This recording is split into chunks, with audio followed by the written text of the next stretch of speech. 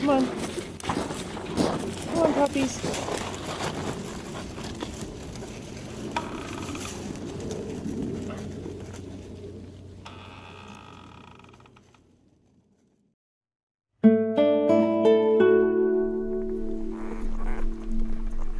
In the first 12 weeks of a puppy's life, you're endowed with an almost magical ability to shape his future. During this brief window, it takes only the lightest touch to make a permanent impression on your puppy.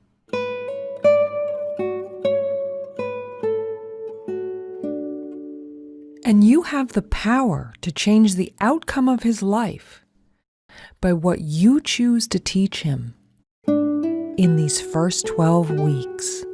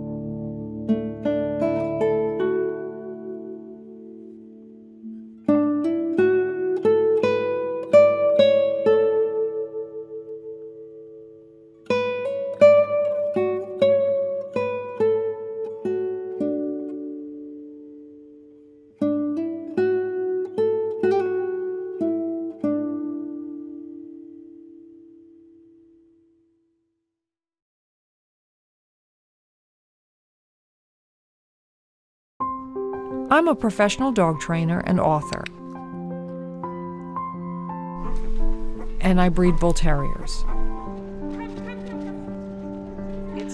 I'm lucky enough to travel around the world presenting seminars on dog training and behavior, with a focus on dogs that are particularly difficult to train. I've done a fair amount of rescue, and I've spent hundreds of hours mentoring my new puppy owners. And over the years, I've come to realize something. Much of what people consider problematic in their adult dogs, from aggression right down to lack of focus in a performance dog, often comes down to a failure or omission in the first 12 weeks of a dog's life. This film is dedicated to bringing to light the huge opportunity we have as breeders and puppy owners to improve outcomes for dogs and their people by doing just the right thing at just the right time in the critical first 12 weeks of the puppy's life. If you have an older puppy, don't despair. Much of the exercises we show in this film can and should be done with an older puppy or dog, and you'll still get very good results. The point of this film is not that you can't get good results with an older puppy or dog, but that it's going to take a lot more time and effort, and that the very best results, the absolute optimum for any puppy, is to start when the puppy's under 12 weeks old.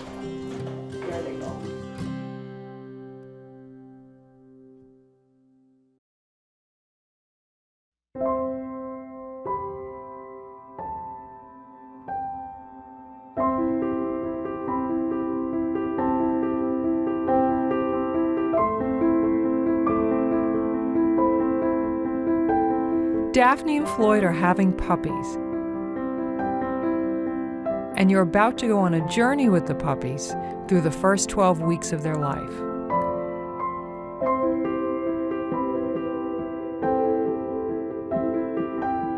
We've done our job to ensure that the genetic material the puppies will be born with will have every chance of being excellent. But that's only the beginning.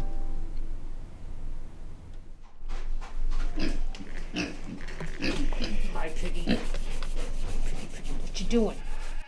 Genes, which people often think of as written in stone, can switch on and off or change depending on environmental input. Thus, it's possible for some genes to express themselves as an extremely negative trait or an extremely positive trait, depending on the nutrition and treatment the mother and her offspring receive during pregnancy and the first few weeks of life. The emotional and physical health of a mother will affect the ultimate personality and health of her children. Prenatal stress can significantly influence the brain development and behavior of the puppies. Puppies from stressed mothers can have more difficulty recovering from stress as adults, and they can have decreased learning and memory compared to puppies from non-stressed mothers. So, our first concern is to make sure our mother dog is relaxed, well-fed, and comfortable.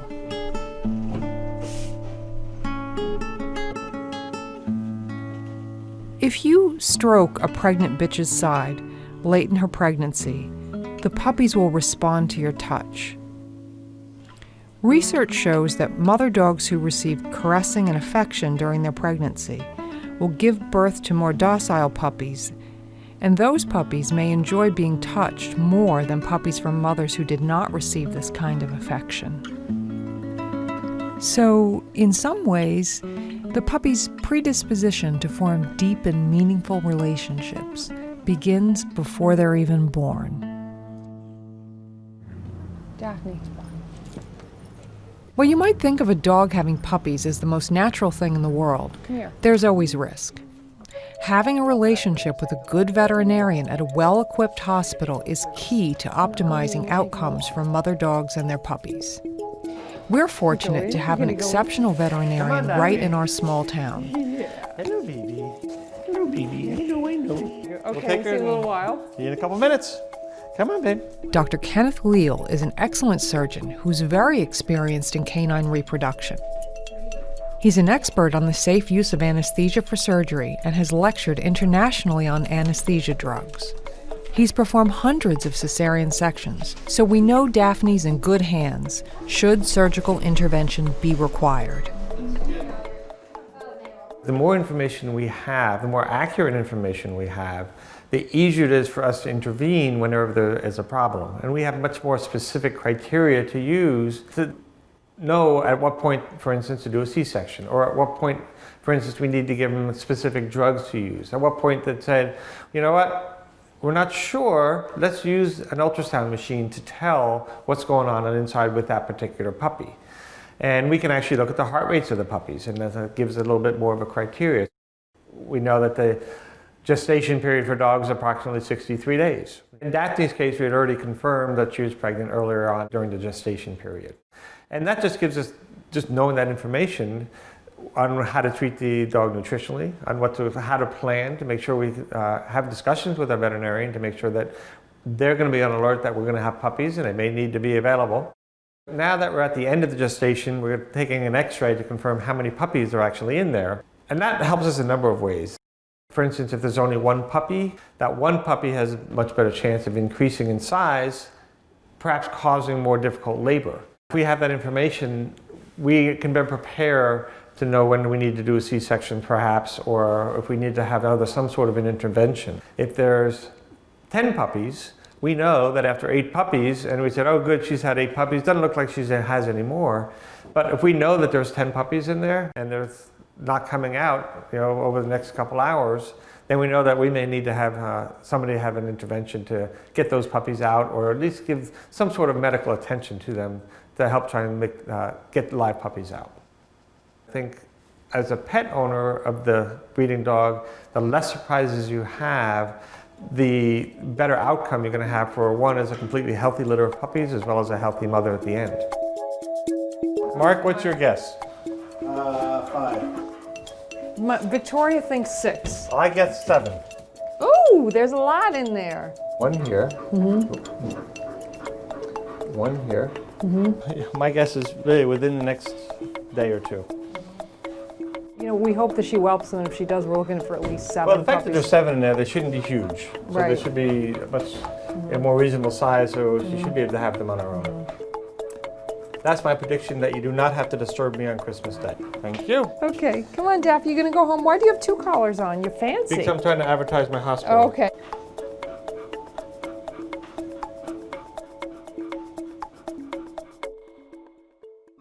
But it won't be for long now. You're almost ready. You're almost ready, yes.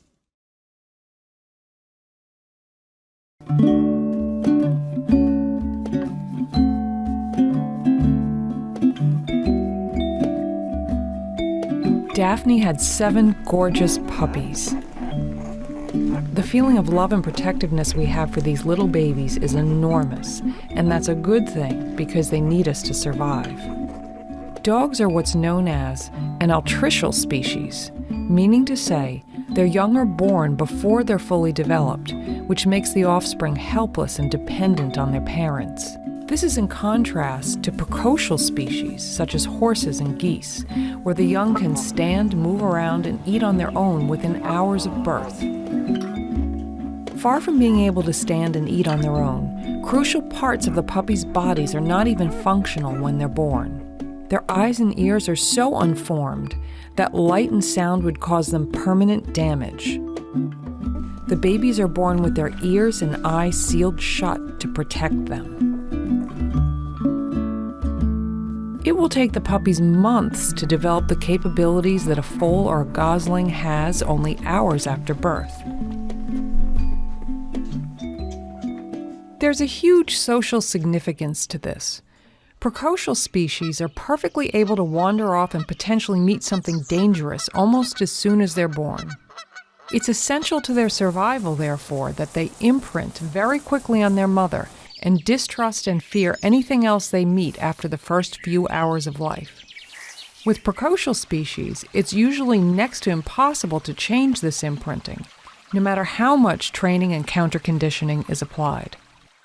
In contrast, altricial species have no ability to wander away until several weeks or even months after birth, so they'll always be under the protection of a parent during that period. They don't develop fear until later. Fear would be a useless response for them, as they can't run away or fight. They have a longer, more flexible period in which they form social attachments. And, especially in the case of domesticated animals, they can remain somewhat flexible throughout their lives.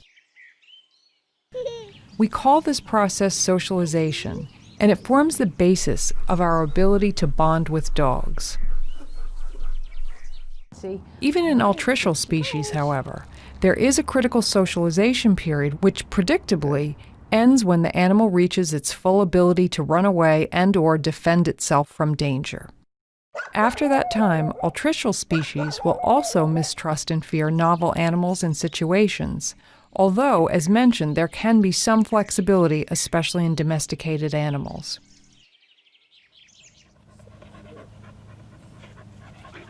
Dogs are social animals, and they use a wide range of vocalizations to facilitate their interactions with others.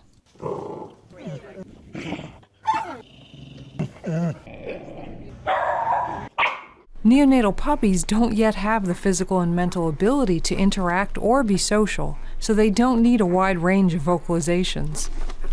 For now, the only sounds the puppies make are what are known as epimeleitic sounds, meaning to say, sounds which induce adults to care for them. Interestingly, the bitch seems to recognize that although the puppies can make sounds, they can't see or hear her, so she does not attempt to vocalize to them. If she needs to communicate with them, she nuzzles or touches them.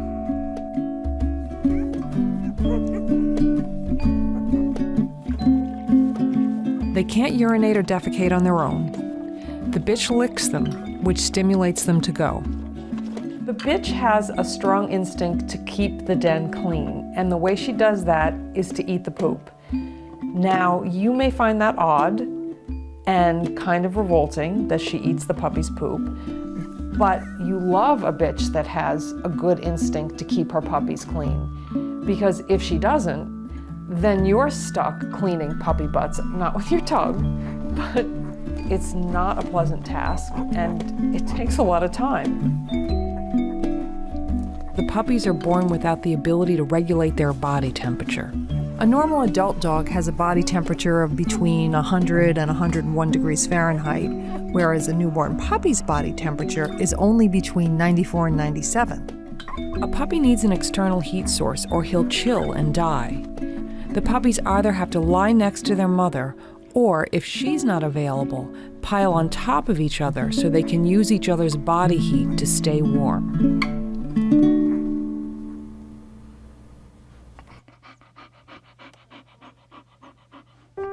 The first few days of raising a litter is crazy. Daphne, come. I'm not saying this is every breed, but Bull Terrier mothers maybe aren't the best. At the end of the first 72 hours, you haven't slept, the puppies are hungry, your bitch is either standing in their box bowling the puppies around like bowling pins, or she's lying in the bed that you set up for yourself next to the whelping box, and when you suggest to her that perhaps she might like to get up and take care of her puppies, she just closes her eyes tighter shut and waits for you to do something. You basically want to kill yourself at the end of 72 hours, and you swear you're never going to do it again, but you always do.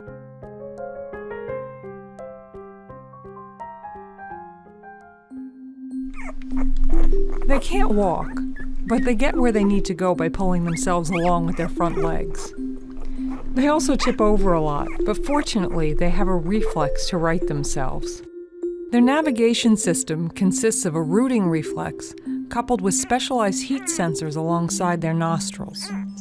When they're nursing, the rooting reflex causes them to move their head in little circles until they come in contact with the teat. If they get separated from their mother and litter mates, the rooting reflex makes them swing their head from side to side until their heat sensors pick up some warmth, and then they pull forward toward the heat source. You can see the exact second this puppy's heat sensors pick up his litter mates. Neonatal puppies really are heat-seeking milk missiles.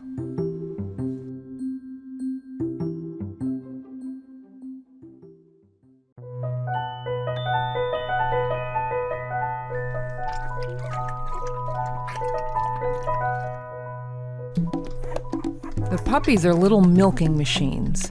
You can tell this puppy has good suction on the teat by the little pit on the side of his face. When the puppies first get on the teats, the milk doesn't flow quickly, and they have to work hard and they complain a lot.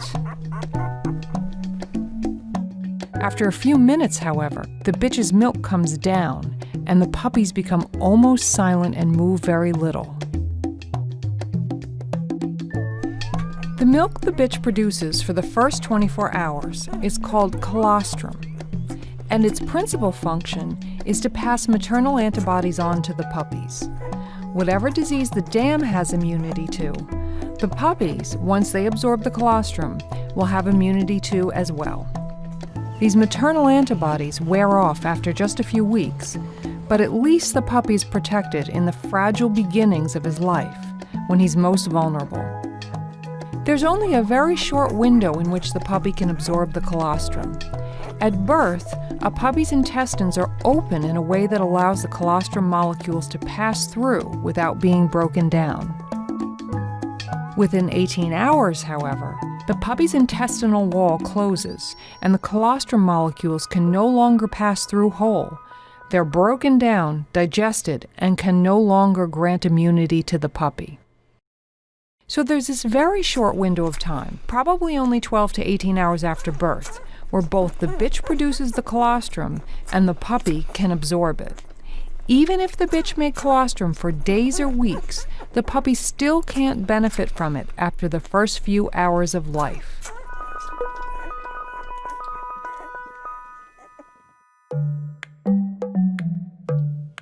Healthy neonates will eat till they fall asleep and then lie in a contented pile together. They twitch while they sleep. The puppy pile looks like popcorn.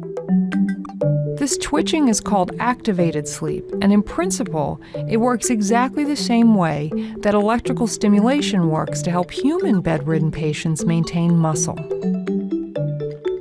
Like bedridden patients, puppies spend so much time sleeping that it would be difficult for them to build enough muscle to ever stand on their feet. The puppy's brains send out small electrical impulses which stimulate their muscles and build them. These tiny pulses of electricity are what cause the puppy to twitch and pop.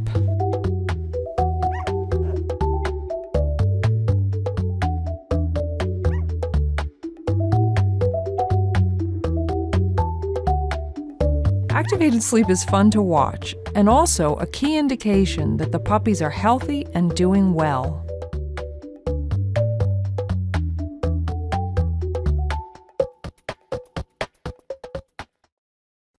This is going to be a constant theme of this DVD, which is that stress and struggle in appropriate small doses is very good for the puppies, and in fact helps them grow up to be strong, healthy, well-adjusted adults.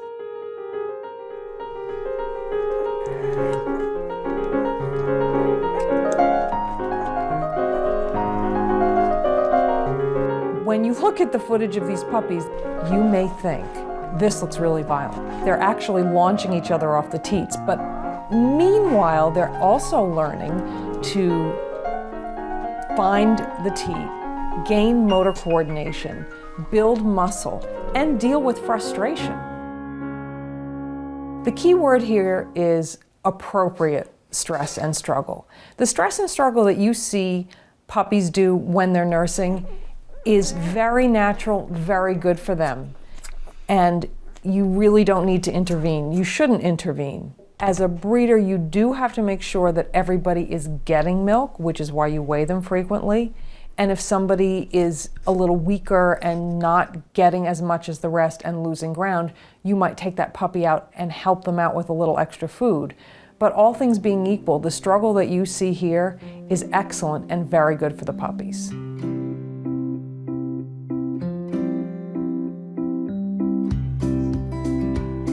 The first 2 weeks of raising a litter can be a lot of work.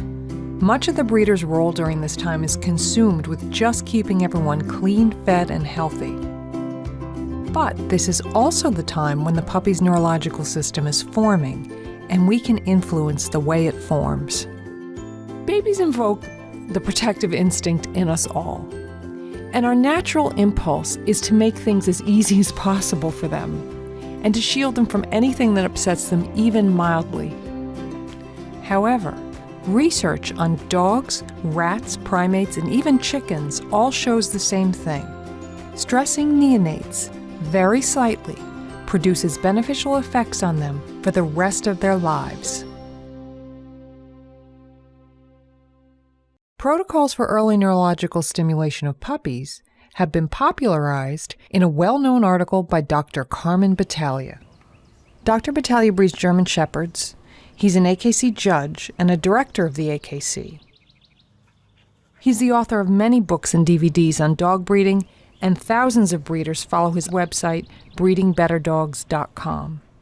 We spoke with Dr. Battaglia about his recommended protocols and the potential benefits they can confer on the puppies. Well, what the research shows is during this neonatal period, if you stimulate the neurological system of the puppy, you can change the puppy for the rest of its life. What are the results of early neurological stimulation? Greater tolerance of stress, greater resistance to disease, faster adrenal system, stronger heart rate, and a stronger heartbeat. So if you stimulate the neurological system during this window of time, which as it turns out is between 3 days and 16 days of life, you can change this puppy for the rest of its life. Based on the research of the Biosensor program, there's 5 stimulating exercises. The first one is called tactile stimulation, where we take a Q-tip and we tickle the puppy between any one of its toes. So we do that 3 to 5 seconds. The research shows that kind of stimulation stimulates the tactile system, the skin of the puppy, and it wakes up the neurological system. Now we hold the puppy's head up so that his head's up and his tail's down, and again you would count. 1, 2, 3, 4, 5. Now we're letting blood drain from his brain, and the neurological system would recognize that and tell the heart to pump blood back up into the brain, maintaining equilibrium. The third exercise is to hold the puppy's head down, so his head is down, and we count again. 1, 2, 3, 4, 5. Now too much blood is running down into the brain. So now we're making the neurological system work in a different way because we presented a different problem. The fourth exercise is called the supine position, where the puppy's simply on his back. And we count again. 1, 2, 3, 4, 5. Most of them will resist being held on their back, and they will start to move around in your hands. But the neurological system, again, is being challenged and being told to go to work.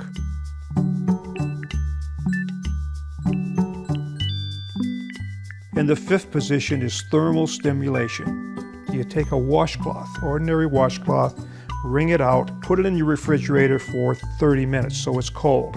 Set the washcloth on the table, and take this puppy that you've just held and put him 4 feet down on this cold washcloth and count 1, 2, 3, 4, 5. And the puppy will clearly tell you he doesn't like being on this cold surface, but you're making the neurological system respond to a temperature change on the puppy's body. And as they get older, they will try to walk off of it. Don't hold them and restrict their movement. So put them on a big flat surface so they're not going to run off the table, but they can find a way off of it. And those are the 5 stimulating exercises. Breeders often ask the question, if I already handle my puppies, why should I do this? And the answer basically is this: handling the puppies, stroking them, there's good research to show that this is helpful because it lowers blood pressure. But stimulating the neurological system is different. When you normally handle a puppy, you don't hold them with their head up. You don't hold them on their back. You don't put them on a cold towel. These are specific kinds of stimulations that are unlike the normal handling that a breeder does in day-to-day handling of their litter. So we don't want to discourage that. Breeders should continue to pick their puppies up and touch them and stroke them. That's very good for their blood pressure. But stimulating the exercise that I've just described is much different, and it is very helpful to those, as I've already mentioned, who do it this way. So my recommendation is you do both. But, Dr. Battaglia cautions, when it comes to neonatal stimulation, more is not better. Too much stimulation can cause irreparable harm to the puppies. So the question becomes, how much is too much? Too much stimulation is the other side of the question. The normal handling of a dog that an average person would do is not overstimulation. Unless you do those exercises and hold the puppy in that restricted and confined way for longer than the periods we've talked about, you're in a safe zone. There's one additional caveat with early neurological stimulation, and that is if for any reason the litter is already stressed, do not add the additional stress of early neurological stimulation.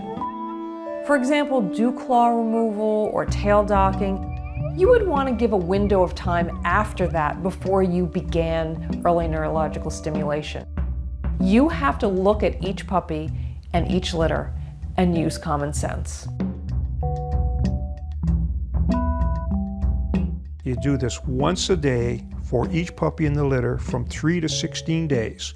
And for the rest of their life, these puppies will have stronger heartbeats, stronger heart rates. They will have an adrenaline system that moves faster when they need it. They will have more resistance to disease and greater tolerance of stress for the rest of their life. A gift you can only give them once during the window 3 to 16 days.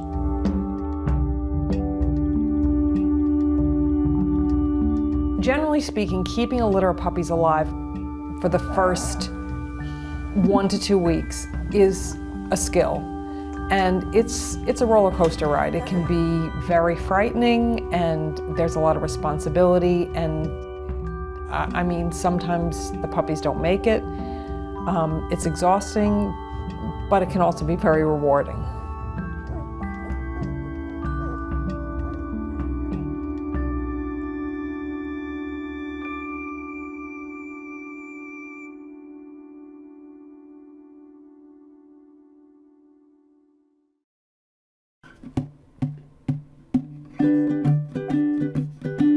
The third week of the puppy's life is known as the transitional period.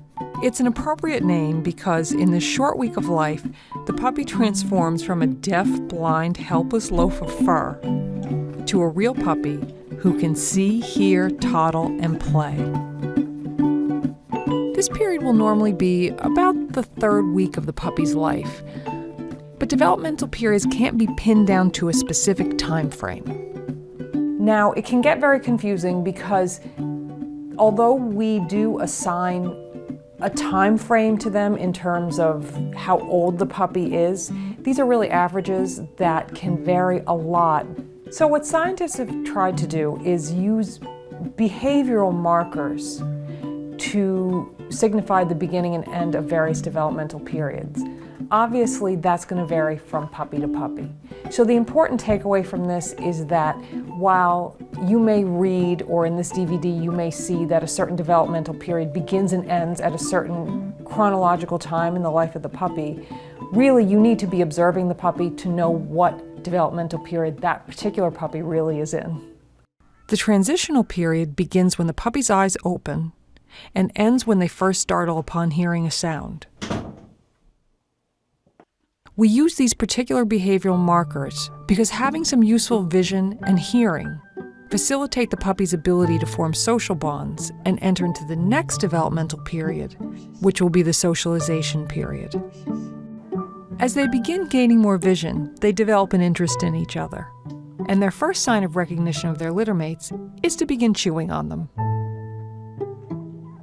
They begin eliminating on their own at about 16 to 17 days, which, conveniently, is the same time that they begin walking. Their instinct to keep the den clean is strong, and they'll try to move away from the nest when they eliminate. Their teeth begin to emerge, which starts to be uncomfortable for the bitch as the puppy's nurse. Again, conveniently, this is the time when the puppies start to take an interest in their mother's food, and they begin to lap liquids.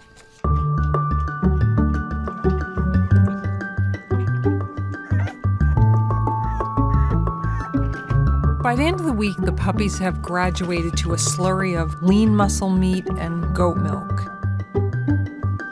They get really excited about their food, but they're not always sure what to do with it. At this point, they don't get that it's the front end of them that eats, so they just go in for full body contact.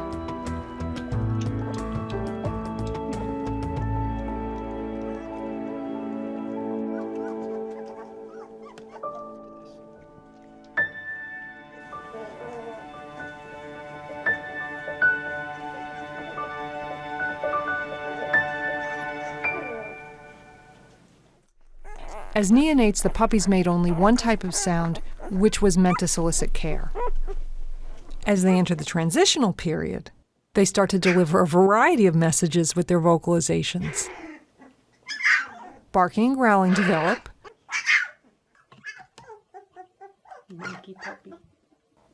which seem to indicate the puppy's understanding of himself as an individual interacting with other individuals. Nonverbal communication, like tail wagging, can also begin at this time. By the end of the transitional period, the puppies have evolved from fragile extensions of their mother to individuals with an emerging sense of self and the capabilities necessary to begin the socialization process. Oh, hello!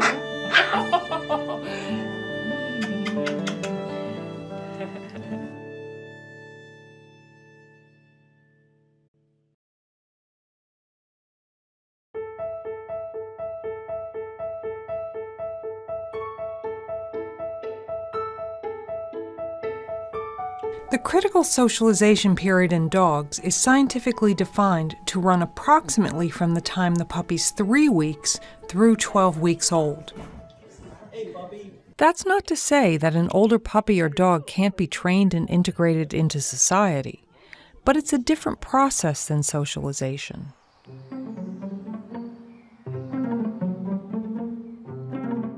The chief characteristic of the critical socialization period is the ease with which we can form the puppy's attitudes and behavior.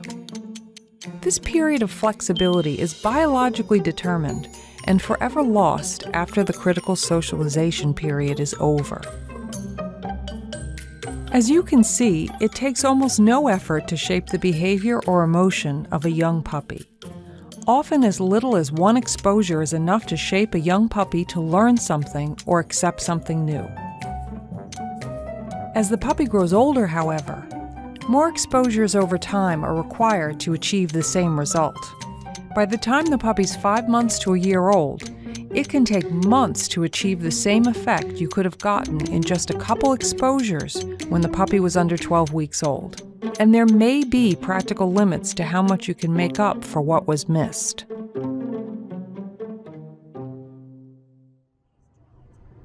To learn more about the critical socialization period in dogs, we visited Dr. Megan Herron, head of the Veterinary Behavior Department at Ohio State University. Dr. Herron established Ohio State's Veterinary Behavior Department, and she's consulted on over 2,000 canine behavioral cases. While many dog trainers refer to themselves as behaviorists, Dr. Herron has the science-based training and certification to make that title meaningful. Dr. Herron spoke with us about the biology behind the critical socialization period. So the sensitive socialization period in puppies is much earlier than a lot of people realize. It starts around 3 weeks of age, and we recognize that time point as this is a time where they can see and hear and basically have all their faculties about them so that they are actually able to be socialized. It's an evolutionary or biological programming for these puppies that the brain is a sponge. The brain is prepared to just take in information and learn what is safe during that time frame. And that period extends to about 12 weeks, where really the brain chemistry is developing and that window of opportunity is starting to close. After 12 weeks of age, what they're exposed to at that point is what we would consider novelty. And at that point, the brain is starting to program to sense that novelty is potentially dangerous. And that means they may be afraid of it. So, for example, if you have a puppy that was not taught that young children are safe during that time frame, when they're approached by a child at, say, even 6 or 8 months of age, their brain is programmed to say, this is something new, this is something different, this is something potentially dangerous, and then they can become afraid of that. And by being afraid, a lot of animals, a lot of dogs will express that fear by using aggression. So the term socialization really only applies to puppies between 3 and 12 weeks of age. Socialization does not exist beyond that point. That's that time where the brain is a sponge, that only sensitive, magical time where we can put this much effort in and get this much of a response, because that's how the brain is designed to respond during that time frame. After that point, if you have a puppy 6, 7, 8 months of age, we can't just socialize them. Now we have the ability to counter-condition them, to desensitize them, and to actually teach them that things are safe, but it's a much harder process, a much longer process, and it doesn't always work because that brain chemistry just isn't the same. Puppies have to learn to be dogs, and they do this through socialization. Socialization is more than just exposure. It's the complex process by which the puppy gains the knowledge and skills he needs to take his place in society and form the social and emotional bonds that define all of us, dog and human alike. What's tricky with dogs is that they have to go through 2 concurrent socialization processes. They have to become functioning members of dog society and also of human society, which can be very different from each other. When most people think of socialization, they think of exposing their puppy to as many new places, animals, and people as possible when the puppy's young. While this is certainly a crucial component of the socialization process, to us, it's not enough. We want to raise dogs who have the emotional intelligence to connect with you on a deep and trusting level, and that's a very different thing. The good news is that emotional intelligence can be taught to young puppies during the socialization process, and this film is dedicated to showing you how to do it. You're about to get an inside look into the Puppy Culture Socialization Program, which is always in service to the following 7 key things that will nurture the emotional intelligence of the puppy and enable him to make the connections that define the human-animal bond.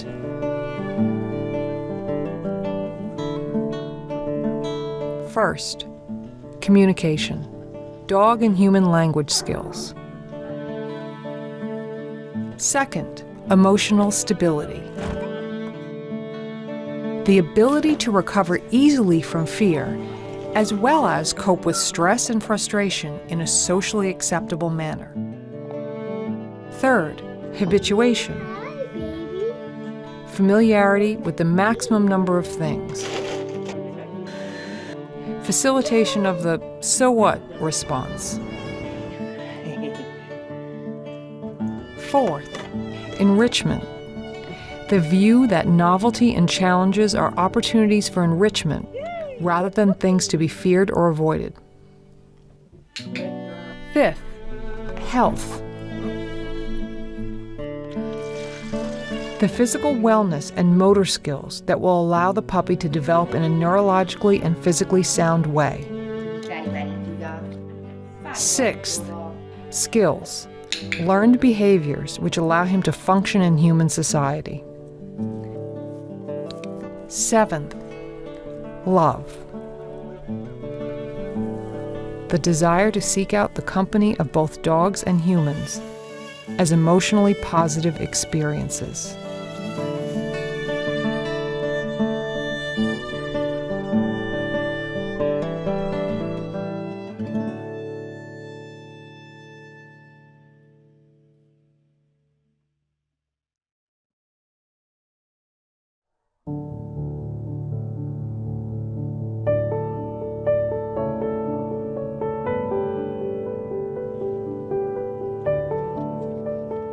As the puppies turn 3 weeks old, they can solicit and accept invitations to play, defend themselves from being hurt, they ask for attention, and show an emotional response when they receive it. Daphne begins to treat them differently. Up until now, she almost exclusively licked their rear ends. Her contact with them was perhaps driven by a maternal feeling, but it had a functional purpose. Now she begins licking the puppies' faces, which has no evident utilitarian purpose. This looks to us like the first reciprocal expressions of love between them, a key component of the socialization process.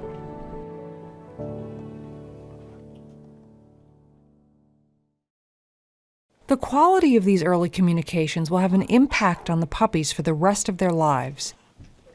A breeder or puppy owner can positively influence these early communications by setting up an environment that avoids conflict.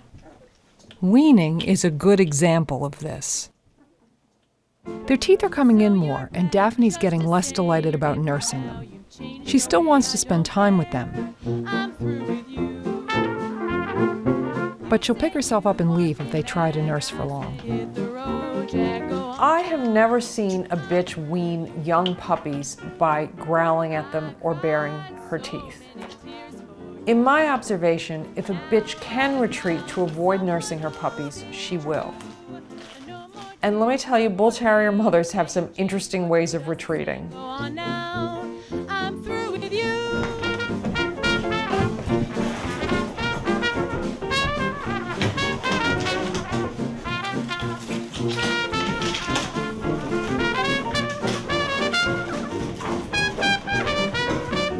All kidding aside, I think Daphne is giving these puppies a great first lesson in nonviolent conflict resolution, which is retreat if you can, and then offer an appeasing gesture or a playful gesture to diffuse the situation.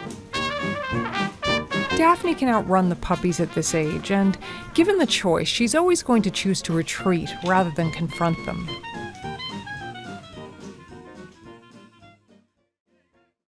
There's a popular belief that a bitch snapping and snarling at her puppies is a natural and necessary part of the puppy's education.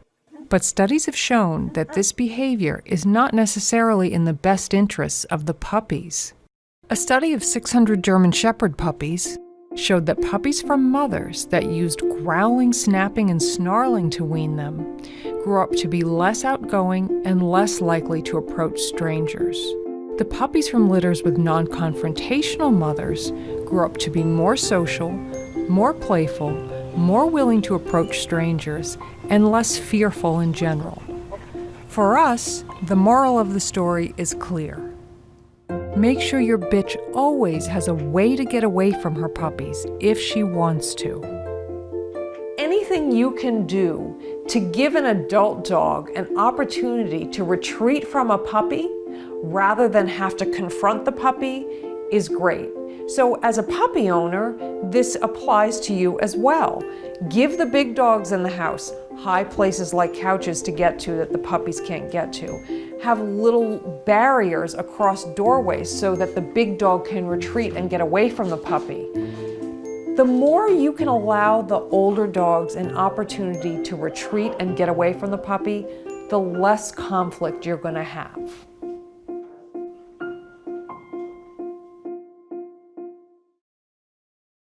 Three-week-old puppies do a lot of growling and posturing.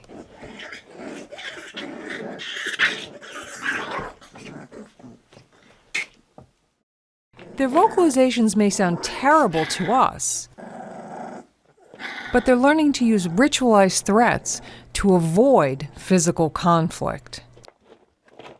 In nature, violence is very expensive. And nature will do everything it can to avoid violence.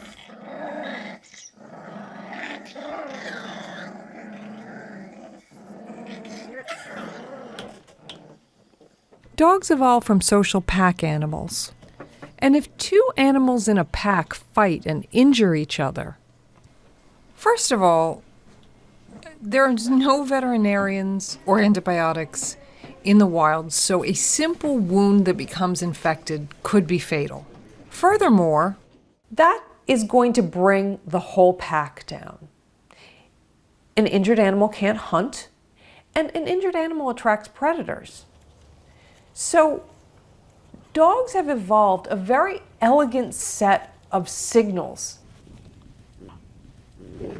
which will resolve disputes but avoid actual violence.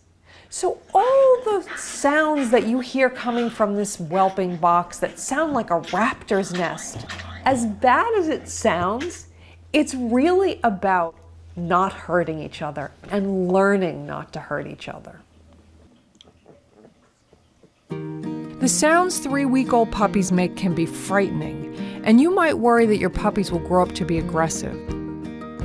But we know of no correlation between puppies growling at 3 weeks old and their eventual temperament as adults. It's just a normal developmental phase, and there's no reason to believe they won't grow up to be well-adjusted adults. Sometimes the puppies will even growl at us when we pick them up, and that's perfectly normal at this age and nothing to worry about. Just keep picking them up and creating good associations with being handled, and they'll grow out of it. Good breeders will keep the puppy's nails short. If their nails grow long, it can become painful for their mother to nurse them, and she can start avoiding them. The early exchanges between mother and puppies are very important to the puppy's socialization, and you want to foster that relationship by making sure that the puppy's mother is comfortable to be with them. Short nails are also essential for the puppy's health. As they begin to walk, short nails will keep their legs and feet in the correct position so their bones and muscles will grow properly. Nail trimming also serves to desensitize the puppies to having their feet handled. Dogs instinctively are protective of their feet, so it's crucial that the breeder gets puppies used to nail clipping while they're still young and impressionable, so the puppy owner has an easy time keeping nails nice and short when the puppy grows up. Nail trimming is an operation best carried out while the puppies are sleeping.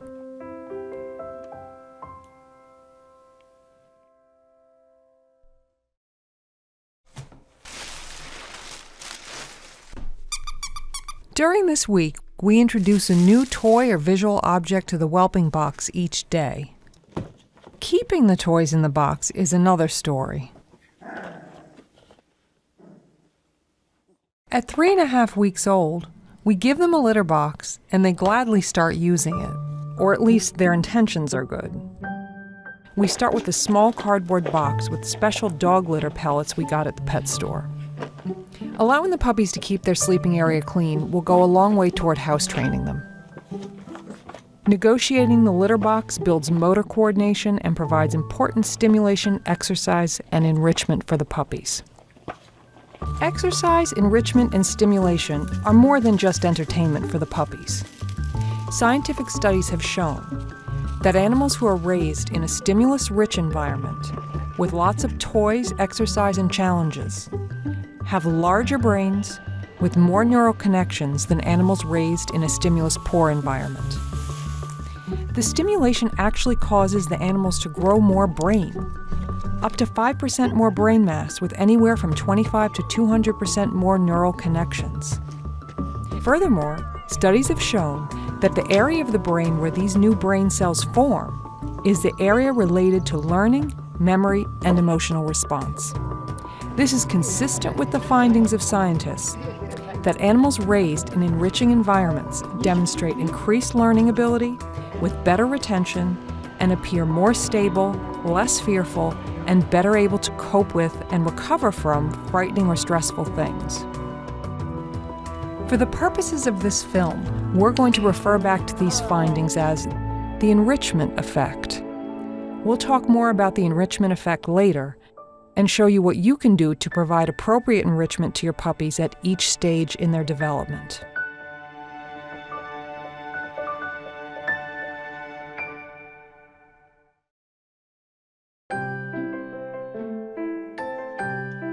During this week, the puppies start showing a clear social attraction to people. So now it's time to start habituating them to humans. Invite over as many people of as many different types as possible. It's a great idea to have potential puppy buyers over to start bonding with the puppies. It's good socialization and also a good opportunity for you to observe how your prospective puppy owners interact with the puppies.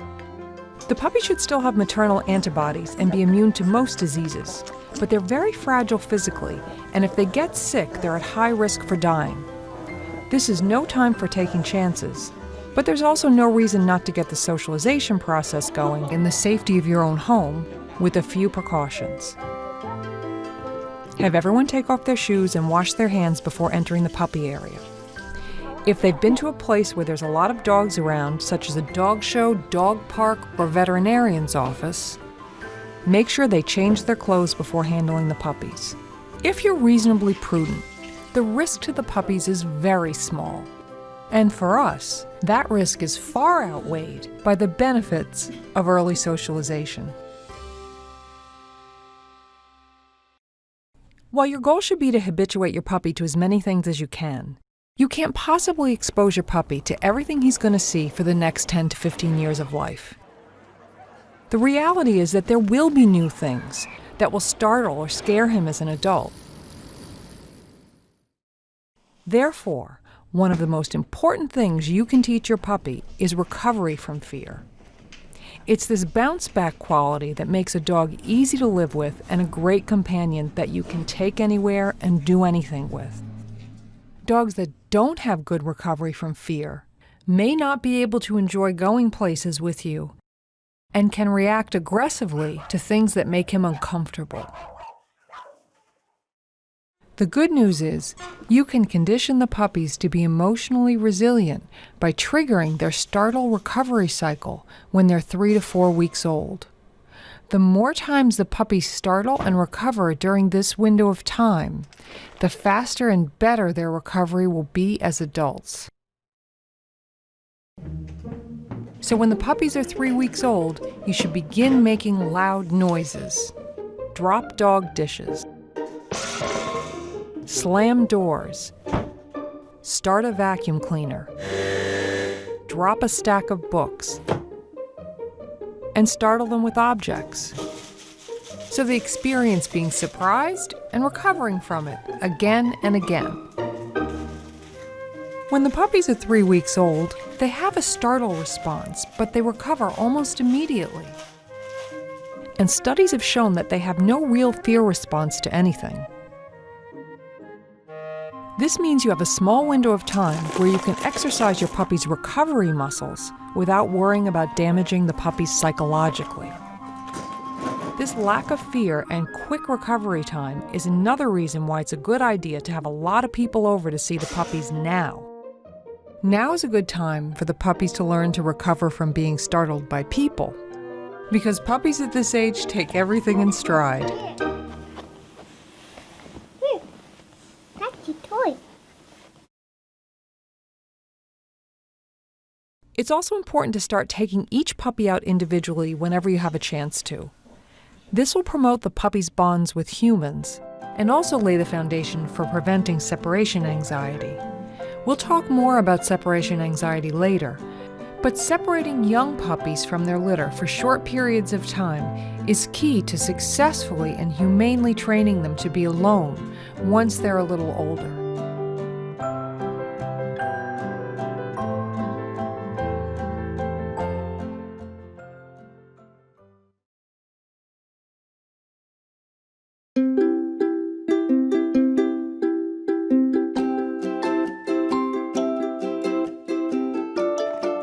They're getting well on their feet now, and they're showing a big interest in the outside world. Their games become more sophisticated, too, and they start chasing and pouncing more. Their interaction with toys evolves, and they go from just mouthing them to carrying them around and shaking them. Scientific studies have shown that physical exercise is a key component of the enrichment effect. Exercise is one of the things that causes the brain to grow larger and form more neural connections. So Thomas Jefferson was right. Building a strong body does indeed build a strong mind. We take them out to play in the living room and stretch their legs whenever we can. But by the time the puppies are 4 weeks old, they need to be in an area where they can run freely at any time. Guys, ready to go to your new home? This will help them grow fit and strong, and it will also help reduce friction in the litter.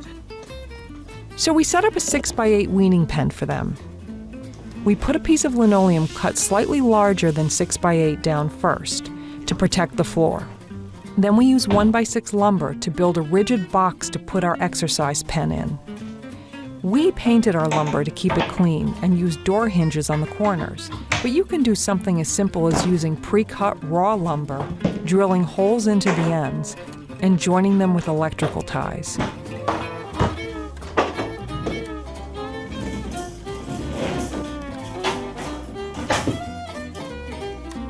We use strap hinges to attach a cross piece so we can create a potty area. Be sure to position the potty area so it's away from the entry to the room. Otherwise, the puppies will run through it every time someone comes to the door. The puppies need good traction, and they're not going to be perfectly litter trained right away, so we use the same recycled hospital pads we used in the whelping box to line the weaning pen floor. They take to the potty area like ducks to water and waste no time in making themselves at home and living it up in their new habitat.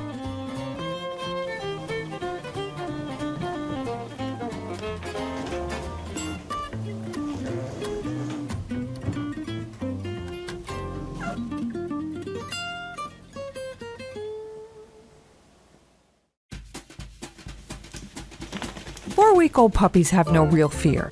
They'll approach and interact with anything you give them. So now's the time to keep introducing them to novel and challenging things on a daily basis. The reason we do this is that adult dogs instinctively view new things with fear and suspicion, and possibly even aggression. But we can change this outcome for the puppies by intervening now, so they learn to embrace new and challenging situations as good things. This is what we mean when we talk about the importance of raising puppies to be enrichment seekers. Even just changing objects in their daily routine is important. Introducing other calm and friendly members of the household is also great stimulation for the puppies. Here's Grandpa Augie coming in for a visit.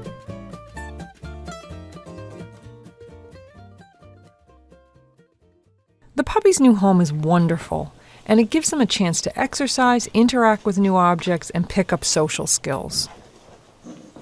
They will certainly enjoy some developmental advantages from their rich environment. But a big space with toys and playmates alone is not enough for the puppies to benefit fully from the enrichment effect. Scientific studies have shown that the most critical elements of an enriched environment are learning and problem solving. Animals who are given learning and problem solving activities in addition to toys and social interaction grow up to be more stable, less easily stressed, less easily frightened, with better learning and memory than animals who are given the same toys and social interaction, but no learning or problem-solving activities. So it's time for us to step in and start presenting the puppies with formal challenges. The first thing we do is start feeding the puppies in the kitchen, so they have to climb out of the weaning pen to get to the food. This always sets up a lot of frustrated screams. But the puppies quickly learn that yowling doesn't help, and they figure out how to get to the food on their own. Assuming your puppies are large enough to negotiate the board around the weaning pen, under no circumstances are you to help a puppy get over the fence.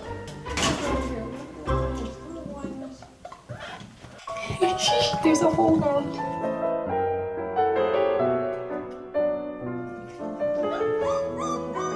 There's always one puppy who doesn't want to do the work and figures he or she will get bailed out if they scream loud enough. This is Betty Pork-and-Beans, trying her best to get picked up and carried over the board. Come on, I'm not going to help you. You've got to get out. If I pick her up now, it'll be forever engraved in her mind that she doesn't have to think for herself, and that screaming, barking, and whining gets results. If she can overcome her fears and self-doubt about this task, she'll be greatly empowered, more confident, and calmer in the future. She's the only one left in the pen, so it would be really stressful and even cruel for a puppy this young to be left behind that way.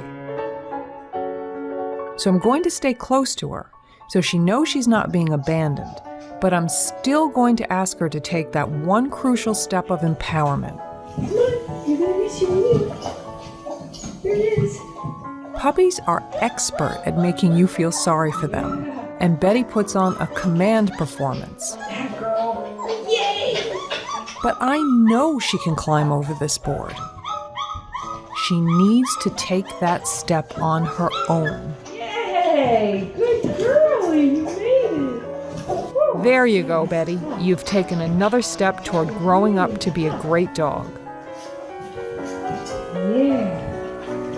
Well, it's not where you are, it's how far you've come. Oh, my goodness. Oh, my goodness. Very difficult.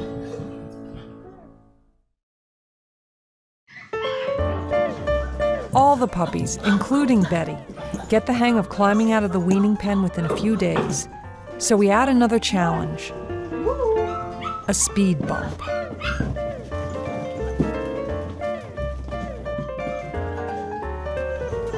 You have to be careful to set up an appropriate level of challenge. As you can see from this footage, the puppies don't have a lot of useful vision at this point. This puppy seems to be relying on smell and a very fuzzy sense of vision to find the food dish. This tells you that any visual or spatial challenges have to be set up very close to the puppy so he can find them. Barrier challenges are excellent low-level problem-solving activities for puppies at this age. Set the food behind the exercise pen, just a few inches from the outside edge.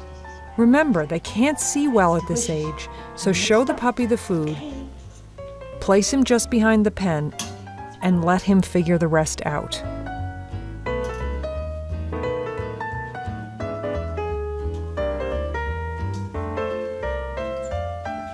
Good boy.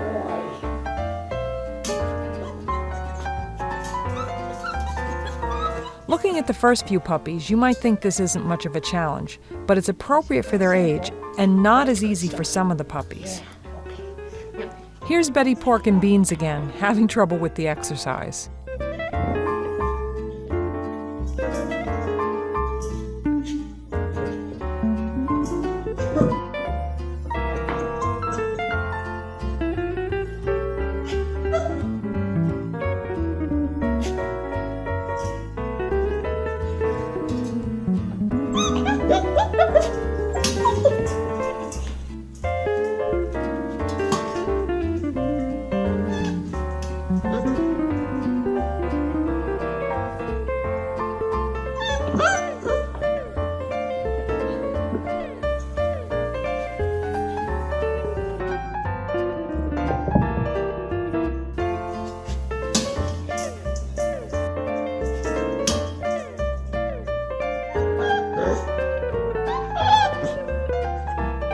Oh, there you go. Good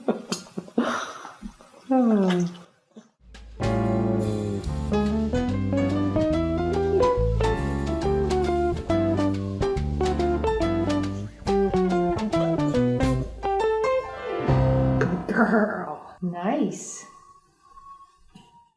As the puppies master the barrier challenge, you should increase the challenge by placing the puppy further away from the food. Having another puppy already eating also increases the challenge by raising the arousal level of the puppy. This is a great way to present mildly frustrating scenarios to the puppy and give him the tools to cope with those situations by using his problem-solving skills. There's a theory that frustration triggers most aggressive behavior, and neurological studies have shown that aggression and frustration arise from the same centers in the brain. There's good reason to believe that teaching puppies to cope with frustration now will reduce the chance that they'll become aggressive later in life. Aggression, interestingly, really comes down to frustration. It comes down to competition for resources, frustration for not being able to get to the resources, frustration at being thwarted in whatever you want, and that applies to people as well as dogs. So an animal or a person that is unable to deal with frustration is in fact more likely to be aggressive. And this has been proven in neurological research in animals and in people. So it stands to reason if we teach our puppies to deal with frustration throughout their small puppyhood, throughout their critical periods when we can make a big impression on them, it can reduce aggression later in life.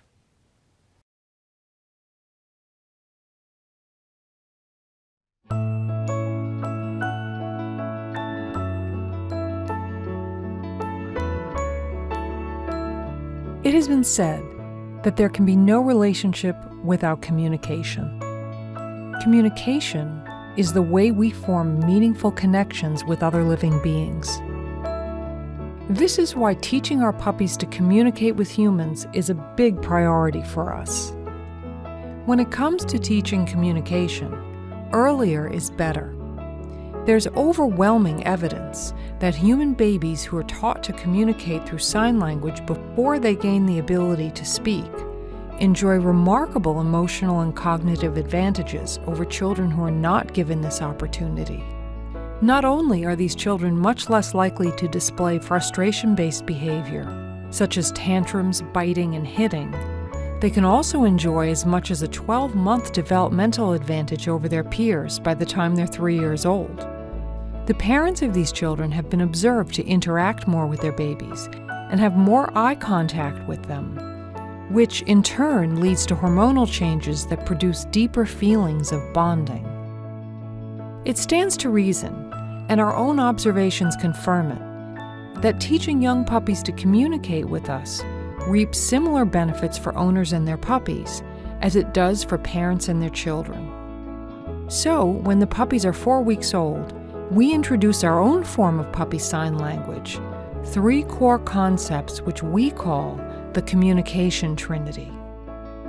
Conditioning the puppy to a training marker, teaching him to offer behaviors, and showing him how to mand, which is a way of asking for things.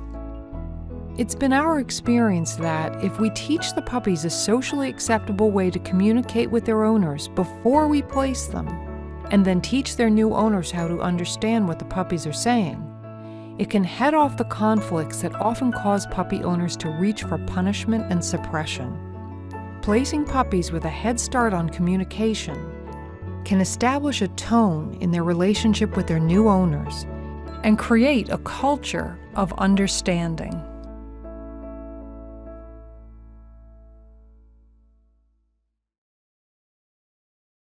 When the puppies turn 4 weeks old, they're ready for step 1 of the communication trinity, which is to condition them to a training marker. In our case, we use a clicker. Once the clicker is conditioned, or as we say, powered up, we can use it to let the dog know he's hit upon the behavior we're looking for and he'll be getting a treat. This is known as a classically conditioned reinforcer, and it's one of the most useful training tools you can have. Most of us are familiar with classically conditioned reinforcers from Pavlov's dog. If you recall, Pavlov rang a bell and gave the dog food, rang a bell and gave the dog food. What happened after a while was when he rang the bell, the dog would salivate. The dog would have a physiological response as if food were present, even if the dog were never given food. This is hugely significant to us because it means that we can produce an involuntary physiological response in our dogs through classical conditioning. That literally we can reach inside that dog and control the way that they feel, whether they want to feel that way or not, by using a classically conditioned reinforcer. To power up the clicker, we present the puppy with food immediately after they hear the click.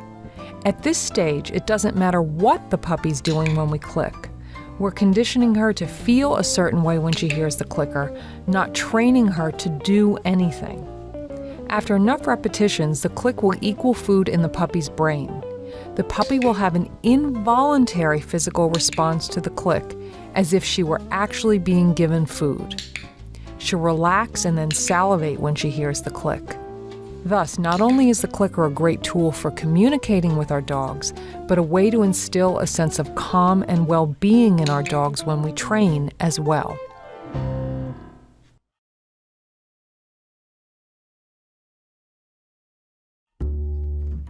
Once the clicker is powered up, the puppies are ready to learn how to offer behaviors.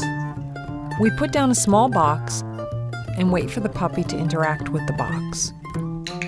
We click anything at all that the puppy does with the box. Look at it, touch it, step in it. It doesn't matter if the puppy touches the box by accident. We still click it. The object of the game is not to get the puppy to do anything in particular, but to teach the puppy to be creative. We want to instill in the puppy the core concept that they can offer a behavior, any behavior, and get rewarded for it. The puppy's realization that he can offer a behavior and get a response from humans is a profound moment of understanding. It's the beginning of a dialogue and a partnership that will last a lifetime. The scientific term for a dog that understands this concept is operant. You may hear people talk about teaching puppies impulse control. And what I want to lay on the table is that impulse control is really the ability to delay gratification. It is seeing something that the puppy wants and having the intellectual ability to sort of triangulate and say, the shortest distance between me and what I want is not a straight line. It's through my owner. So impulse control, again, is the ability to delay the gratification of just going for what the puppy wants. Now, I spend a lot of time making my puppies operant. I play a lot of games with my puppies that will cause them to offer behaviors and look to me for a reward for offering those behaviors. So, in a large sense, becoming operant can teach the puppy impulse control, or at least give the puppy the fundamental roots of what they need to learn impulse control.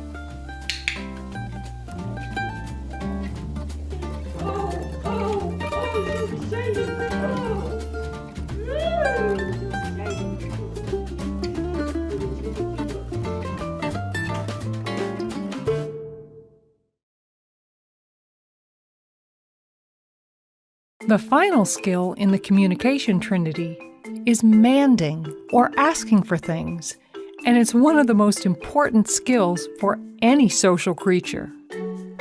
By default, puppies will mand by jumping up and pawing at us. This is one of the chief behaviors that dog owners complain about. So for the puppy's very first training lesson, we're going to teach them the core concept that if they want something, they can ask for it or mand by sitting instead of jumping up. Jumping is correct and appropriate puppy behavior. Jumping up says to adult dogs, "I'm small, I won't hurt you, please play with me, feed me, or pay attention to me." Unfortunately, people don't speak dog, and they wear clothes that have to be dry cleaned after muddy paws get on them. So our job is to change the cue of a human present to mean sit instead of jump up. We do this by presenting a cue, in this case a human, and then clicking and treating the puppy for sitting. The behavior of jumping on you is not a bad behavior. It's a stereotypical behavior. It's the software the puppy came with when he was born. So all you're doing is deinstalling what you consider a bad behavior and installing a good behavior. But the real profound part of it is that you're teaching the dog to talk to you. At first, we click the puppy even if he just backs off from jumping on us. But once he seems to understand that, we ask for more and wait until the puppy is actually sitting before we click him. You are so cute. We're not training the puppy to sit on command in this session. We're training the puppy to sit automatically when a human's in front of them. Therefore, we will not be adding a verbal cue such as sit or off. The presence of the human is the cue for the puppy to sit. At first, this puppy tries his automatic response of climbing up, but quickly learns that sit is the behavior that pays. Oh, good boy. Good boy.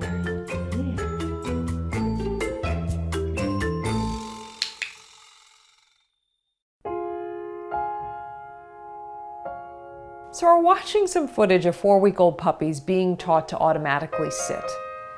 And you may think to yourself, I mean, it's a cute thing, but really, I mean, is it necessary? Is it necessary to put all this effort in with these tiny baby puppies? If you don't take anything else away from this, I want you to understand that dogs have needs and they communicate them through behaviors. The need to be heard is a deep emotional need for all social animals. And that your job is to give your puppy a voice so he can speak to you and communicate his needs. And in this simple exercise, what we are doing is taking the most primal need for a 4-week-old puppy which is social interaction, which he is pre-programmed to do a behavior which most people would not like, which is jump on you. And we are saying to him, you have a voice. I'm going to listen to you, but I'm going to show you how you can speak to me. That is so profound for a tiny baby puppy. And it is something that will be carried with him for the rest of his life, that he matters and he is heard. So again, give your puppy a voice and do it during the critical period where it will form part of his cultural understanding of the way the world works. On the other hand, if you chose to let this go and then just correct the puppy, I mean, you know, not too harsh, but correct him, stop him, prevent him from jumping on you, you would have shut down his voice. The dog no longer has a way to communicate his need to you. And it has been proven time and time again in scientific experiments that to deprive a social animal of a voice is incredibly damaging psychologically. And I think that most people, through the absolute best intentions, and they love their dog, will suppress a dog or correct problem behaviors because they think that's what they should do, because that's what they've been told a good dog is. But what I want you to understand is you need to stop thinking about it in terms of preventing or stopping problem behaviors and think about it in terms of teaching your dog how to talk to you.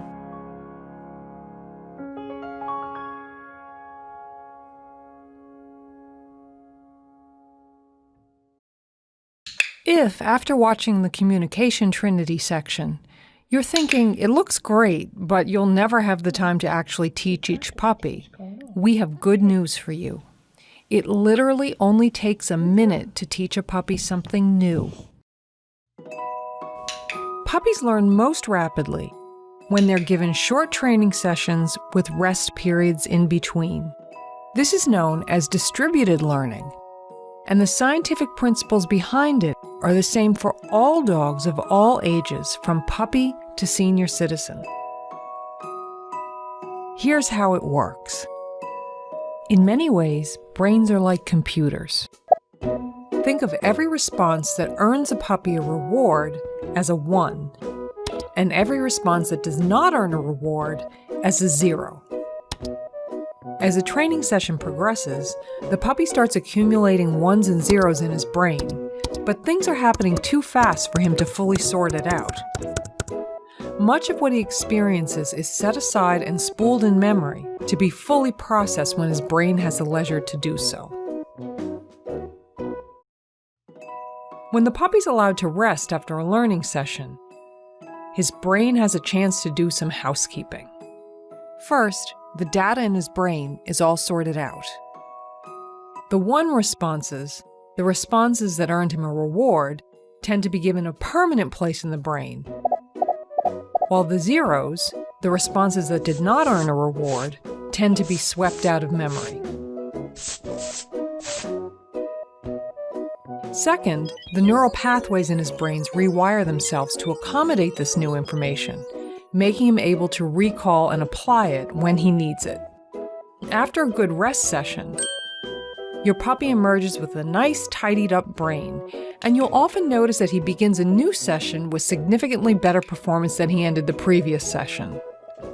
This is the science behind the old adage of sleeping on it. It may seem like the puppy read a training manual while he's napping, but really, it's just his brain having a chance to get organized.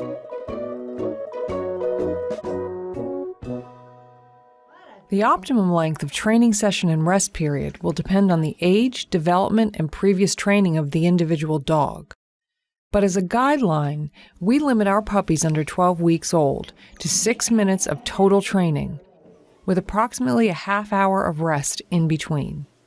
Although these are outside limits, we find between 1 and 3 minute training sessions, with at least 15 minutes of rest in between, to be optimal for puppies under 5 months of age. Even with our adult dogs, we see amazing results with 2-minute power training sessions. If you try to do longer training sessions, you might notice that the puppy will at first have increasing correct responses, but as the training session drags on, he may actually get worse and offer more and more incorrect responses. This is known as response fatigue. The neurons that have to fire off in order for the puppy to respond correctly literally get tired, and the puppy's performance starts declining. Shorter sessions, therefore, are more efficient and arguably more motivational.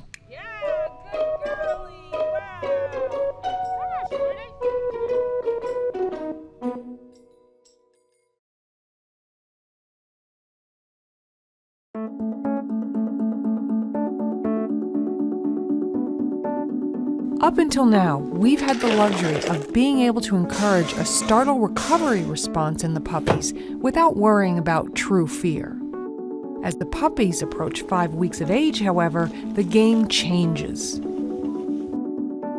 The puppies develop a true fear response and can go through a mild fear imprinting period, so more caution is warranted.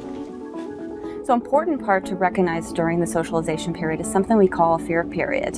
And that's a time of particular sensitivity where we find puppies are very susceptible to something called single event learning, where one single frightening experience can affect them for the rest of their lives. These fear imprinting periods present themselves as sudden spikes in fear, usually somewhere around 5 weeks, and then again much stronger at around 8 weeks old. Fear normally levels off at around 10 weeks, and this will become the puppy's normal sensitivity to fear as an adult. This emotional sensitivity that they have between 3 and 12 weeks of age that allows them to retain positive experiences, to learn that things, beings, places are safe, also gives them that sensitivity to experience fear and to learn that things are scary and dangerous. So they can be particularly sensitive to negative experiences as well as they are sensitive to good experiences. So you have to find a balance. This means, as dog breeders and puppy owners, we have to make sure that our puppies are getting all the enriching experiences, as much exposure as possible, but always we need to err on the side of caution and make sure that our puppies don't have any really bad experiences. So beginning when the puppies are 5 weeks old, you may begin to see fearful reactions to things that the puppies had never been afraid of before. Here's Rocco playing happily in the living room at 34 days. He's just 1 day shy of 5 weeks old. Now here's Rocco 2 days later at 36 days old. He's been playing in the living room since he could walk, and he's suddenly afraid to come out. Now here's Betty at 34 days, happy as a clam. 2 days later, just like Rocco, she's suddenly afraid. Especially if you've worked with your puppies a lot, you may really not see an obvious fear response at 5 weeks old, or you may see it come and go so quickly that you're not even really sure it happens. But what you have to realize is, even if you've worked with the puppy a lot and condition them so well that they bounce back really quickly, the underlying process is still there, that the puppy is in a sensitive fear period around this time. So you should proceed accordingly and with more caution than you were before. The puppy should continue to visit with other friendly dogs in the household. But now that the puppies are sensitive to fear, the encounters need to be structured so that the puppies feel safe. And in order to feel safe, the puppy has to feel he's in control of the situation.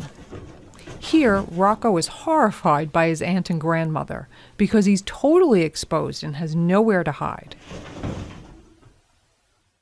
Just as you provided high places for the big dogs to get away from relentless puppies, you should provide low places where the puppies can escape from overenthusiastic adults.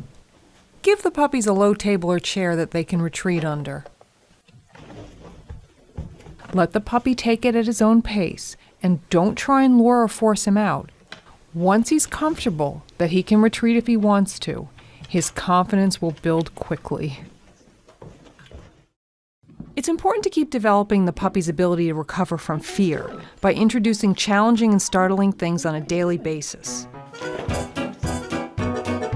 Especially at this stage, you don't want to induce a huge fear response in the puppy. A tiny startle and recovery like Betty is showing here at 36 days old is perfect. If the puppy is not recovering almost immediately, you need to take it back a notch and start with less scary things. Keep presenting scary things to him, but just not quite as scary. You want to see an almost immediate recovery. Here, we're putting down a folded exercise pen with a tarp over it. The unstable, crackly surface is somewhat scary, but the puppies enjoy the challenge and begin to play on it almost immediately.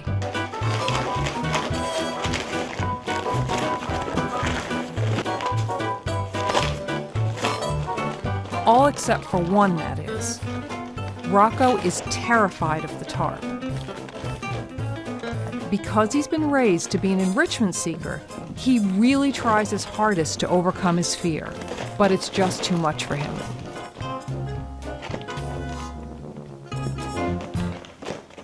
The fact that Rocco showed more fear than his litter mates on the tarp does not mean that he's going to grow up to be an abnormally fearful adult. What it does mean is that he's probably more sensitive to fear imprinting during this critical period, so we have to be very careful that all of his experiences are positive and give him training which will teach him to cope with his fears. So we're going to help Rocco overcome his fear of the tarp by introducing him to something that's crinkly like the tarp, but not so scary, like this baby wipe container.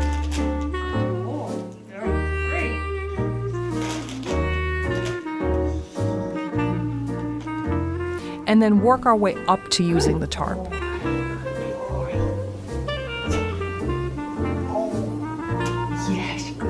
During this peak time of the socialization period, puppies value social interaction very, very highly. I'm using social interaction, praise, petting, and play to reinforce Rocco's action of touching the scary object. Notice that I do not try to coax Rocco onto the tarp. That's awfully good. I remain impassive until he makes a brave move, and then I shower him with praise and affection. In this way, I'm reinforcing the behavior of interacting with the tarp. If I cheerleaded him when he was afraid and not touching the tarp, it might seem like a nice, encouraging thing to do, but in fact, I'd be reinforcing the behavior of being afraid of the tarp. Seeing a puppy like Rocco, so pleased with himself because he overcame his fear, and knowing that you helped him overcome that fear is one of the best feelings you can have. You did well. You did well on the tarp. You did well on the tarp. There's some disagreement about how to handle fear in dogs and in puppies. One camp says that you should never comfort a fearful dog because you would be, by offering that physical comfort and social interaction, reinforcing the fear. And then there's another school that says that it's barbaric not to comfort a fearful animal, and they point to studies that show that comforting a fearful animal actually lowers blood pressure and does truly calm and comfort the animal. And my answer is they're both right. What we are doing is providing the puppy with very low levels of fearful experience. So in essence, he can be inoculated against the fear. If we comfort a puppy when we're giving them this little bit of fear and we don't allow him to overcome it, we would be reinforcing that fear and creating a fearful dog. You should never be presenting something that is truly terrifying to the puppy. And if something by chance truly terrifying does happen to the puppy, it would be cruel not to comfort that puppy. It would be wrong not to comfort that puppy. But other than those terrifying experiences, in our routine presentation of fear and recovery exercises, we should not be comforting those puppies because we want to teach them how to take care of themselves.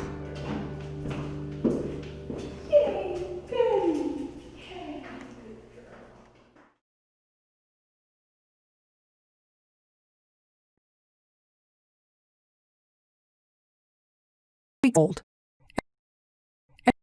old, sold, sold, old, old, old. The part of the pup, the part of the pup, the part of the pup, part of the puppy's part of the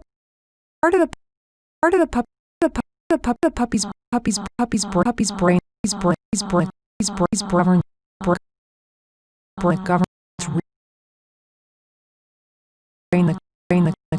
govern relatively on reasoning, still relatively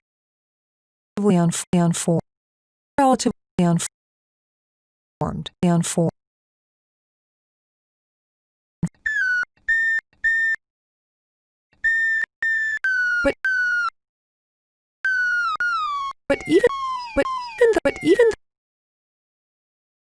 but even though his process may be mature, the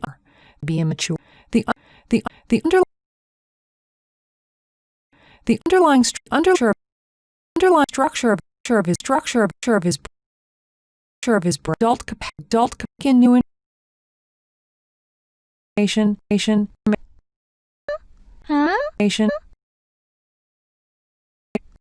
and form emotional actions.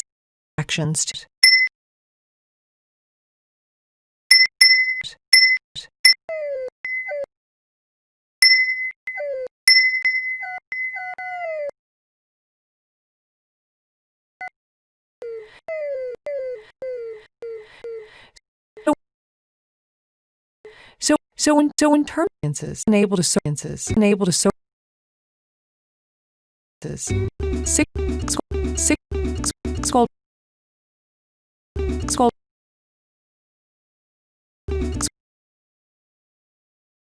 skull week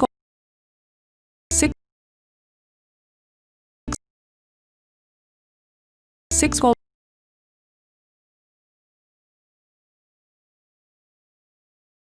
pup week-old puppies week-old puppy week-old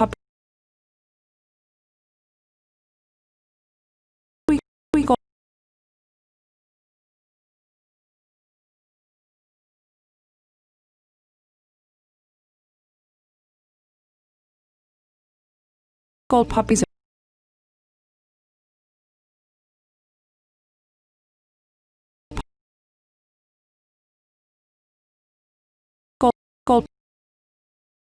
gold puppies gold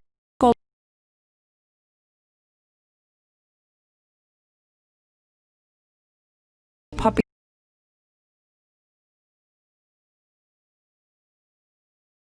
puppies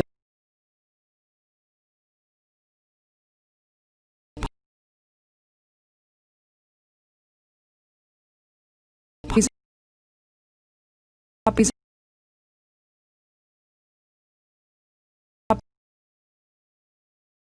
are entering puppies are entering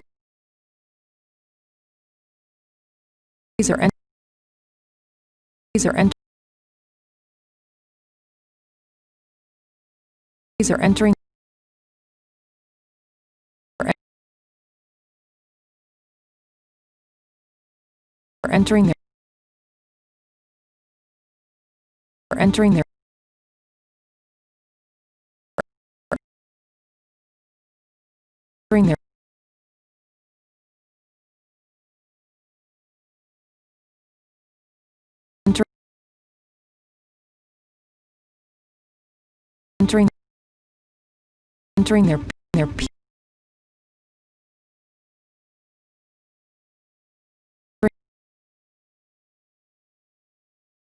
their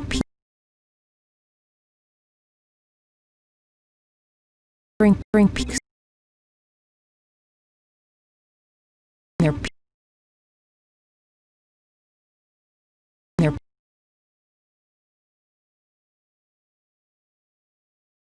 their peaks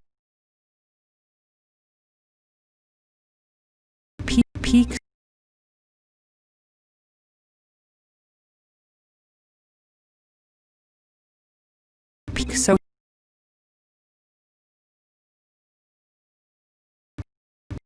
peak so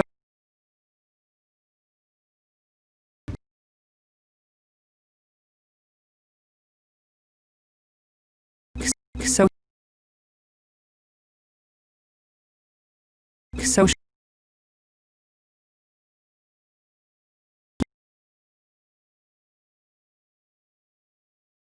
social socialization so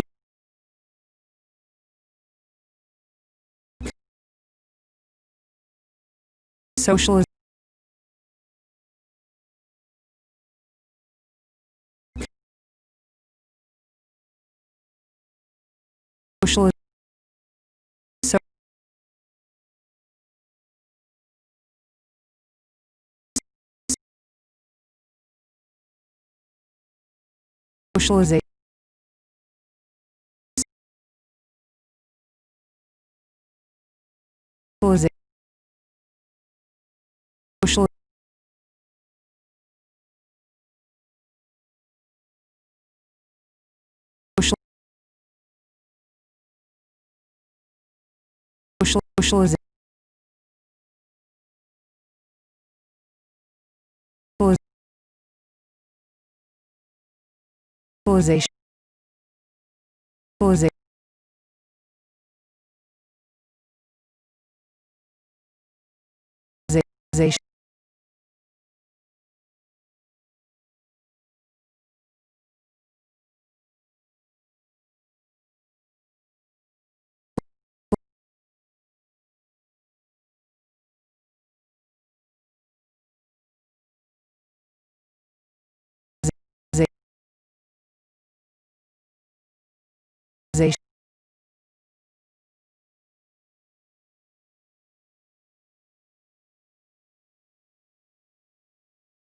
socialization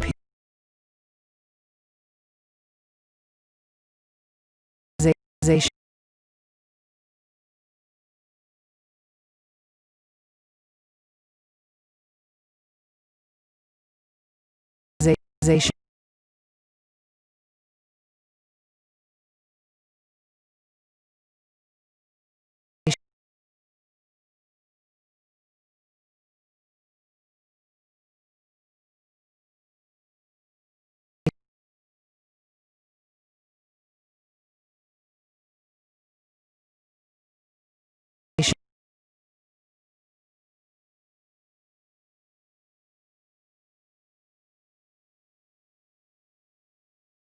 socialization period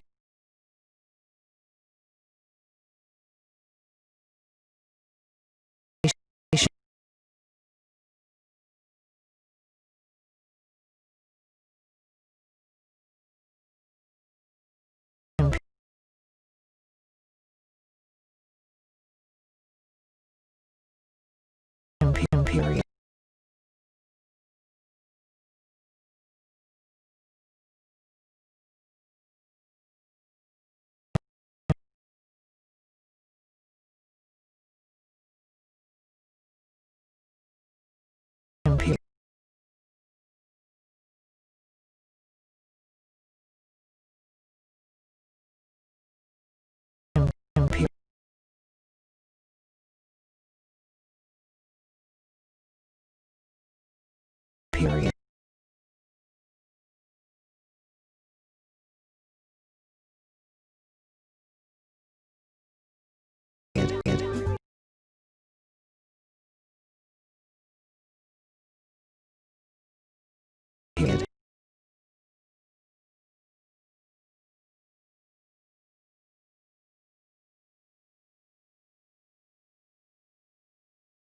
period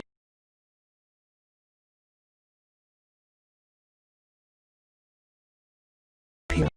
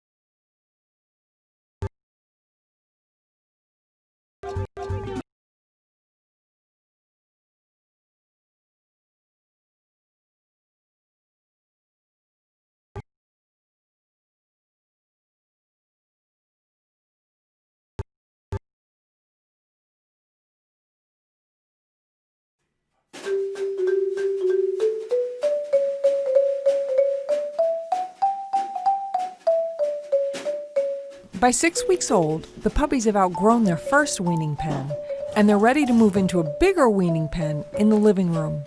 The new pen is 8 feet by 12 feet, and it gives the puppies a chance to stretch out their legs. Dogs have a very strong instinct to keep their den clean. Literally, from the time they can walk, they're moving away from the nest to eliminate because they want to keep their nest clean.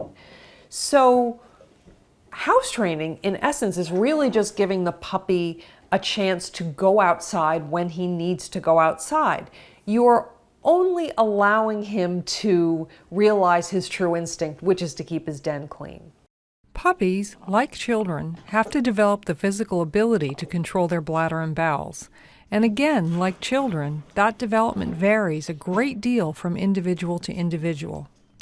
It's just not reasonable to expect a 12-week-old puppy to be perfectly house-trained. But it is important that you establish good, age-appropriate potty habits as soon as you bring your puppy into your new home. Your puppy under 12 weeks old doesn't have good control over his bladder and bowels. He often doesn't even realize he needs to go. He just finds himself going.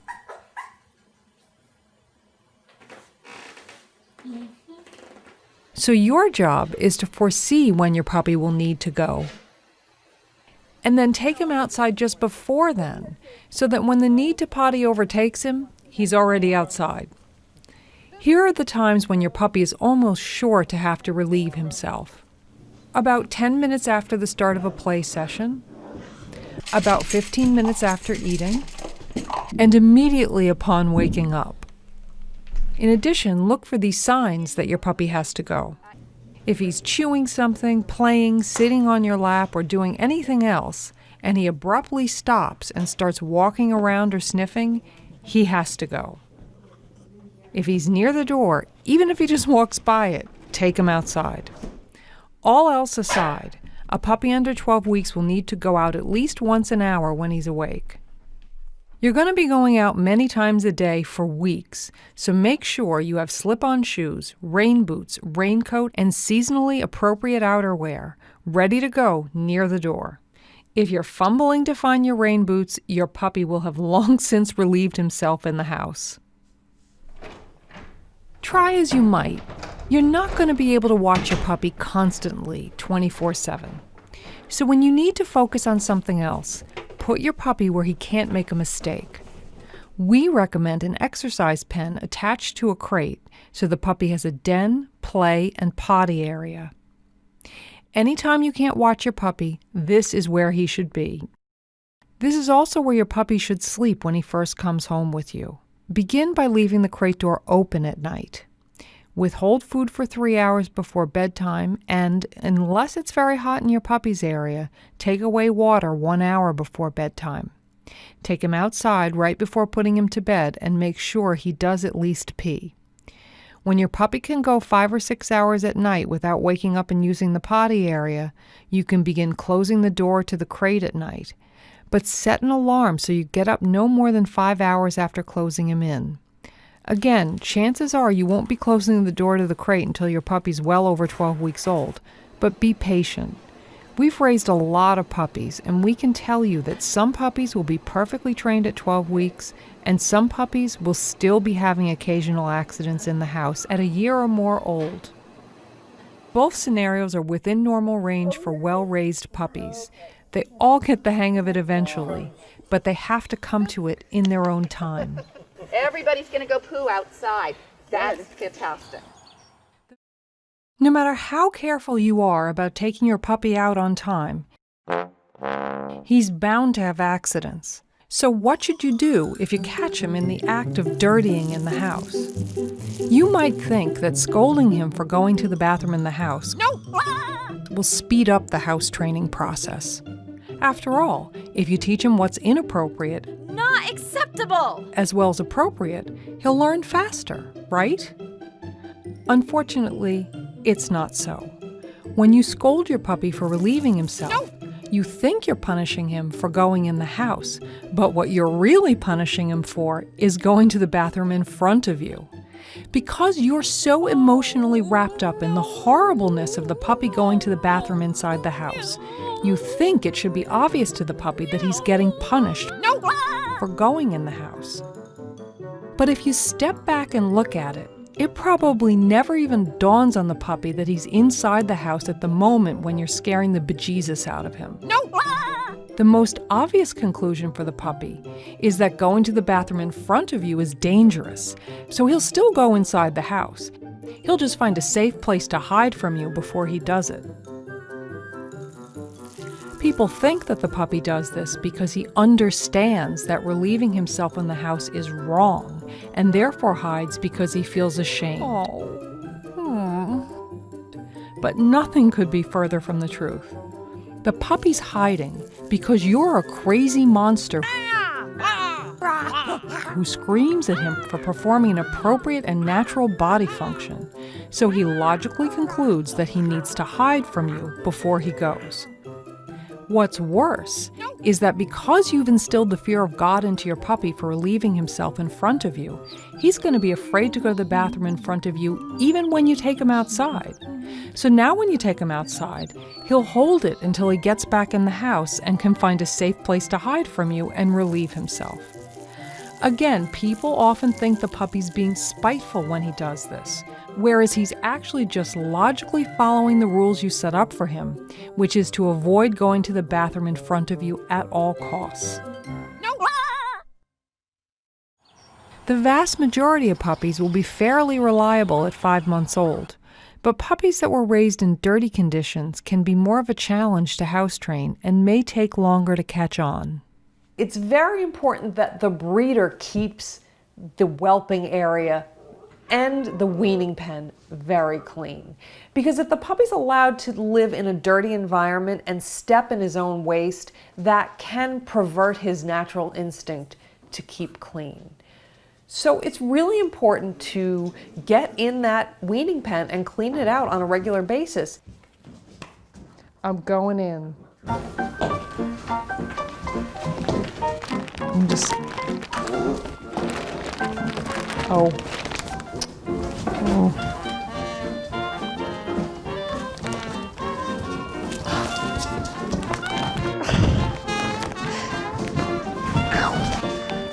Ow. Ow, ow, ow. Shoot. Okay. Okay. I gotta get out of here.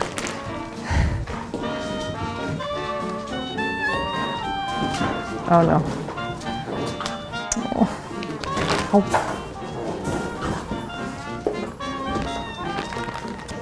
Fortunately, if you're making an 8x12 pen, you'll use 3 exercise pens and you'll have 4 sections left over.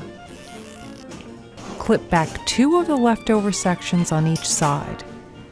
And when you're ready to clean the pen, they'll be just the right length to span the weaning pen and form a barrier between you and the puppies. All you have to do is get in there and clip the 2 sides together.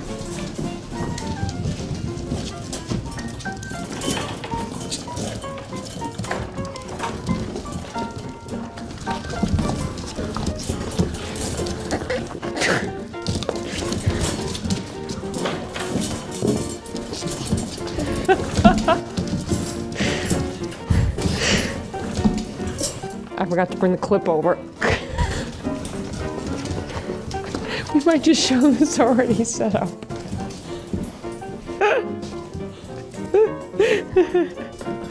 But listen. No. All right, first of all, ow!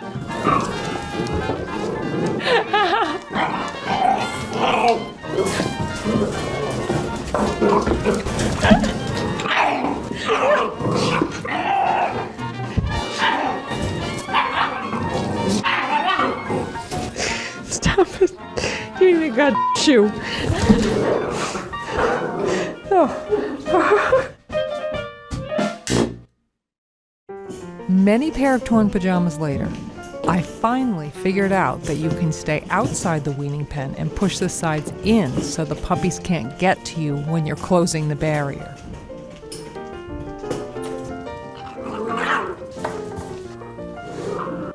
That would be so great if you could get in here and chew me. You guys would really enjoy that, I know. It would be super. Chew over here. Oh yeah, you're gonna go on this side now. You also are gonna go over here at Betty Pork and Beans. In addition to the obvious health benefits of a clean environment,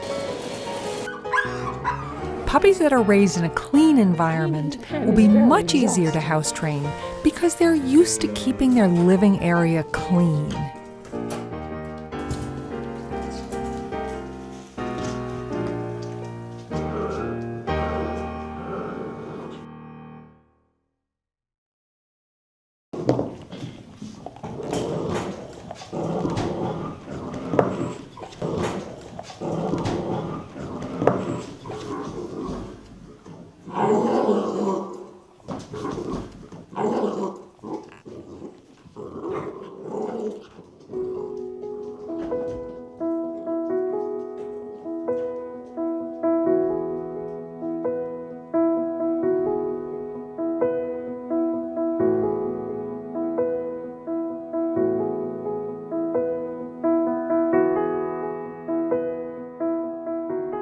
Behavior problems, to me, fall into three basic categories.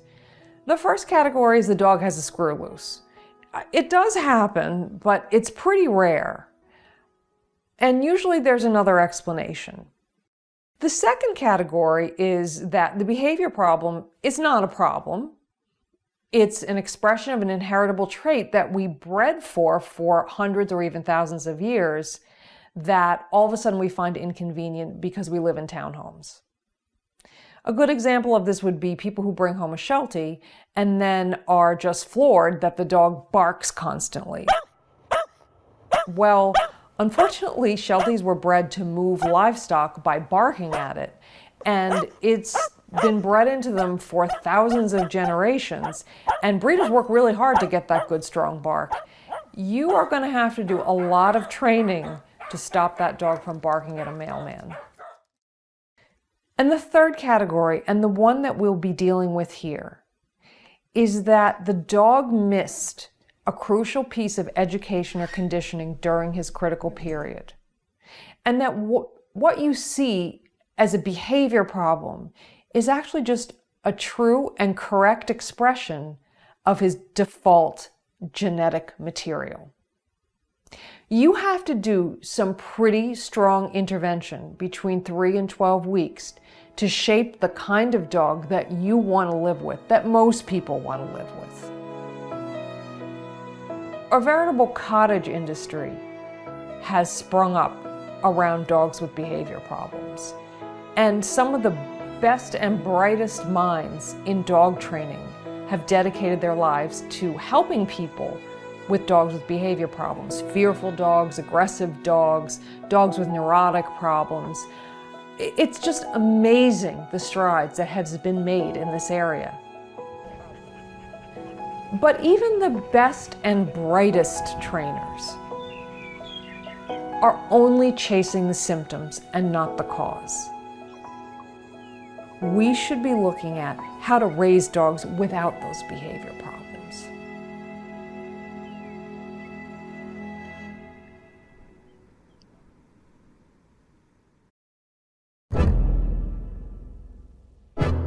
What I've come to realize is that most of not getting bitten and teaching your puppy not to bite is a function of how you interact with the puppy.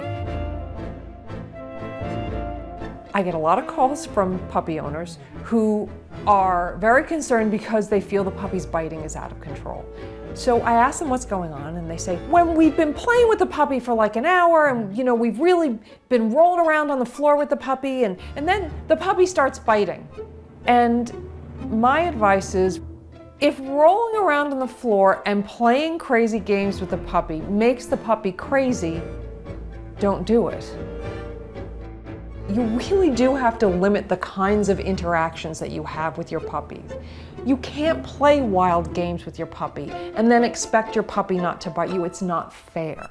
That doesn't mean that you can't play with your puppy. You do have to play with your puppy, but the games have to be structured interactions where the puppy is learning to play in a calm and gentle way. So using a toy as an intermediary so the puppy actually isn't biting your hands is very helpful. I would never play with a puppy with my hands this way. You're asking to be bitten. You're inviting it. You're inviting the puppy to play in the only way that puppy really knows how, which is to bite. Calmness is a behavior, and it can be trained like any other behavior. The more calm interactions you have with your puppy, the more your puppy is going to be calm with you, and the less your puppy is going to bite you. There's really no reason why you have to get bitten by a puppy because you have opposable thumbs and a big brain, so if they start biting you, just pick them up and point the biting part away from you. Puppies are biting machines, and they'll grab anything in their line of fire. If you present your hand to your puppy, it's going to get bitten. Fortunately, it's easy to keep your hand safe by holding the puppy and moving your hands out of the way. Keep re-gripping the puppy while giving him calming massages, and eventually he'll give up. It's not a question of correcting or preventing biting as much as it is of avoiding it. It never hurts to have an assistant distract the puppy with a toy. Motion is an extremely salient cue for the puppy to bite. So rule number 1, if you're walking or running and the puppy bites you, stop moving. 9 times out of 10, that alone will cut it off at the pass. Whenever I walk with puppies when they're young, I have food so that I can reinforce the puppy walking next to me and not biting me. Praise and affection can also be excellent reinforcers for walking without biting. You also will find that most of your puppy's biting probably occurs in the last, say, 30 minutes before you get sick of him and put him away for a nap. Maybe you should monitor that situation and put him away for a nap just before that 30 minutes where he loses his mind. Puppies tend to get overamped, and when they get overamped, they bite. Many people notice that the puppy tends not to bite the adults in the house, but does bite the children. And a lot of times people will say, well, the puppy's being dominant. The puppy's being dominant over the child. And I'm here to tell you, I promise you, that the reason your puppy is biting your children is not because it's dominant. The definition of dominant is in control of resources. So until your dog grows thumbs and learns to drive to the grocery store and buy dog food, the smallest human member of your family, the little child that can reach up and get graham crackers out of the closet, is dominant over your dog because that child has control over the resources in the household and your dog does not. What's happening is the child is interacting with the puppy in an excited way. And when the puppy bites the child has a very high-pitched, squealing, jumping reaction, which is extremely reinforcing to that behavior. The puppy loves that. It's exciting. And the puppy and the child will get in a behavioral loop, and the puppy will bite the child more, and then the child screams more, and then the puppy bites more, and it can be very hard to break that cycle. So as an adult, what you need to do is, at least for the first few months the puppy is home, carefully monitor the interactions between the children and the puppy to make sure that there's lots of calm interaction so the puppy learns to be calm around those children.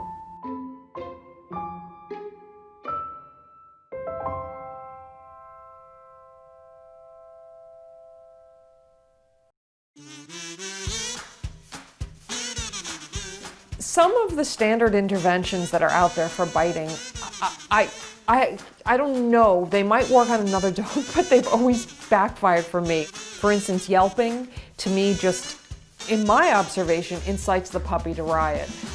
Rolling the gum over the lip and hurting the puppy, again, it's just gonna make the puppy a little crazy. But that's not to say that if a puppy is stuck on you like a lamprey, that you're not just gonna do what you gotta do to pull that puppy off. I mean, you might even have to stick your finger in you might have to roll their lip over their teeth because they can bite pretty hard. But it's not, you understand, you're not training the puppy to do anything. You're just saving your leg from being sawed off by a puppy. Then what I'll do is I'll just pick up the puppy with the biting part pointing forward and carry the puppy off. If the puppy's been out for a long time, probably the puppy needs to go in and take a nap. Or if I feel like it, I might put the puppy down and try and train the puppy now with some food and a marker not to bite me as I walk along or do whatever we were doing.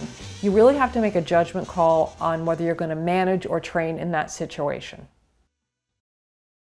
I know it can seem like a lot of management, and you are going to have to manage interactions between the puppy and children, or the puppy and non-savvy dog people that come over. And you may even have to put the puppy away in situations where you can't manage it. And it also is going to mean that you maybe can't play the kinds of games that you might find fun with the puppy. I mean, fun until you start getting bitten. The good news is that if you can just manage these interactions for a month or two, the puppy's going to grow out of the biting. If you invest this management time, it's going to pay off for the rest of your life with your puppy.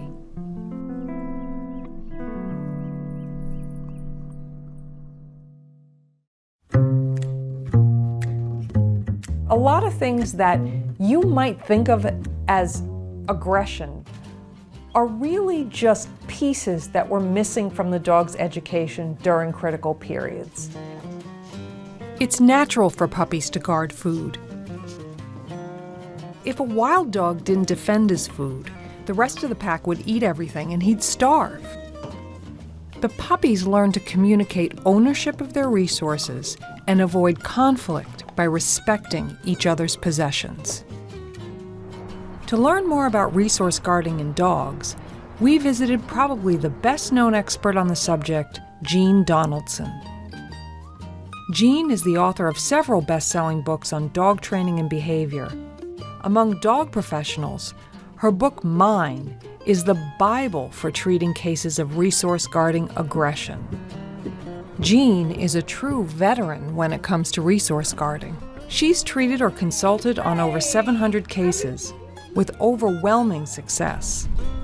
We spoke with Jean about why dogs resource guard and the simple steps breeders and puppy owners can take to prevent resource guarding forever with virtually 100% success. Resource guarding is quintessentially natural behavior. And in dog culture, if a dog has possession of something, it's perfectly legitimate, it's perfectly normal behavior to tell another dog, no, excuse me, please don't touch my stuff. Dogs will sometimes resource guard against humans as well. In fact, it's an incredibly common behavior in puppies and not in any way abnormal. However, we humans don't respect a dog's ownership of resources. On the contrary, our cultural understanding is that a dog should give up his resources. That's not something that comes naturally to a puppy. It must be taught. So one day you may reach in and take a bone from one of your adorable puppies and... This is a defining moment for you and your puppy. You're bigger and stronger than him right now, so you could snatch that bone away from him and then give him a lesson he'd never forget. But when that puppy grows up and he's stronger than you, with a full set of kitchen knives in his mouth, he may defend his resources by biting you. The other option is to exchange the bone for something really great, so the puppy actually begins to feel happy when you take things away from him. Simply take the bone away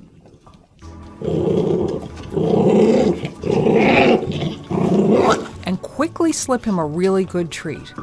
Give him the bone back right away.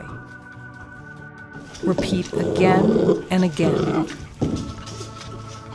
The basic idea is to teach the dog that the kind of thing that he is programmed to see as extremely threatening is in fact not only safe, but extremely good. In his first exchange, Rocco displays classic resource guarding behavior. Initially, he stops, he ceases consumption of the object. So he stops and kind of goes very still. He had sort of a little bit of a hard stare. The hand kept coming, and so he growled. And then he got a little sort of snarly, and then he did his little sort of, whoa, his little sort of explosion there, which is all meant to dissuade the oncoming social, stimulus. And those are all sort of the various kinds of ways that dogs say, back off, this is mine. Now look at Rocco after just a few exchanges. You can see how his emotion about this exchange is already different. Now when I take the bone, he looks up with pleasant anticipation because he knows he'll be getting a treat. If you do the exercises properly, at the end of it, the conditioned emotional response looks like what we call the expectant look. If you've seen your dog brighten up when you reach for your food and you're about to give him a little handout, that's the look that you're going to get. And you're going to get that look when you approach his food dish. You're going to get that look when you go to take away his prized bone. But Rocco displayed dramatic behavior. Doesn't it look like we're just letting him get away with something terrible? Wouldn't you think a puppy like this needs some strong discipline? Can just giving a puppy a few cookies in exchange for his bone really make a permanent difference?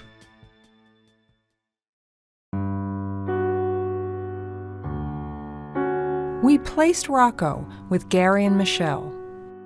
At first, they weren't sure if they were ready for a new puppy. We had another Bull Terrier, Kane, that we had for 12 years, and we just recently lost him. So it's a little tough. I mean, it's only been about a week or so, but we didn't know if we could do it. But we saw Rocco, and he's just beautiful, and we're definitely going to take him home with us, and he'll have just as good a home as Kane had. After 6 months, we checked in on Rocco in his new home to see how he was doing. Gary and Michelle shared some experiences they had with their first Bull Terrier, and then spoke with us about what life with Rocco is like. Yeah, I mean, we've been married, been going on 25 years now. We don't have any kids, so Kane was my son, I mean, and I dreaded the day that I knew it was going to happen, but, there's nothing much you can do about it, and it just happened so fast, and just miss him terribly, I mean. No, he wasn't the easiest dog, that's for sure. He was, he had a bit of a food aggression when he was younger. Well, from the research I did, I was told that I was supposed to, assert my dominance over him, grab him by the scruff of the neck, push him down, put him down on his back like this. And I thought I was doing the right things, but it turned out it backfired because it just turned him into being that aggressive. He wants his food, and I was just giving him all the wrong signals. I thought I was doing the right thing, but it just didn't, it didn't work. He got worse towards me after. We actually took him to behaviorists. I put him on Prozac for a while. That didn't do anything. Made him more aggressive. I actually thought by having him neutered, that may do something. But after he got neutered, it didn't make a bit of difference. It really hit us hard when we lost him, but that's just the way it goes. I mean, I knew it was going to happen someday, sooner or later, so. Yeah, it was very hard. Nothing much we could do about that, Yeah. And even though he was the way he was with me, I was brokenhearted. I loved him to death, so even though. I always said I'd never be without a Bull Terrier. And Shelley said, well, she's not going to go through that again. And I said, well, I blame myself for the way Kane was, because I thought I was doing the right thing. And I knew I wasn't going to do that again the second time around. Rocco, never. He's never ever made a peep as far as growling goes. Oh, Rock, man. Rock's he's just a sweetheart. He's totally different. He has no aggression towards his food. I mean, I could take bones away from him, put my face right in his face. I can too. So it's even, you know. He's just a totally different dog.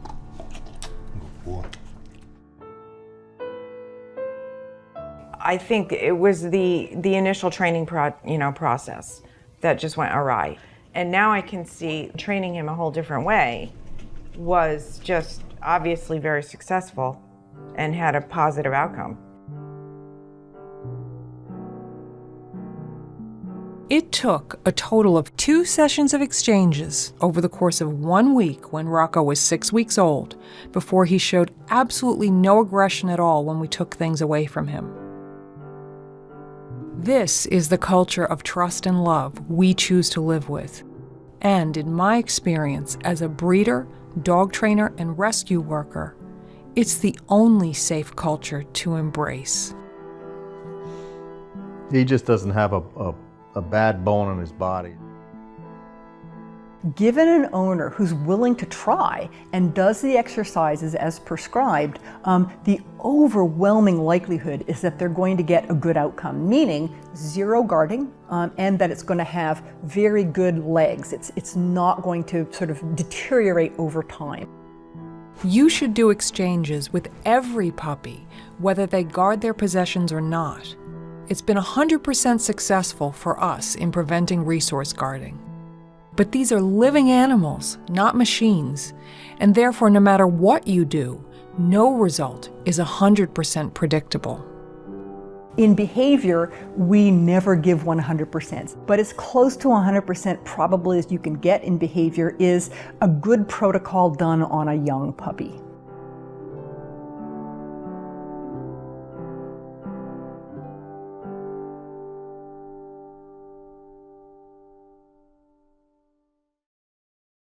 I cannot overemphasize that what we're showing here is a protocol for a tiny baby puppy. What I did with Rocco is perfect for a very young puppy, but could be very dangerous with an adult. With a young puppy, you have the luxury of proceeding very quickly and very assertively because they're not going to bite you. And even if they did bite you, they wouldn't really hurt you. With an adult resource guarder, you would never just reach in and grab a bone and wrest it away from them. That runs a very high risk of you getting bitten. With an adult dog, you do the same thing, but in a much more careful and slow, methodical fashion. And you do need the help of a competent professional if you have an adult resource guarder. Perhaps the single greatest impact we could have is to get dog breeders or people who have very young puppies to do very simple prophylactic exercises. A young puppy, in my mind, would be preferably 6 or 8 weeks, 12 weeks, okay. I would say you're starting to push your luck at 12, 14, 16 weeks, things are starting to go downhill. So as soon as you're at, 5 months or so, the horse kind of has left the barn in terms of being able to proceed really, really in a haphazard manner, just kind of do counter conditioning without desensitization, to do it in a very, very kind of fast manner. So the earlier the better. The practical implication of this, by the way, is that if there are dog breeders who have puppies until, beyond, 6 or 8 weeks, that they really ought to be in on this. I think there's a really big missed opportunity with dog breeders. Jean recommends that breeders and puppy owners perform anti-resource guarding protocols for all puppies under 12 weeks of age in these 4 key areas where dogs are most likely to guard: food dish, objects, sleeping locations, And for small dogs, lap guarding. Food dish. The first step in Jean's protocol is to add food to the dish while the puppy's eating. So for all puppies, you want to approach them when they're eating and add something better to the dish. Okay, so if he's having kibble, you add some canned. If you don't want to feed commercial dog food and he's having homemade, then you just put something that's more tasty in. Okay, and then you get that happy, yippy, conditioned emotional response. The conditioned emotional response is sometimes referred to as a CER for short. This puppy is demonstrating the expectant look that indicates a solid CER. The second step in Jean's protocol is to exchange the dish for a treat. It's important to get the order of events right. So when you're approaching the food dish, you don't want to show the dog up front like a bribe or like sort of a preview of what he's going to get. So we want to have 1, 2, 3. I approach, I take it away, then I give the payoff. You don't want the dog to learn, oh, when people approach with chicken in their hand, it's good news. But when people approach without chicken in their hand, it's not good news. So that means you want to kind of even keep hidden the bonus. So we want to front load for the dog the picture that's going to be the one he's eventually going to have, which is anybody, anytime, might approach you at your food dish or might approach you when you've got a bone. Even though the food's hidden, this puppy clearly anticipates good things when people approach her bowl. That's a good CER in action. For objects, you want to do exchanges. You want to take the object away, give the dog a payoff, and then give the object back. You want to do that over and over. You want to do that for a variety of toys because you don't know up front what that puppy's going to find valuable. Make sure you also touch the puppy before you do the exchange, because that's another thing that dogs can object to.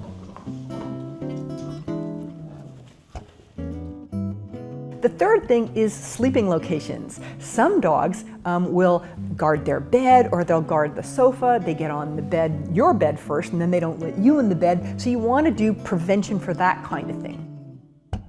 Whenever the dog seems to be resting in a coveted or a nice comfy sleeping location, you want to approach him at that location and just either join him or even kind of say, you know what, I'm going to shove you off.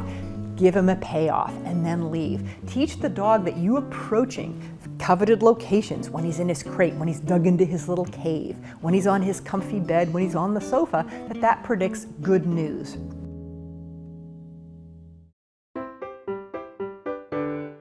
And then the fourth one is one for little dogs. Little dogs can do what's called lap guarding. They've got this additional resource. If they're small enough, they can actually fit in laps and fit in people's arms. And so you want to cover that base. You want to approach them when they're being held and give them a payoff.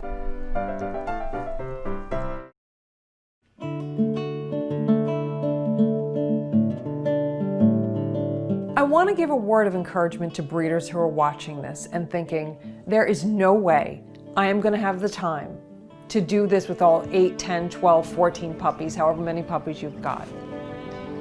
Relax. The conditioned emotional response is really a gold standard. Yes, I would love it if you had the time to do enough repetitions that you had a true conditioned emotional response in every puppy. But even if you just did it once with each puppy, you would make a huge difference. They're in that age where they really truly are one trial learners. And so if the first time you ever take away a bone from them, you do an exchange, it's going to make a huge impression and possibly change that puppy's life. So don't feel overwhelmed if you don't have the time to do the entire protocol as we're putting it here. Do whatever you can. It will make a difference.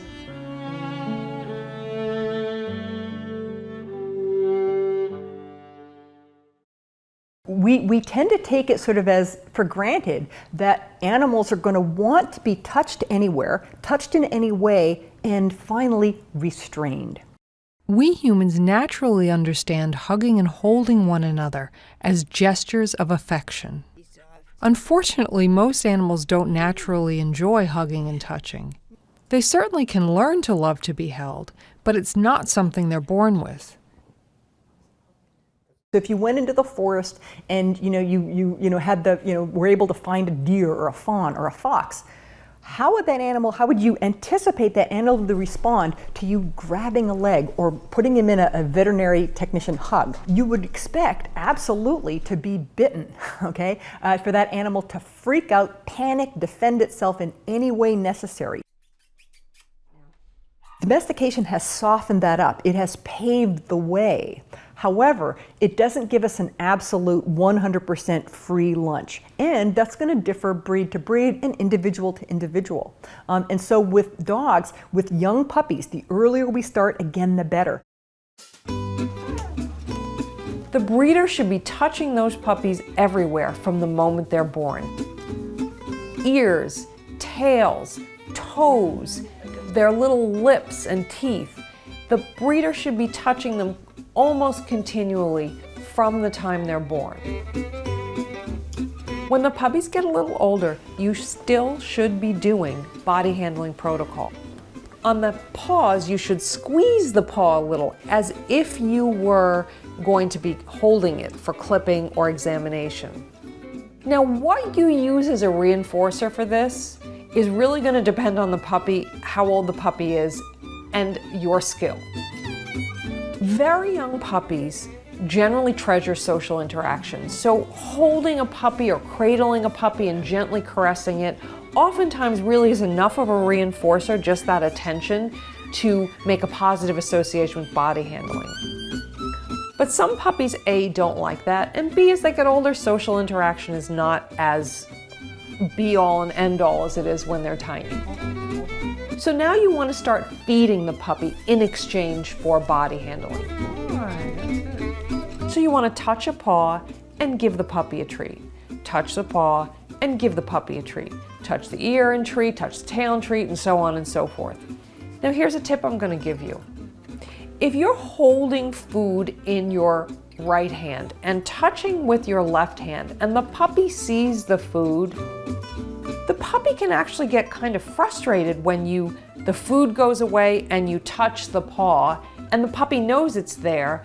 They can have a frustrated, almost aggressive reaction to it, which is exactly the opposite of what you want. So what I do is I take the food and I put it in my mouth so the puppy can't see it. I touch the paw, take the food out, and give it to the puppy. You could keep the food up on a sideboard or someplace out of the way, but the problem is by the time you reached around and gave it to the puppy, the delay is so long that the nexus between the paw touch and the food is really broken.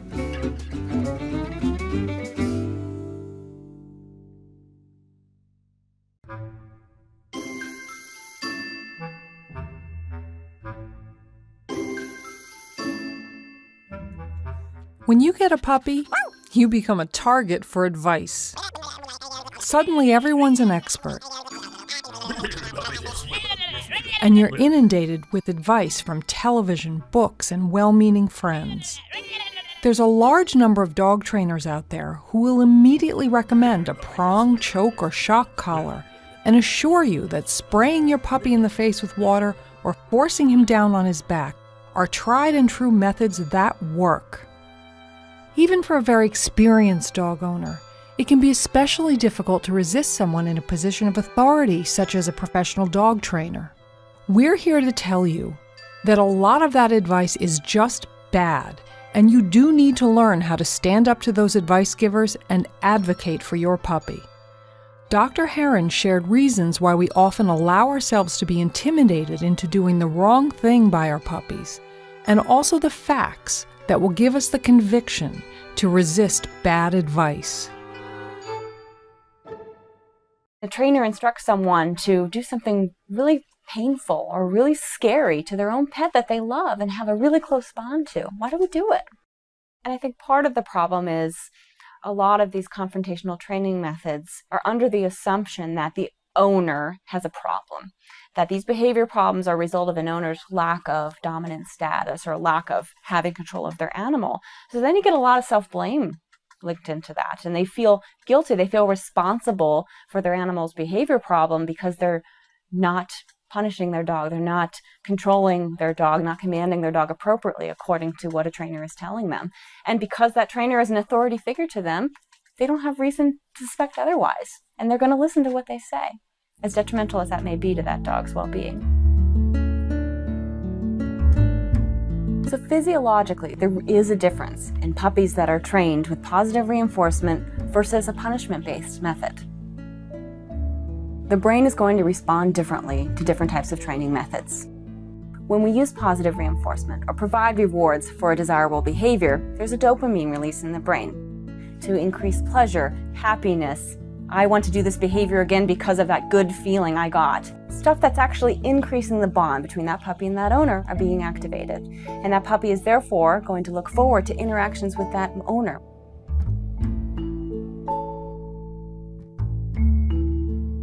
Whereas when you're using a punishment-based training method, you're activating the fear system. It's something that's very powerful and releases different neurotransmitters that can affect that dog negatively. Where puppies trained with punishment-based methods become afraid. In my observation, as well as in previously published studies, they have shown that dogs that are trained with punishment can actually retain that fear just in the presence of their owner, even outside of a training session, which is just going to work its way to damage that human-animal bond each time that sort of correction or punishment is given to that dog.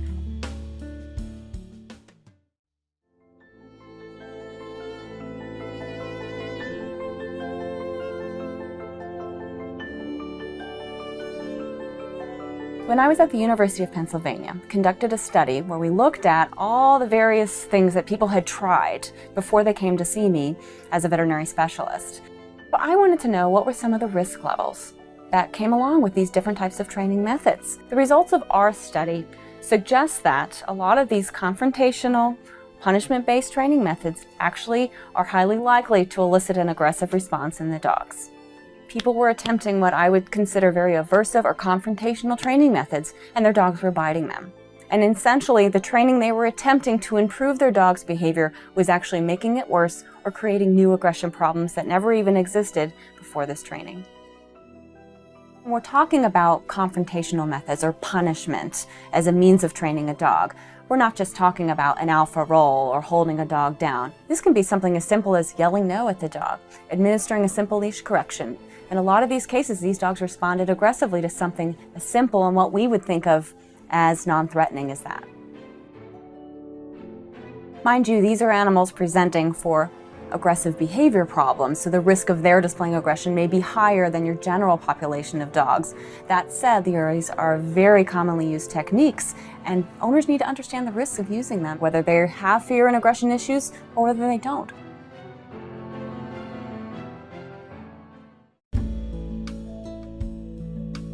There actually was a study published a few years ago where they found that dogs who had a history of being trained with positive reinforcement actually had better scores on their obedience commands compared to dogs who were trained with punishment.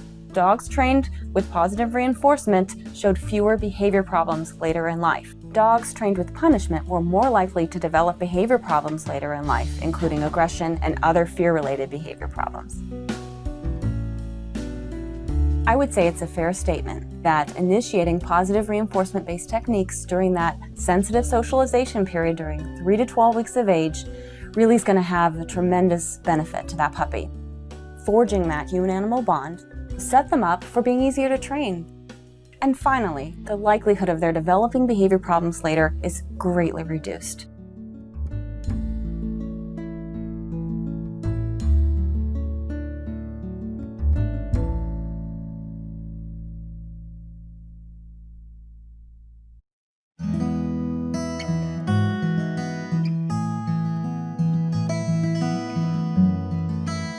The puppies are almost 8 weeks old. Although it'll be 2 more weeks before the puppies go to their new families, now's the time to begin formal evaluations of the litter. A good breeder will have already formed relationships with prospective puppy buyers, and now has the complex task of matching the needs and expectations of those buyers to the puppies in the litter. People's reasons for wanting a dog range from companion to show to agility, obedience, or other dog sport. But it's not even that easy. Even within those categories, there can be significant differences in homes. A young active couple looking for a companion will offer a different situation than an older person who wants a dog to watch TV with them. Even within show homes, there are different venues and preferences, and we have to take that into account when we make placements. In the end, it also means that we might not have the right match for someone who's been waiting for a puppy, but a good breeder will not be afraid to disappoint a puppy buyer if it's in the best interests of either the puppy or the buyer to do so. We conduct 2 separate evaluations, one for conformation and one for personality. Of course, by this point, a breeder's gotten to know the puppies and has a pretty good idea of which home will suit each puppy. But the breeder's vision is often clouded by emotion and is not always as objective as it could be. Therefore, there's no substitute for formal evaluations of structure and personality by experienced people who have some distance from the litter. For our conformation evaluations, we're joined by Victoria Corse of Corsair Bull Terriers. Victoria is an AKC judge and has been breeding dogs since she was 14 years old. She's produced numerous Bull Terrier champions and has judged Bull Terriers around the world. This litter goes back to Corsair dogs on Daphne's side, so Victoria brings professional and personal insight into the evaluations. That's so good. We're also joined by Daphne's co-owners and co-breeders, Dr. and Mrs. Irv and June Krukenkamp of TNG Kennels. The Krukenkamps' first breed is Dalmatians. They spoke with us about their rather interesting beginnings in both Dalmatians and Bull Terriers. One of the cardiac anesthesiologists had a litter, and we were just talking about it in the operating room, and Keith said, well, would you like to see the puppies? And there was this one fabulous little girl that everybody wanted, and strategically, Rick says, well, you can't have that dog. And I said, well, you know, you don't tell a heart surgeon you can't have anything, so I'm going to get that dog. She was a fabulous dog, and part of the deal of getting her was to agree to show her. How'd that work out for you? Well, it maybe didn't work out so well. I took her in the ring the first time, and I was excused from the ring. And then this crazy woman came running from across the arena and very directly told me that I did not know what I was doing, that I did not know anything about this girl Dalmatian, and that I should just sell her right away, to this lady. It was me. Yeah. But I wanted to buy her because she was so beautiful. Well, I wasn't going to sell her, of course not, and then that just enhanced her value that someone else would want her. And I think I showed her again maybe in like January or February after that with equally poor results. And then I decided, I don't really think that my place is inside the ring. Maybe I'll just have somebody handle her.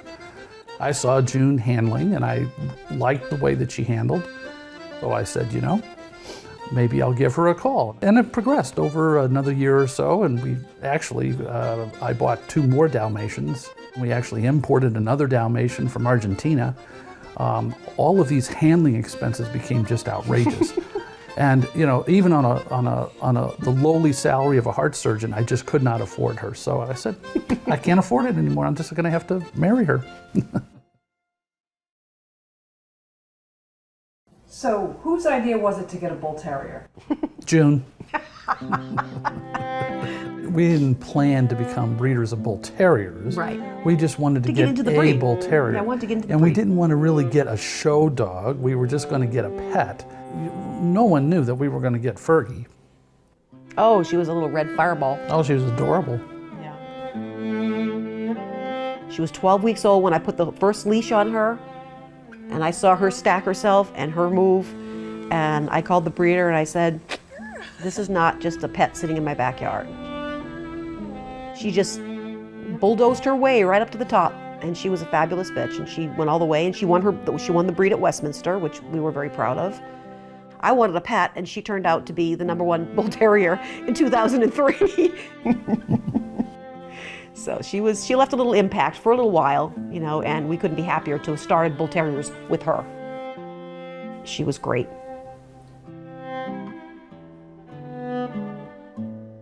Derby would not go across the line to the other room.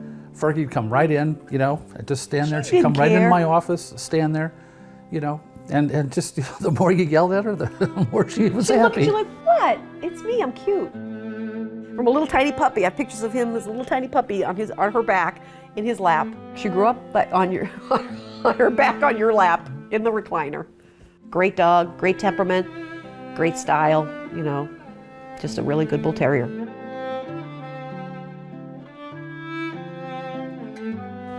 So Fergie... Great grandmother, right? Yeah. Isn't that right?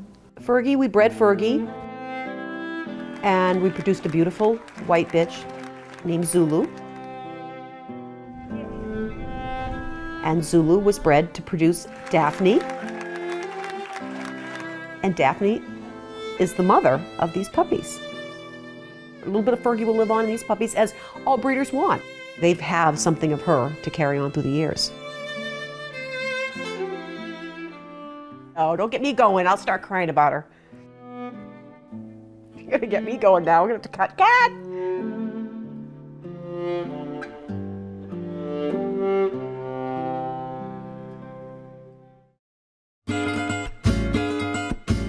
Grading a litter is a lot of fun.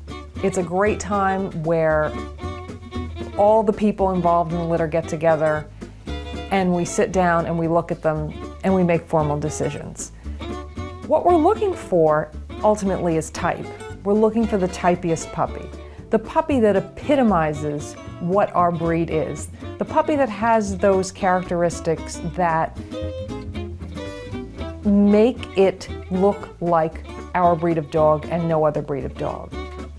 In bull terriers, head happens to be a lot of type, so we spend a lot of time looking at head, eye, ear expression. You're ultimately looking for the puppies that you're going to hope are going to turn into your next big show puppies, and also grading the litter to decide which are going to go to pet homes. When we say pet, we don't mean it to be a lesser quality dog. All of the dogs that we breed in a particular litter, all of those puppies are pets. They're all going to be companions. They're all going to be in our home or someone else's home. As a breeder, though, we look for qualities that we can move forward with in our breeding program. And some of the puppies in the litter may not have that quality for things that would seem silly to other people, you know? They're low. They're low and they're not oblique. They're straight. Stack them again, I want to see what it looks like. You have to breed good companions as well as you breed good breeding dogs and show dogs. You know, what good is breeding if you can't place them and enhance somebody's life that's going to take your puppy? When you breed any litter, you're lucky if you have one dog in that litter that you can move forward with as far as breeding and showing. The rest of the puppies have to go into homes. So a good companion person that's going to make a great home for your dogs, very valuable to a breeder. I know to an outsider it can seem really baffling that there are all these people involved with this litter, but the co-ownership is not a monetary issue. The person that you buy your foundation animals from is going to be your mentor, should be your mentor, and should be a lifelong partner with you, or at least take a lifelong interest in your success as a breeder. And these relationships are immensely important to us. Victoria, who was here to help us evaluate the litter, sold me my first foundation animal in 1997. And we remain friends to this day. And to this day, she takes an interest in my litters and I take an interest in hers. Dog breeding, in its finest, really is a community. And it's something that's extremely emotionally meaningful to us, and we're all bonded by our love for the animals and our desire to do the best we can by the dogs and for the breed. It's one of the really rewarding things about being a dog breeder is the people you meet and the relationships you form.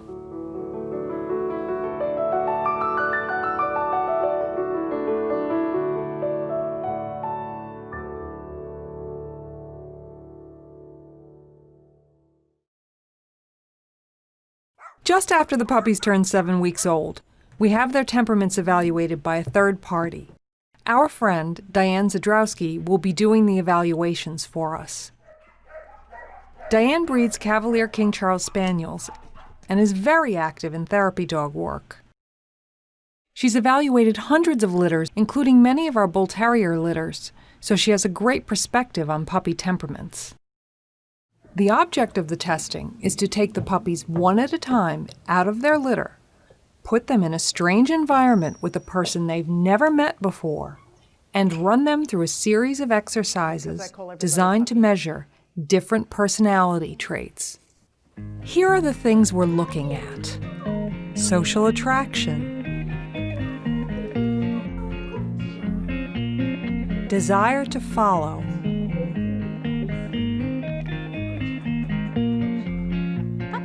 Good job. reaction to restraint, ability to forgive,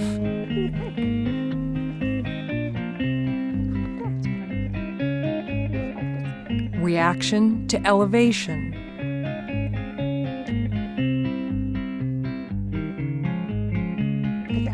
chase and retrieve,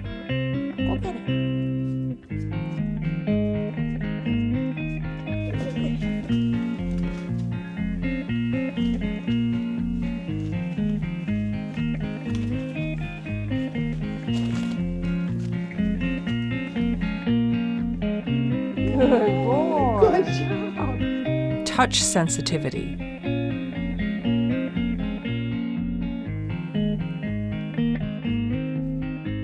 sound sensitivity,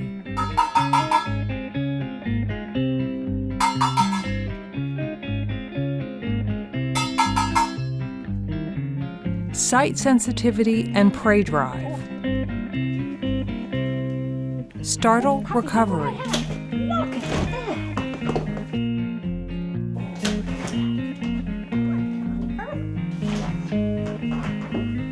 reaction to the unexpected.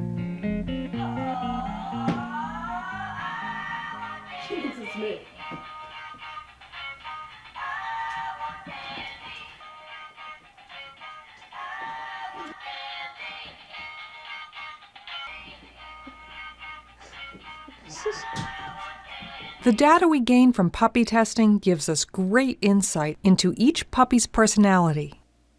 But experts disagree as to the ultimate usefulness of this information.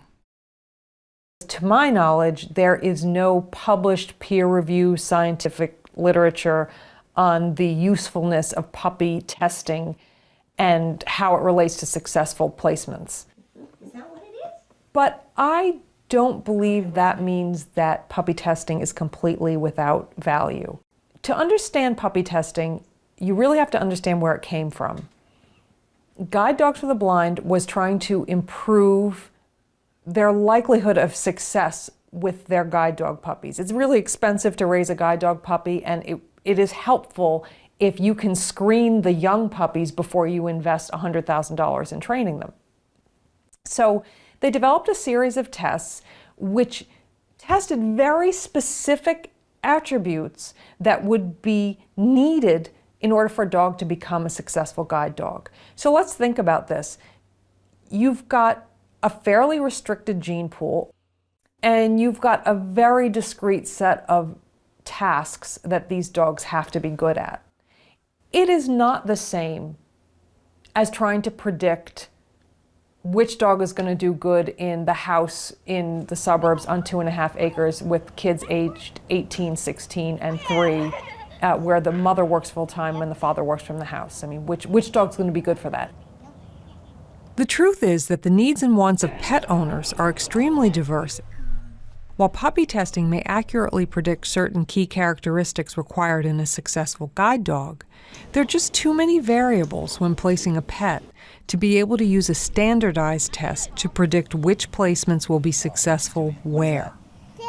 You cannot use puppy testing as a predictive test in the same way that Guide Dogs in the Blind, apparently very successfully, has used it. So, well then why would I puppy test as a breeder? Why would you puppy test if you can't use it as a predictive tool? To me, it's not so much a predictive tool as a diagnostic tool. So when I take that litter of puppies and I take them into a room that they've never been in before with a person they've never been with before, and that person puts them through their paces, what it tells me is which puppies need work in what areas. If I see a puppy that has very poor recovery to a startle or a fearful exercise, then I'm going to work with that puppy on that. If I see a puppy that has what I think is like maybe a little more prey drive than I'd like to see, I'm going to work with that puppy on some impulse control on that.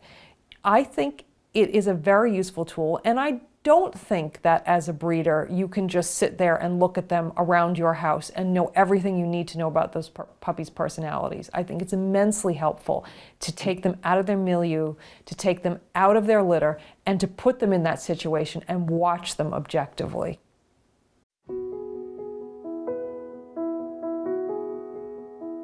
As the puppies turn 8 weeks old, they're entering into a strong fear imprint period, where they'll be unusually sensitive to traumatic or frightening experiences.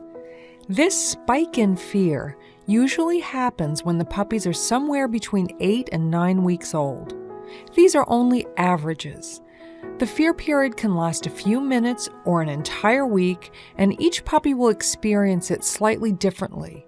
So you have to be very alert to sudden signs of fear in your puppy. A well-raised puppy will have good bounce back. But it's still wise to use caution. Now is not the time to worry about introducing new and challenging experiences. Instead, owners and breeders should protect their puppies during this week, because a negative experience during this time can imprint fear in the puppy for the rest of his life.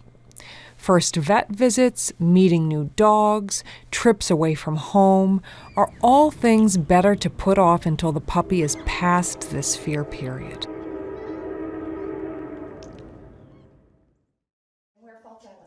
Owners are often eager to take home their new puppy, and breeders are often eager to send them off, but it's probably not a good idea to place puppies in their new homes during this week. If you do have to take your puppy to the vet, make sure you bring treats. Ready? Want a treat? Oh, now you love that. And ask the vet to give the puppy some. Do not introduce your puppy to a new dog during this period unless you are 100% certain that that new dog is neutral. Rough treatment by another dog during this period runs a high risk of imprinting dog aggression on your puppy. By 9 weeks old, the fear sensitivity normally will have settled down and you can resume prudently challenging socialization. Again, this is the average. Be alert to your puppy's body language and dial back the challenges if you see your puppy looking suddenly fearful. If you can just shield your puppy for a few days, you won't have lost much socialization time, and you might just save yourself months or years of counter-conditioning and imprinted fear response. It's important that you learn to recognize and correctly guide your puppy through his fear periods. Here's an example of a puppy with an obvious fear imprinting period. Amelia has seen and heard the vacuum almost every day of her life since she was born, and she's never shown any fear of it. Suddenly, at 8.5 weeks, she appears to be terrified. Notice that her litter mates are not bothered by the vacuum at all. Puppies that have been raised well and introduced to challenges often may not show an obvious fear response, but it's important to realize once again that the underlying process is the same, and they're still more sensitive to fear around this period. Amelia may be experiencing a more dramatic spike in fear, but all the puppies should be treated equally carefully during this period.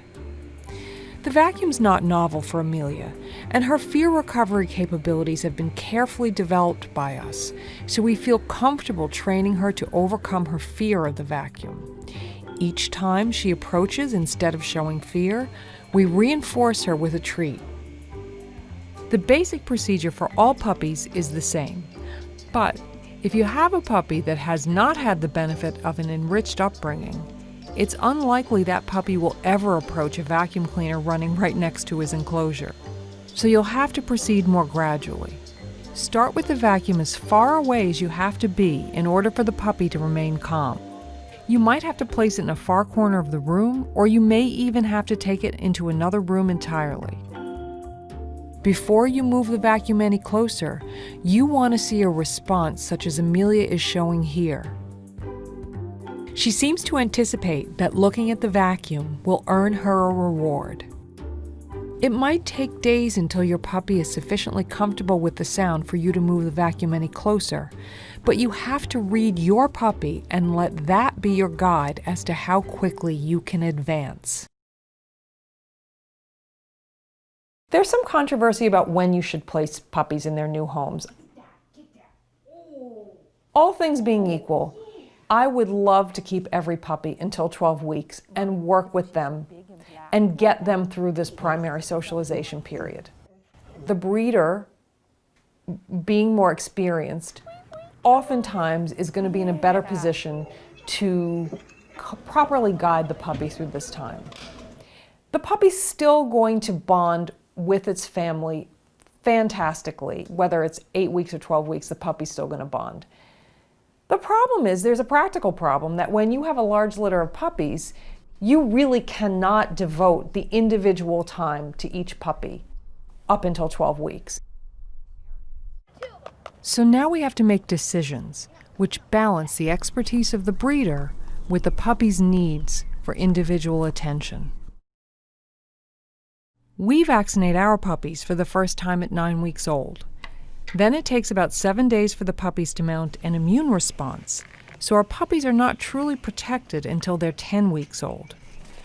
At that time, we're comfortable sending puppies to their new homes with a blessing to their owners that the puppies are now ready to be socialized in the outside world.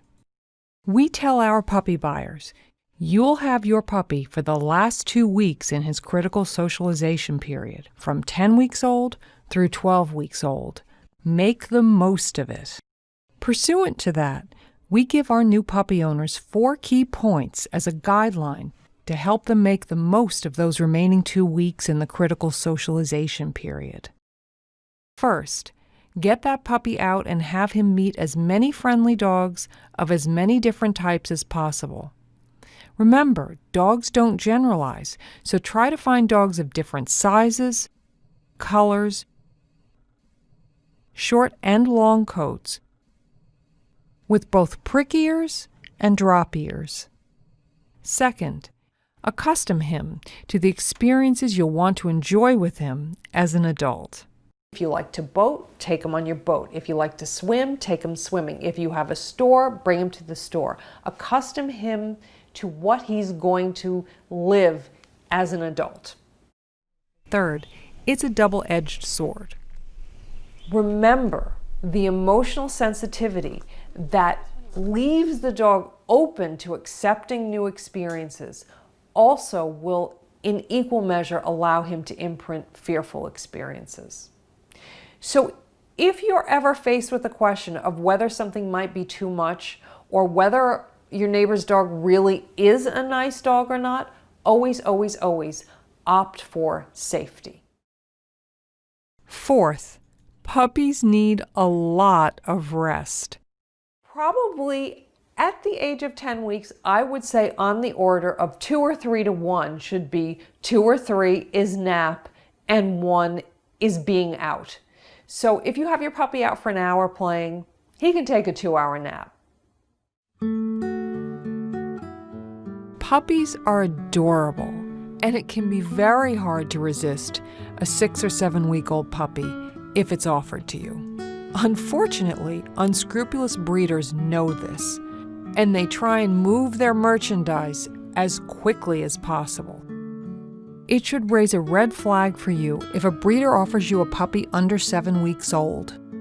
And the better breeders often hold on to the puppies longer to ensure that your experience with the puppy is a good one for the rest of your lives together. From getting him from Eugene, he already came to us like with these pre-installed, bonuses. He was already coming and sitting, on command at that age, and I know from all the work that you did with him, I can only think that had to have made a major impact on him.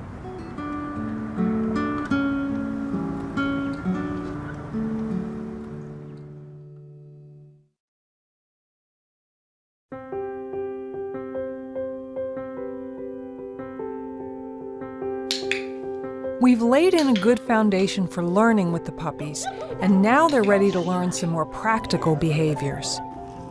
It's important that you set reasonable expectations for early training of your puppy. When we're teaching children, we don't expect them to learn adult behaviors.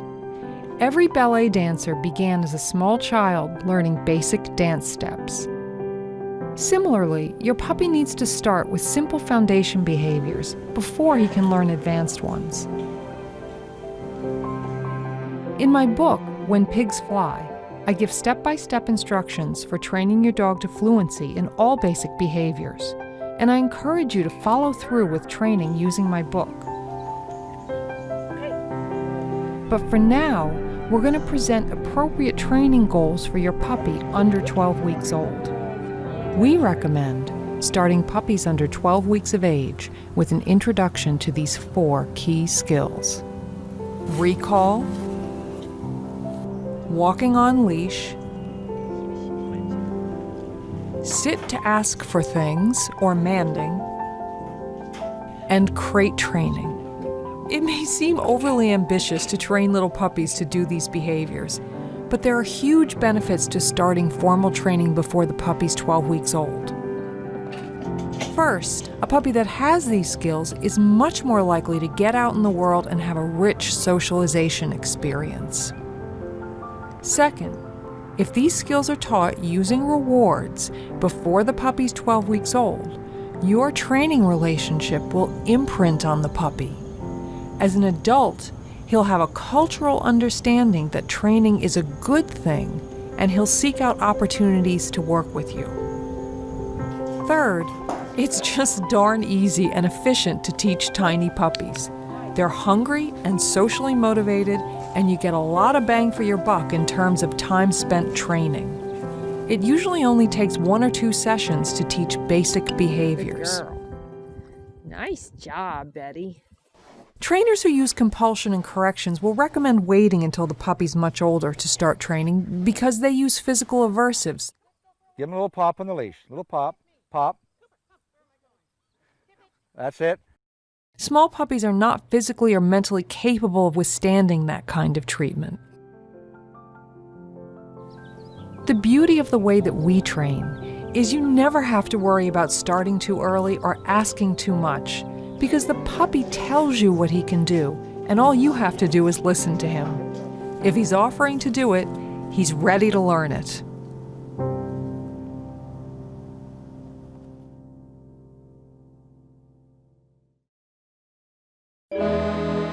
Chances are, your 8-week-old puppy already has a good recall. Most breeders use a puppy call when they put the food down. And that puppy call gets to be a very compelling sound for the litter.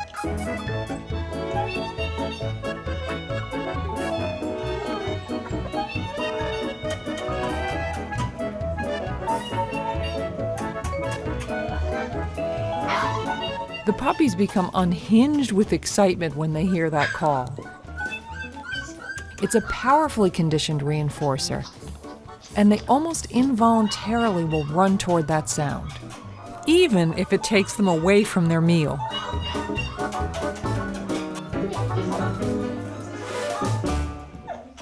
Puppies will naturally move toward high-pitched, fast sounds. So even if your puppy's breeder didn't use the puppy call, it can still work for you. To begin, use the call when you put your puppy's food dish down. And within a few meals, he'll be crazy for the puppy call and will come running whenever he hears it. As the puppies grow, we continue to use the puppy call when we want to draw them into us. But now we add a grown-up recall cue. We use the word, come. Come. Because the recall cue is paired with a puppy call, it eventually becomes equally as exciting as the puppy call. Yes, good girl. Gradually we'll fade the puppy call until all that's left is the recall cue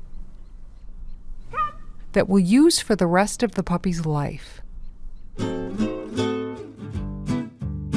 It really is that easy to teach a nearly bomb-proof recall, but there are a couple of caveats.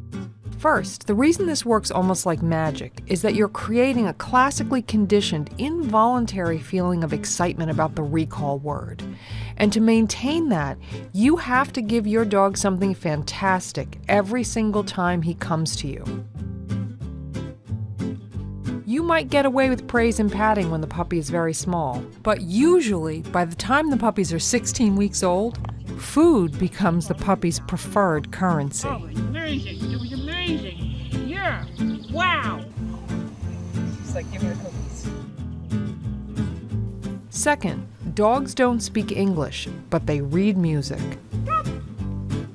Think of your recall cue not as a word, but as a musical note that you must sing exactly the same way each time for it to work. Also, while you can pick any recall word you want, make your recall word special by saying it in a tone that you would never normally use. If your recall word is here, your dog hears that 1,000 times a day. The laptop's in here, here's your cell phone, I can't hear you. But if your recall word is here, that's a sound your dog never hears, and it will always and only mean come to you.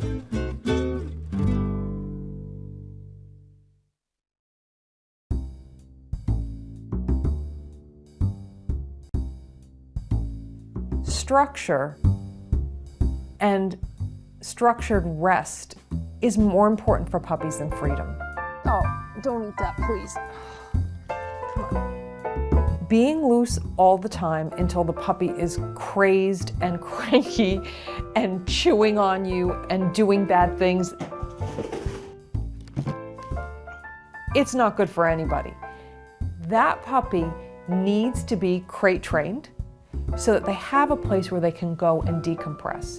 The puppy does not need to be out all the time. The puppy needs rest periods. And in order to be able to put the puppy in for rest, the puppy has to be crate trained.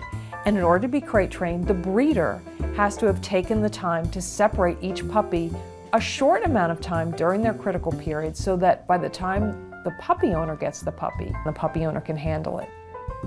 The crate quickly becomes a cue for the puppy to calm down and take a nap. Puppies come to love their crates and can seem almost grateful when you put them away when they're tired and cranky. Dogs who haven't learned to accept being alone can become very upset when isolated. In severe cases, they can panic and start destroying anything they find. This is known as separation anxiety. Separation anxiety can lead to dramatic destructive behavior and require a lot of time and effort to cure. But separation anxiety is a natural behavior. We were able to domesticate dogs because of their friendly, social nature. Early dogs with the talent for bonding and staying close to people showed an evolutionary advantage over their more aloof cousins. And that desire not to be alone is hardwired into dogs. If we don't train them otherwise, puppies will naturally grow up to have a dread of being left alone. And that can lead to spectacularly bad results. Fortunately, teaching puppies to be in their crates for short periods of time during their critical socialization period is easy. Before you close a puppy alone in a crate, he should be used to using the crate with the door open. Ideally, breeders should leave open crates in the weaning pens so puppies get used to sleeping in them. But even puppies who've never seen a crate will take to it easily. Just leave an open crate in your puppy's area, and he'll find it and nest in it. If your puppy is used to sleeping in a crate with the door open and has already spent short amounts of time away from his brothers and sisters, crate training is a snap. Do not feed your puppy for a few hours and withhold water for 1 hour before crate training. Take your puppy outside to potty and make sure that he does in fact empty his bladder. Inspect your puppy and make 100% sure that he's not sick or injured. Grab a nice meaty bone, put your puppy in the crate with the bone, close the door and leave him to chew on his bone for just a few seconds in the crate.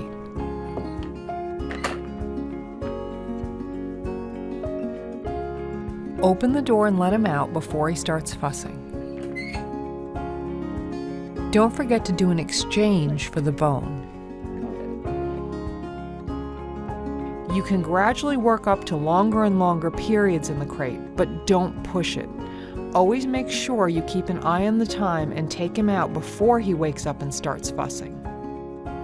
And before you know it, your puppy will be begging to get into the crate.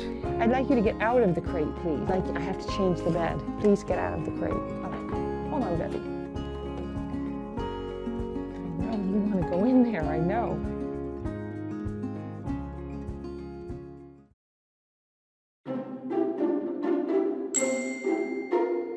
The puppies have already learned the concept of asking for things by sitting.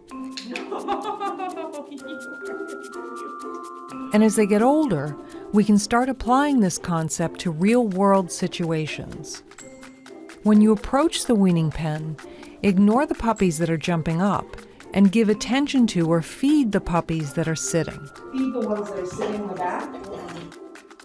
Ask everyone who visits the puppies to participate. You'll find that your guests enjoy helping out with the puppy training. At first, you might have to accept the puppy just getting all 4 feet on the floor. I mean, sitting is like extra bonus, but I will take anything that's not possible. See this here? This, good dogs. Dogs back in bed. These puppies are all up here. Now, when one of them gets back down, there, good boy, Rocco. You want to catch that? That's it, good. But eventually, they all learn to sit. Patience is key. The puppy has to figure out what the behavior is without you telling him. You don't want to have to ask him to sit down. You want him to automatically sit when he wants something. She just waits now. She just waits, exactly. Once the puppies are sitting automatically when people approach, it's time to raise the bar.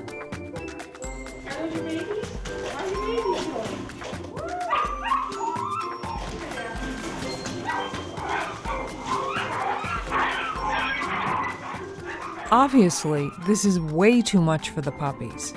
They're not capable of learning anything when they're in this state of arousal. So the first step is to lower the excitement level to a point where the puppies can learn. Motion is a big trigger for excitement. So we'll eliminate movement and start with Daphne very still near the pen.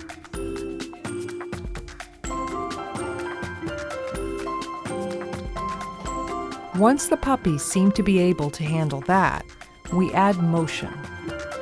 Because motion is a big trigger for excitement, we move about 4 feet away and gradually work our way closer to the pen. After just a few minutes of training, Daphne's able to walk right up to the pen, and the puppies remain calm and offer to sit. Get in the habit of waiting for puppies to sit before giving them attention or treats. It takes so little effort and yields a valuable lesson that really sticks with them as they grow up. Oh, that's very good. That's very good. He remembers that. He remembers that. He remembers doing that one. He does. He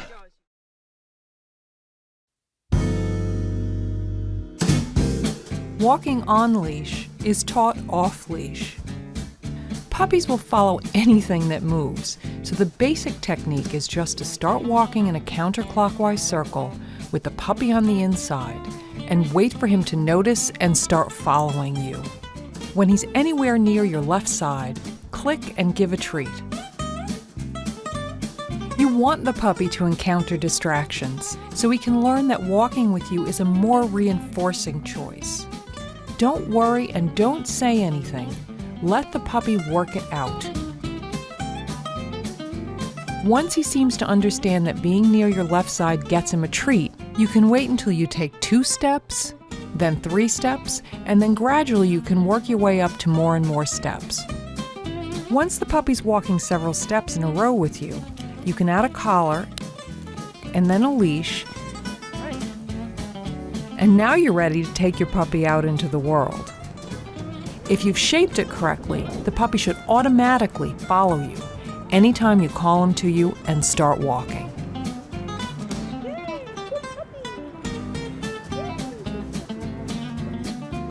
The leash is not a training tool, and it's immaterial to teaching this behavior. You should use a leash when you walk your dog, but that leash is only there as a backup. Think of it as a mountain climber's safety rope, not something you rely on, but could save your life when things go wrong. You can outrun puppies under 12 weeks old, so you can use any large space to do this exercise. But for older puppies and adult dogs, you should only do this exercise in a safely fenced-in area. Here's Betty, ready for her very first leash walking session. Let's learn how to do leashes. She has no idea she's supposed to be working. So I call her, reinforce her for coming to me, and then start walking. I'm going to click her anytime she's within a few feet of my left side. At first, it doesn't matter if the puppy actually knows why she's getting clicked. Even if the puppy just happens to be in position, click. Just keep walking in a small circle, positioning yourself so that the puppy is on the inside. Girl, that's really good. Good girl. Looks like she's got it. Now we can boost the difficulty for her by adding a collar. With puppies, you have to take baby steps and change only one thing at a time. Adding a collar may not seem like a big challenge, but it's new and it feels funny on her neck. Once she's used to the collar, it's time to boost the difficulty again by adding a leash, Now we're going to add that on, yes. which is a bit more of a challenge. Really tough with the leash on. The leash is tricky because when the puppy hits the end of the leash, it activates his opposition reflex, and he'll naturally pull and fight against it. Continue to let the leash run through your fingers, drop it if necessary, and keep moving forward. The second your puppy starts moving toward you, click. In no time at all, the puppy will learn that hitting the end of the leash is a cue to come back to you. Once Betty's used to the leash, I boost the difficulty yet again by asking for 2 or 3 steps in position before I click. Good girl. Come here, girl. By the end of the session, Betty's walking about 12 steps on leash, which is more than enough for a puppy this age. She's getting tired. It's tough work. Whoa, this walking on leash stuff is tough work. This session lasted just over 2 minutes, and it's time for a nap so Betty can process all she's learned. I think that's enough. I think that's enough for a tiny puppy. Here's your cookies. Did you like it? Oh, that was a big lesson. Here we go. Here we go. 2 days later, we have some visitors who are thinking about bringing home a puppy. And Betty's ready to demo her loose leash walking skills. And I'm going to click her as soon as I put the collar on and give her a cookie. Whoa! So she has a good association with that. Betty's only had that 1 2-minute training session, yet she comes out 100% more confident than she was in the last session. This is a perfect example of the power of short sessions with lots of rest in between. Very nice. So you see how that kind of works. But training the puppies is only half the equation. The prospective owners also have to be taught how to communicate with the puppies. This is Rocco, so come on out. Now already Rocco comes out to give them their first lesson. cold, it's out here, I'm by myself, and with my peeps. Puppy, puppy, puppy.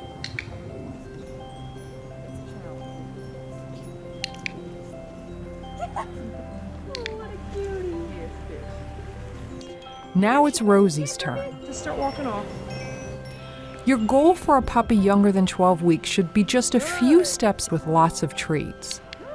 Teaching them to walk for longer distances and weaning them off treats will come later. Here, the tiny tug on the leash activates Rosie's opposition reflex, and she begins bucking and fighting the leash. The opposition reflex in dogs is powerful, and when you activate it by tugging on the leash, you could, ironically, wind up teaching the puppy to pull on the leash instead of walk with you. When she grabs it, Yeah, you just wait till she looks at you and push it. That's it. She'll forget about it right away. If, on the other hand, you avoid tugging on the leash while you're training him, your puppy will learn not to fight the leash, and you'll never have a problem with it. Yeah, there you go. Just 2 minutes spent on this exercise now will save you hours of training in the future and lay in the foundation for many enjoyable walks together in the years to come.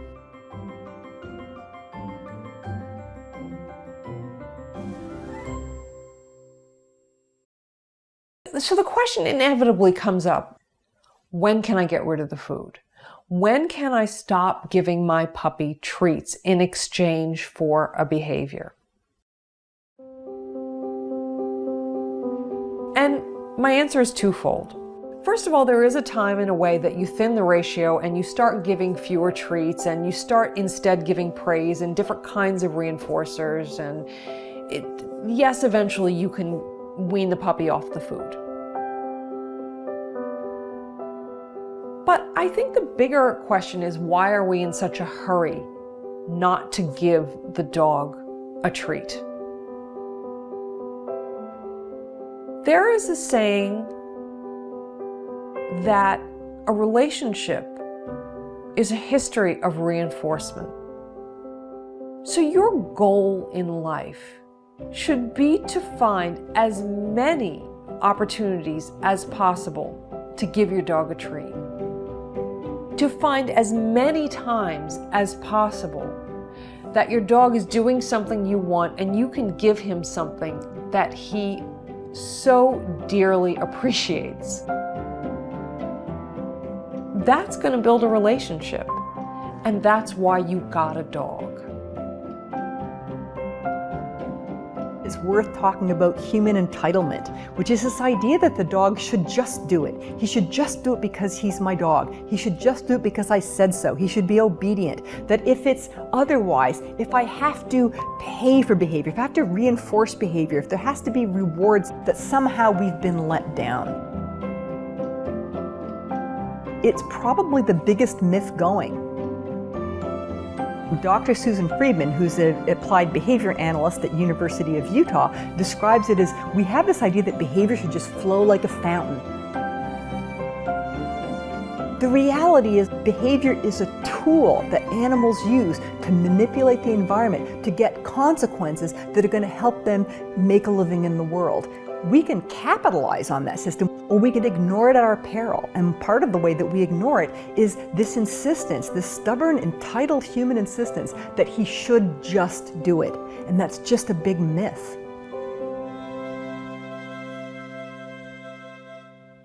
In order to evaluate a litter, you have to have an excellent understanding of breed type, structure, and movement.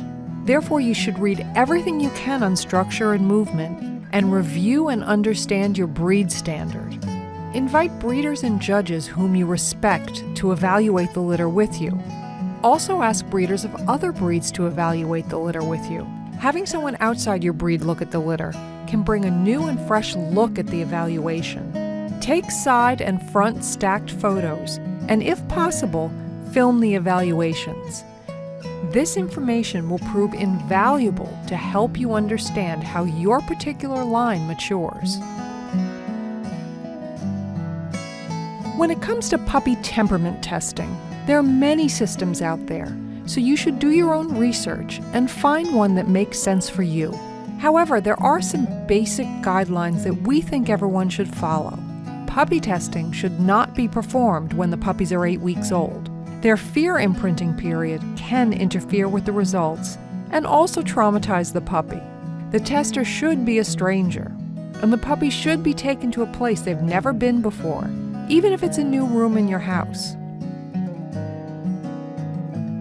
What's normal and desirable will vary from breed to breed, but in our opinion, a 7-week-old puppy should be happy, confident, and comfortable in the presence of strangers, no matter what the breed. Some breeds of puppy will be more outgoing than other breeds, but every puppy should be comfortable.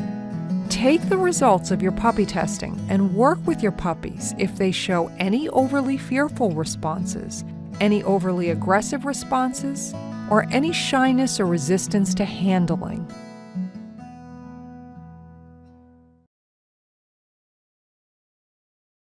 Here's a review of the things you should be aware of when the puppy's 8 through 9 weeks old. At 8 weeks old, the puppies usually go through a strong fear imprint period. This fear period can last a few minutes to a week. The fear period may not be obvious if you've raised your puppy well, but be alert to signs of extra fear and protect your puppy during this time. Reasonable minds differ, but we avoid placing or taking puppies off premises between 8 and 9 weeks old.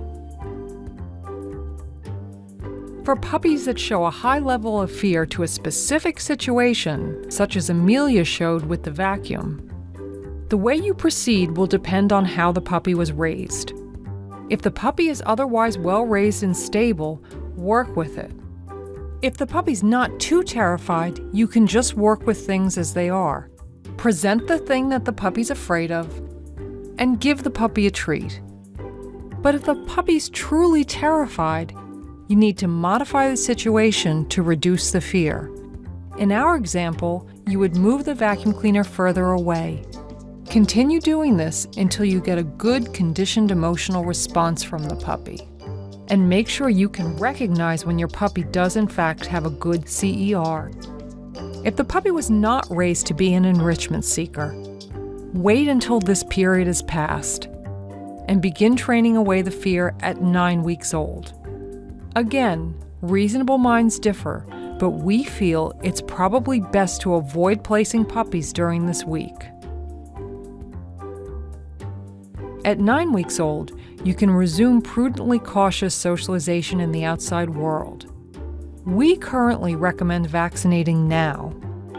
An alternative is to vaccinate at 7 weeks, but we avoid vaccinating during the 8-week fear period. When you do take your puppy to the vet, bring food and treats. Feed the puppy when he's being handled, manipulated, or procedures are being performed, and then ask the vet to give the puppy treats afterwards. Here are our recommendations and advice for placing puppies. Make choices about when to place puppies based on the size of the litter, the experience of the puppy buyers, and your vaccination protocol. If you only have 2 puppies, you might consider holding onto those puppies longer to get them through the first 12 critical weeks. But if you have 12 puppies, chances are you won't be able to give them all the individual attention they need. If you have extremely experienced puppy buyers with friendly dogs at home, you might consider placing those puppies first and hanging on to the puppies that are going to less experienced homes or homes that don't have another adult dog. Your vaccination protocol also can dictate when you place puppies. Be aware that it takes 7 days past the puppy's first vaccination to be sure that the puppy's mounted an immune response. We'll discuss more about this in the vaccination versus socialization section, but for us, we like our puppies to have at least 1 vaccine on board before they go to their new homes. When a puppy goes to his new home at 10 weeks, he's gotten over his fear period. We've had a chance to instill some foundation training, and we've had the opportunity to expose him to some carefully scripted socialization experiences. Yet he still has 2 weeks left in the critical socialization period, which will allow the puppy's socialization experience to be customized to the needs of that particular home. We feel this strikes a nice balance between allowing the puppies to benefit from our experience during the critical socialization period, yet still integrate well into his new home. When you place puppies, we recommend you make these 4 key points to your new puppy owners. From age 10 to 12 weeks, they should meet as many friendly dogs as possible. Again, dogs don't generalize, so they should meet dogs of different sizes, different colors, especially black dogs with dark eyes, short and long coats, prick and drop ears. Accustom him to the venues he'll experience as an adult. If the puppy's going to a home where the people like to camp, the puppy should ride in their camper. If the family likes to boat, the puppy should go on their boat. Again, no matter what, emphasize quality over quantity. One bad experience can imprint just as easily as a good experience during this time. Finally, puppies need a lot of rest. At 10 weeks old, a Bull Terrier puppy will have about 1 hour out and then need a 2 to 3 hour nap. Some breeds sleep much more and some much less, but generally speaking, puppies need a lot of rest. In addition, the puppy buyer should continue actively socializing the puppies to as many different types of humans as possible. Finally, although there can be different situations and reasonable minds can differ on the best age to place puppies, it should raise a red flag for you if a breeder tries to place a puppy under 8 weeks old.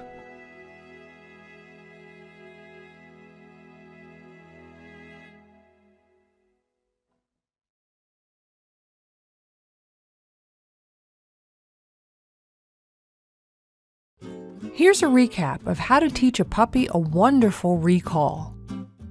Breeders should pre-install a good recall in their puppies. Pre-installing a good recall in puppies is effortless and one of the best value adds a breeder can give a puppy buyer. All you have to do is use a unique puppy call whenever you put the food down for the puppies. We use puppy, puppy, puppy, but any unique call would do. Make sure you use your puppy call just before you put the food down. The puppy call has to predict the food. If you use the puppy call after you put the food down, it won't predict the food. In no time, the puppies should become unhinged with excitement when they hear the puppy call. We begin segging the puppies to an adult recall when they're about 6 weeks old. But the procedure is the same for puppies of any age, so the recommendations in this section apply to both puppy owners and breeders. You can use any recall word you like, but it should be high-pitched and staccato. Our grown-up recall word is come, but you can use any high-pitched staccato sound. Another good one frequently used is here. Next, you should add the adult recall word to the puppy call. It's probably best to use the adult recall word first and then the puppy call. But in reality, we sometimes use the puppy call first and then the adult recall word, and it works fine. You then fade the puppy call gradually. For example, say puppy, puppy, puppy, come. Then pup, pup, come.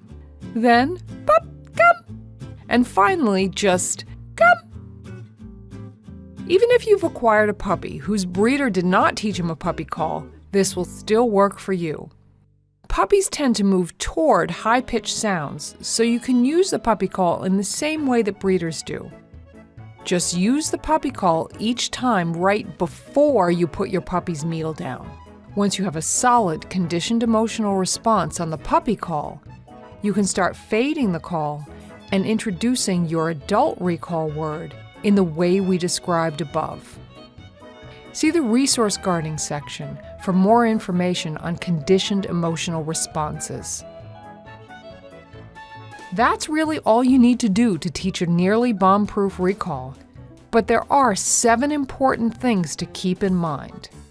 We're creating a classically conditioned response so that your dog almost involuntarily comes running when he hears the recall word. In order for this to work, the puppy has to get something wonderful every time he responds to the call, and that has to continue for the rest of his life.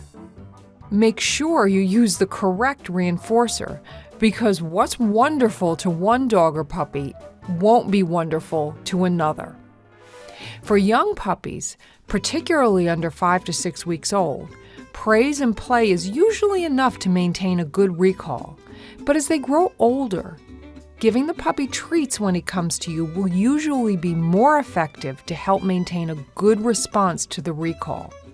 Certainly, by 16 weeks, most puppies will respond much better to food than to praise.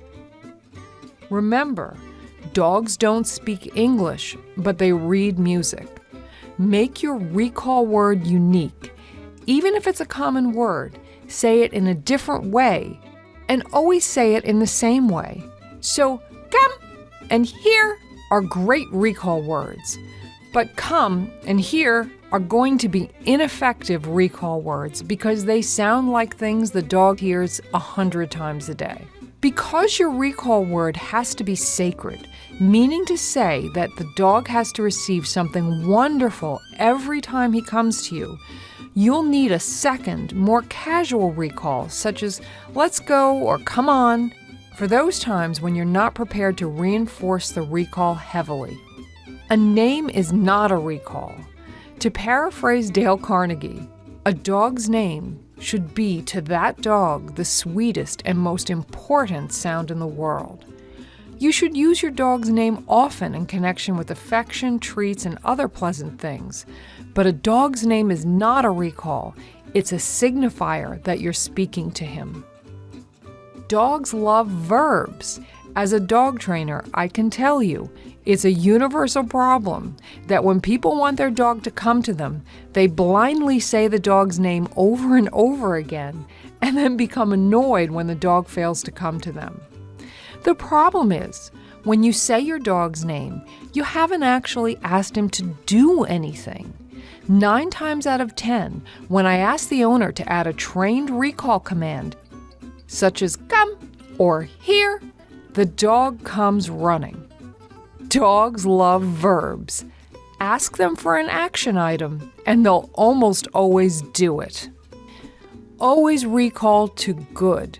You should never call your dog to you and then do something unpleasant, for example, clipping nails or cleaning ears. If you're about to do something that your particular puppy does not like, just go over to where he is and either lure him with a treat or put a leash on him and walk him where you need to go. Either way, he should get a treat for going along with your plans, even if it is reluctantly.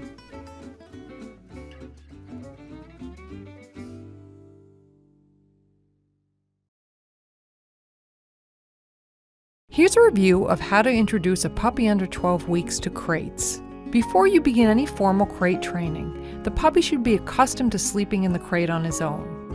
Breeders should leave open crates in the weaning pen to get puppies used to them. If you acquire a puppy that has not been accustomed to crates in this way, you can leave an open crate in the puppy's playpen and he'll climb right in. Once the puppy's comfortable sleeping in his crate on his own, you can begin actual crate training. To prepare for a crate training session, withhold food for 3 hours and withhold water for 1 hour. Take the puppy outside and make sure he does at least pee. Inspect your puppy and make sure he's 100% well and not injured in any way. Now you're ready to close the puppy in his crate. Place the puppy in a crate with a nice meaty bone. Close the door. Make sure the puppy is engaged in chewing, and then leave the puppy for just a few seconds. Return and let him out before he starts fussing. Remember, when you take away his bone, do an exchange for the chew object. You can gradually work up to longer and longer periods. And you'll find when your puppy's tired after a long play or training session, he'll be almost grateful to go in his crate and take a nap.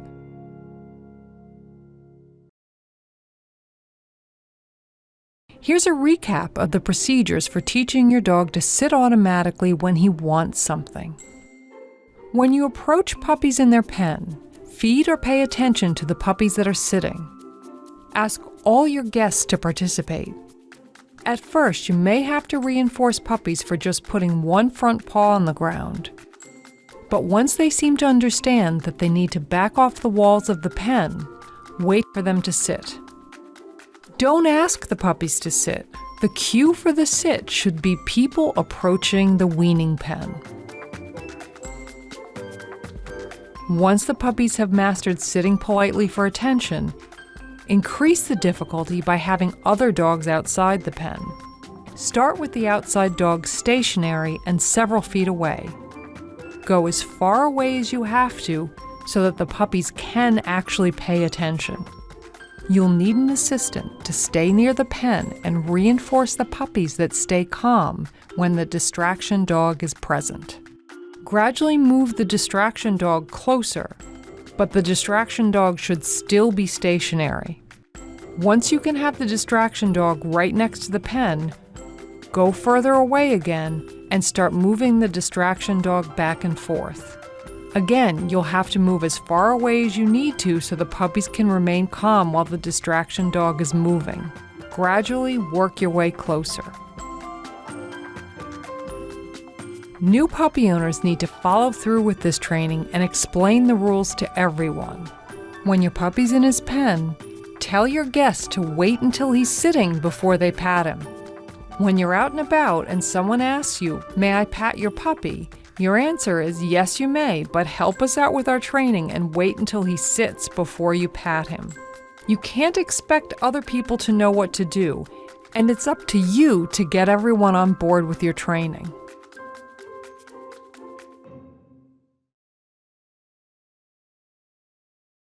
Here's a recap of how to teach a puppy under 12 weeks to walk on leash. Begin walking in a counterclockwise circle, about 10 to 20 feet across. Your puppy will naturally start following you. When he's within 5 feet of your left side, click and treat. Gradually wait until he's closer and closer to your left side before you click and treat. Once he's clearly running to your left side as you walk, take 2 steps with him in position before you click and treat. Then wait for 3 steps. Then gradually work your way up to about 3 to 5 steps. Now you can put a collar on your puppy and click him for walking next to you just as you did before. Once the puppy's used to his collar, you can attach a leash. If the puppy pulls or fights against the leash, let the leash slide through your fingers, drop it if necessary, and keep moving forward. Click and treat when the puppy starts following you. Remember, keep sessions to no more than 1 to 2 minutes at a time. In no time at all, the puppy will ignore the leash. Your goal for a puppy under 12 weeks old is that he should be able to walk about 10 to 15 steps on leash before you give him a cookie. To continue with your training, see my book, When Pigs Fly: Training Success with Impossible Dogs, for complete instructions for older puppies and adults.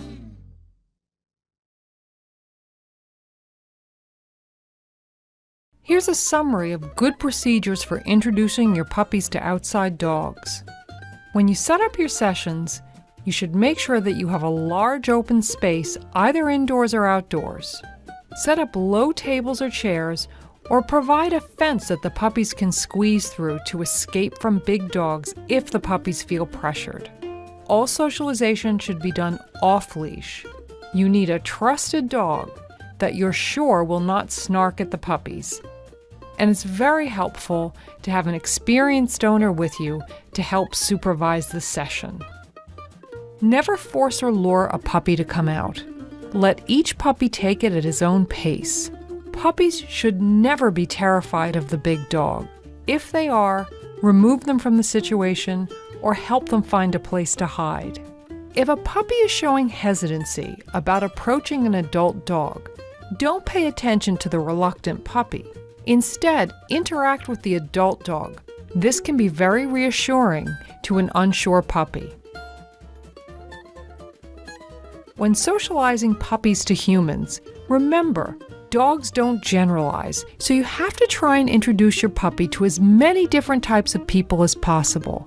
Examples are men and women, people with deep voices and people with shrill voices, tall and short people, thin and fat people, different races and ethnicities, babies, teens, seniors, and every age in between, odd clothing, hats, boots, high heels, glasses. You should also introduce your puppy to people using medical appliances like canes, walkers, and crutches. All of the above notwithstanding, always err on the side of quality versus quantity and make sure that all of your puppy's interactions are positive ones. If you're ever in doubt about whether a situation, dog, or person is going to be a positive experience for your puppy, pass on that interaction.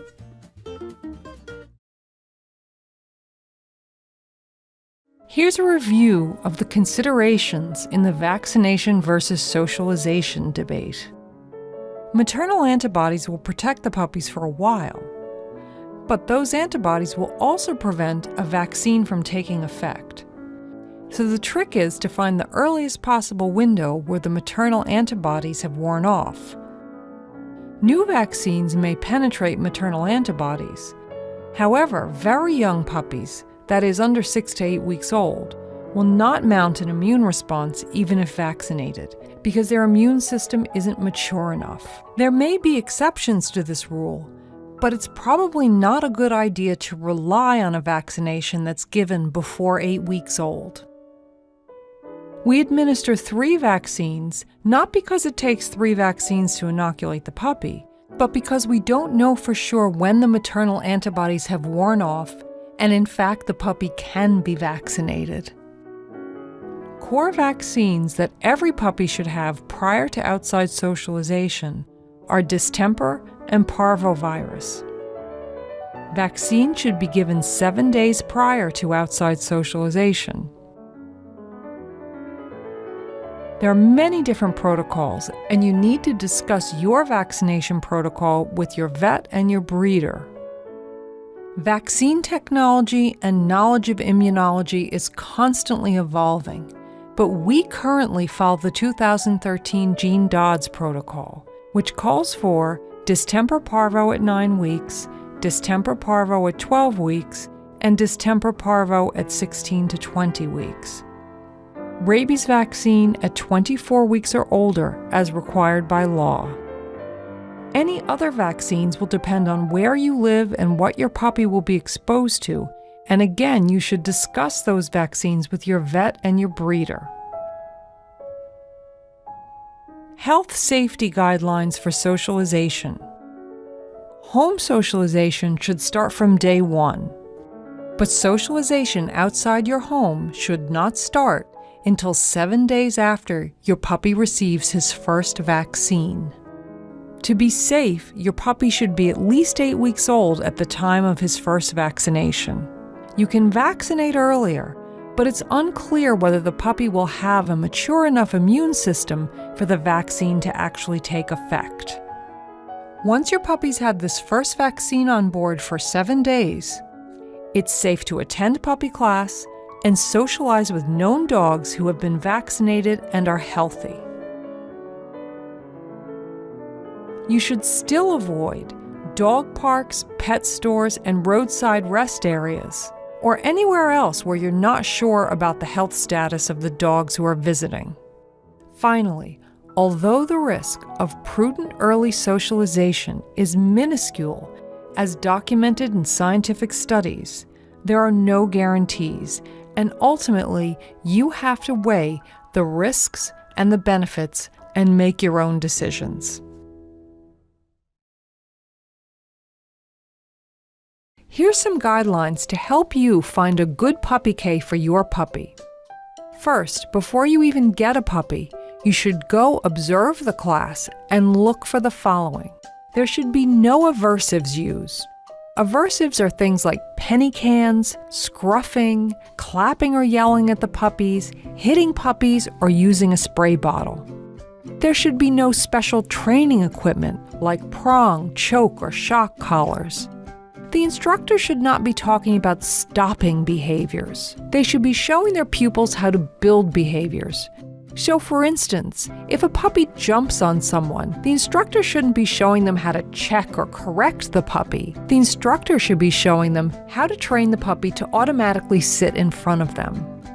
There should be no verbal or physical corrections, no kneeing of the puppy, no grabbing the snout or pressing on the puppy's tongue, no clapping or nagging verbal corrections like eh. Again, the instructor should be showing the students how to build good behaviors, not punishing the puppies for bad behavior.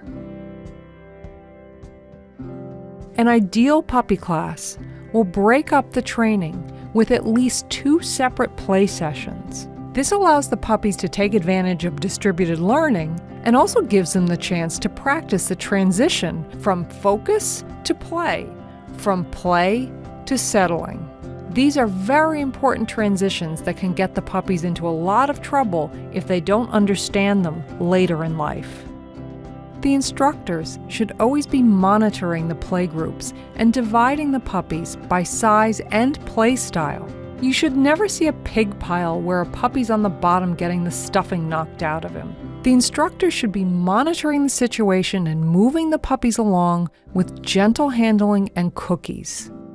Finally, the puppies should always have a way to escape if they need to take a break from the action, and no one should be forcing them to come out until they're ready. A good adult dog in class is a plus, but the dog should be very subtle and should not be using rough corrections on the puppies. The puppy shouldn't be afraid of the adult. Ideally, you'll have 1 instructor for every 2 to 3 puppies, and those instructors will be experienced enough to give you help raising your puppy. If there's senior staff that can give you behavioral help, that's a big plus too. Particularly if you live outside of an urban area, you may have trouble finding a good puppy K. So here are some tips for setting up your own sessions. Look for puppies who have similar play styles to your puppy, and that when your puppy meets them, you see reciprocal play, where the puppies take turns chasing each other and take turns pinning each other to the ground. Pick up puppies if they get too rough, and gently break up puppy tangles and move them out of corners using food. Provide a low table or chair for smaller puppies to get away from larger puppies. Take turns holding and training each other's puppies. Don't forget to break up your training sessions with at least 2 separate play sessions in between. 30 to 45 minutes is more than enough time. Again, the dog park is not a good option for socializing your puppy. It's unpredictable, potentially dangerous, there are dogs of uncertain health status, and it exposes your puppy to potential fear-provoking situations.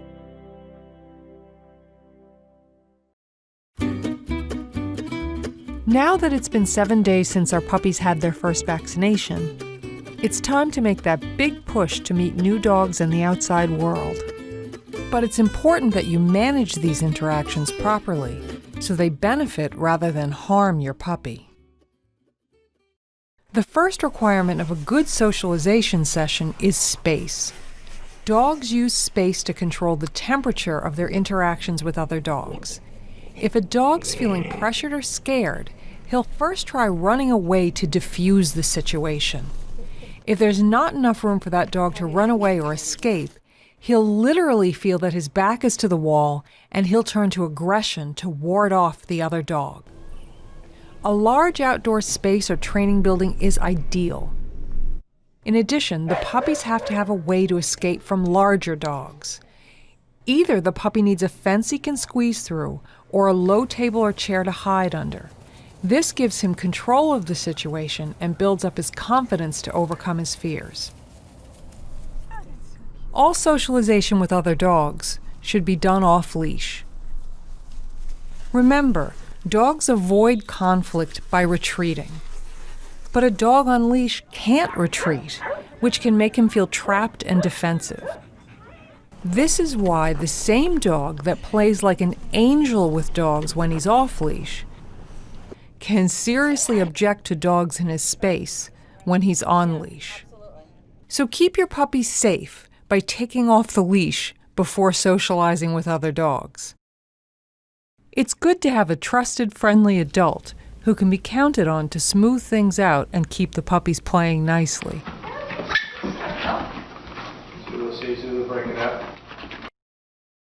Finally, having the help of an experienced owner who understands dog behavior and body language is very helpful. Molly and Erica are coming to visit the puppies today.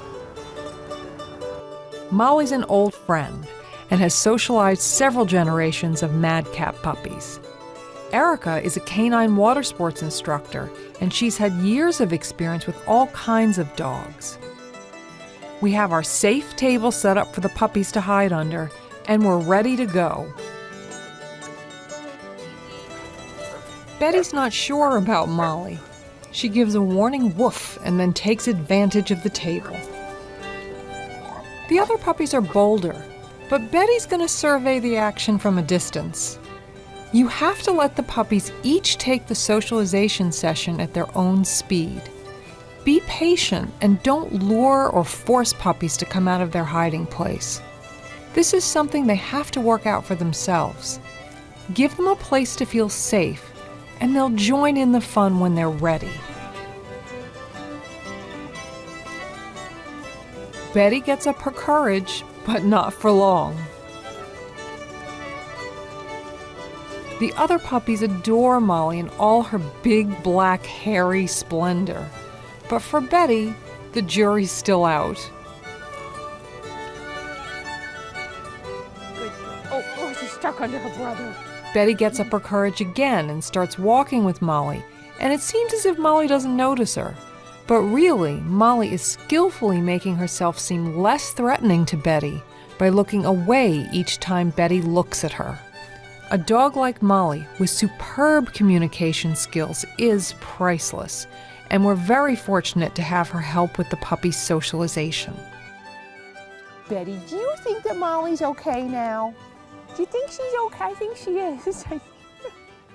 You've heard of tough love. This is new flow. Walking along together is a great way for dogs to diffuse tension and bond with each other, so be sure to throw some short walks in your socialization sessions. Betty likes the idea of taking a walk with Molly and happily follows along.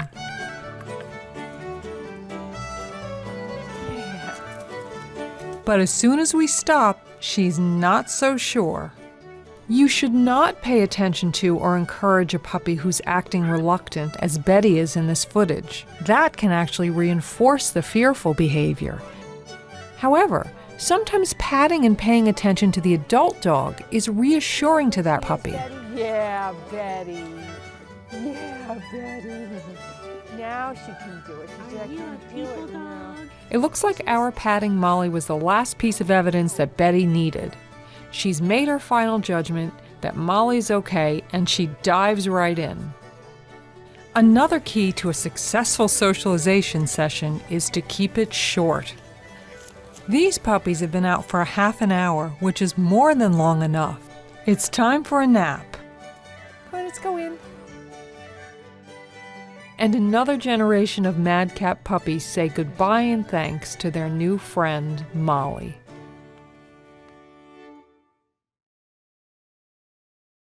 We continue training the puppies in increasingly challenging behaviors.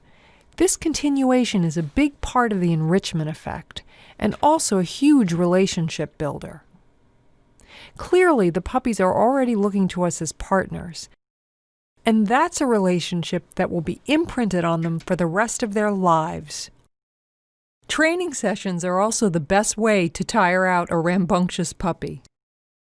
A tired puppy is a good puppy. Yes, that's true. However, you're going to have a very difficult time tiring out a puppy physically. They have a lot more stamina than you do, and they tend to go from moderately entertained to overamped in a heartbeat. And they skip that sweet spot where they're going to take a nap. 2 hours of physical exercise, you'll probably have a wired puppy that's still running around biting you. On the other hand, 15 minutes of training your puppy, 15 minutes of mental exercise will wipe them out, and they'll be ready for a nap, and everyone's happy.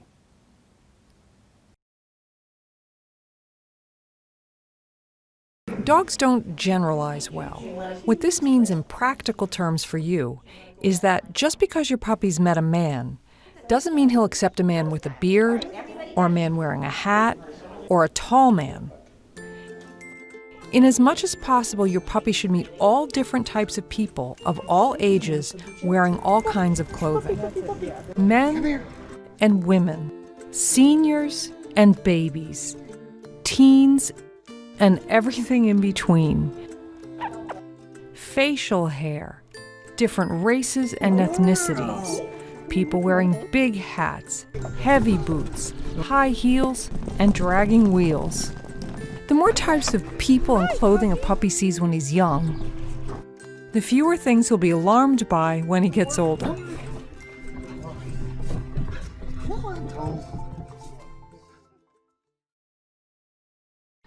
We present dog training seminars around the world, so when the puppies are 11 weeks old, we pack up the ones still with us and head down to South Carolina.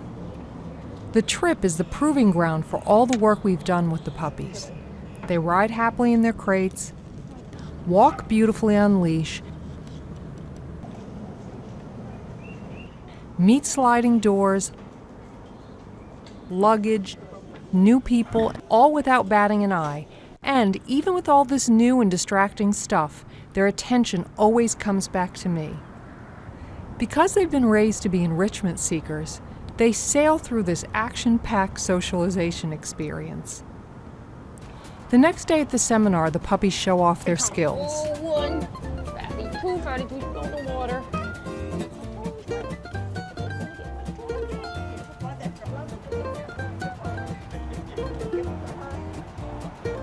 Looks like the manding exercise paid off. Primo runs up to the first person he can find and offers to sit for her. The other two are boys. Warthog. Warthog.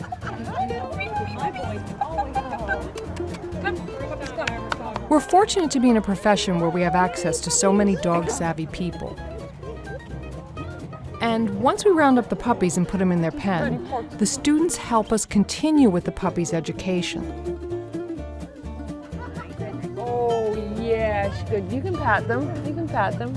But wait till he sits. Pat the one that's sitting. We want to teach them to sit. Yes.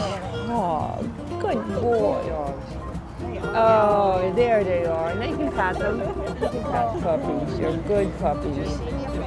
That's how they learn. All right, guys. Thank you. Let's get... Our seminar students always work with one of our dogs first. That's it, so she gets the idea. Now she's going to do it. Click. Okay. You see how soon I'm saying click and where you're clicking? That's a 0. So the student can learn the exercise with the dog that already knows it. Now let her turn around. We find this gives them more confidence and makes things go much better when they begin to train their own dog. Yay! So. Today, Betty makes her debut as a teacher. Okay. Don't let her fool you. She's a tiger. Okay. Are you ready? I think. Because of all the work we've done with her, she has no hesitation working for a complete stranger and showing him the ropes of our training technique. If she's on there and it moves, that's it. Looks like she aced her first teaching assignment. Good, Betty. Yay, Betty. She's like, oh no, I'm not done. Between meeting new dogs and taking a road trip, these puppies have been exposed to a lot of socialization and enrichment, but also potentially a lot of disease. Are we taking a big risk bringing these puppies with us on a trip after only one vaccination?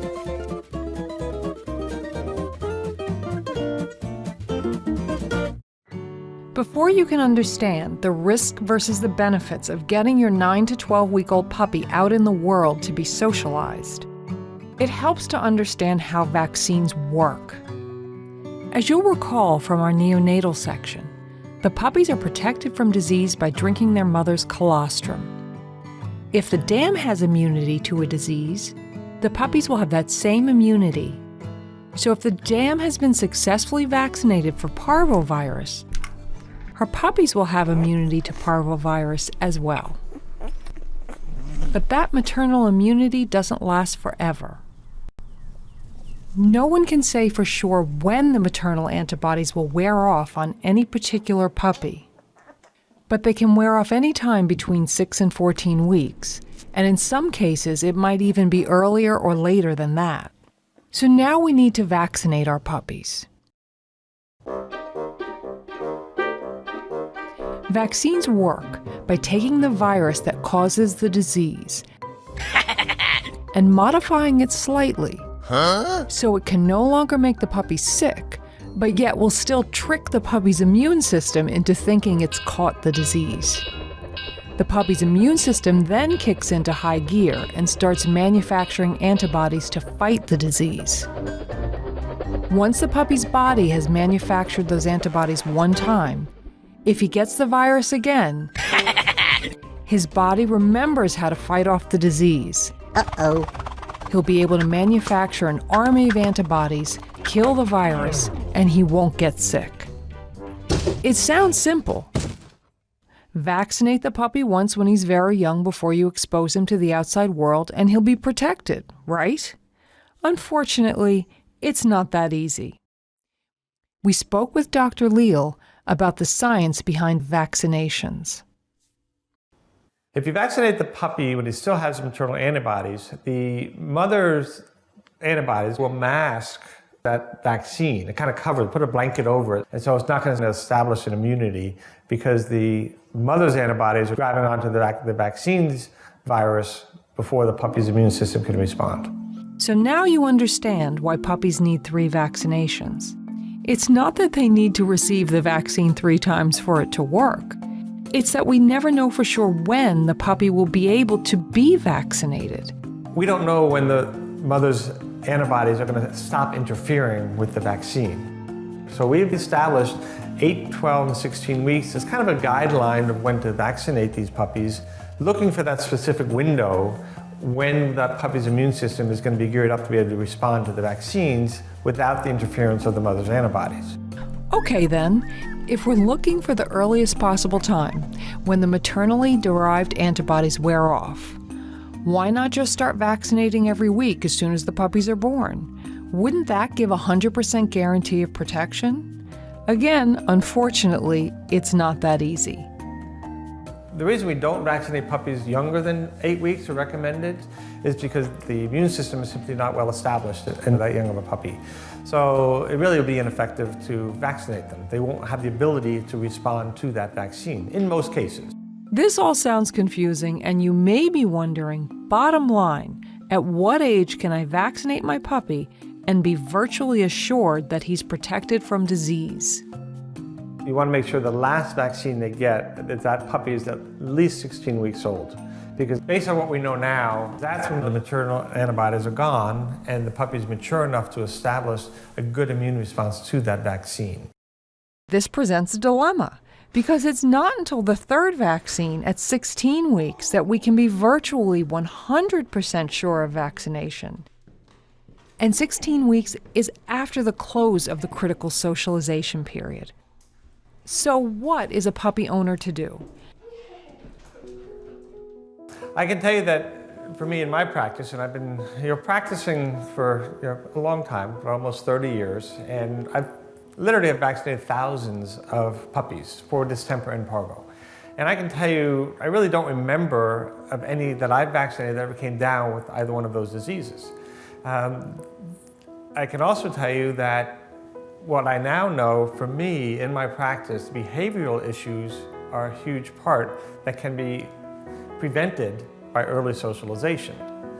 And so when we start comparing, exposing puppies to socialization classes, for example, with only 1 vaccine under their belt, I think the risk is minuscule that they come down with one of those diseases, compared to the high risk of developing behavioral issues by not being socialized during that critical period of the puppy.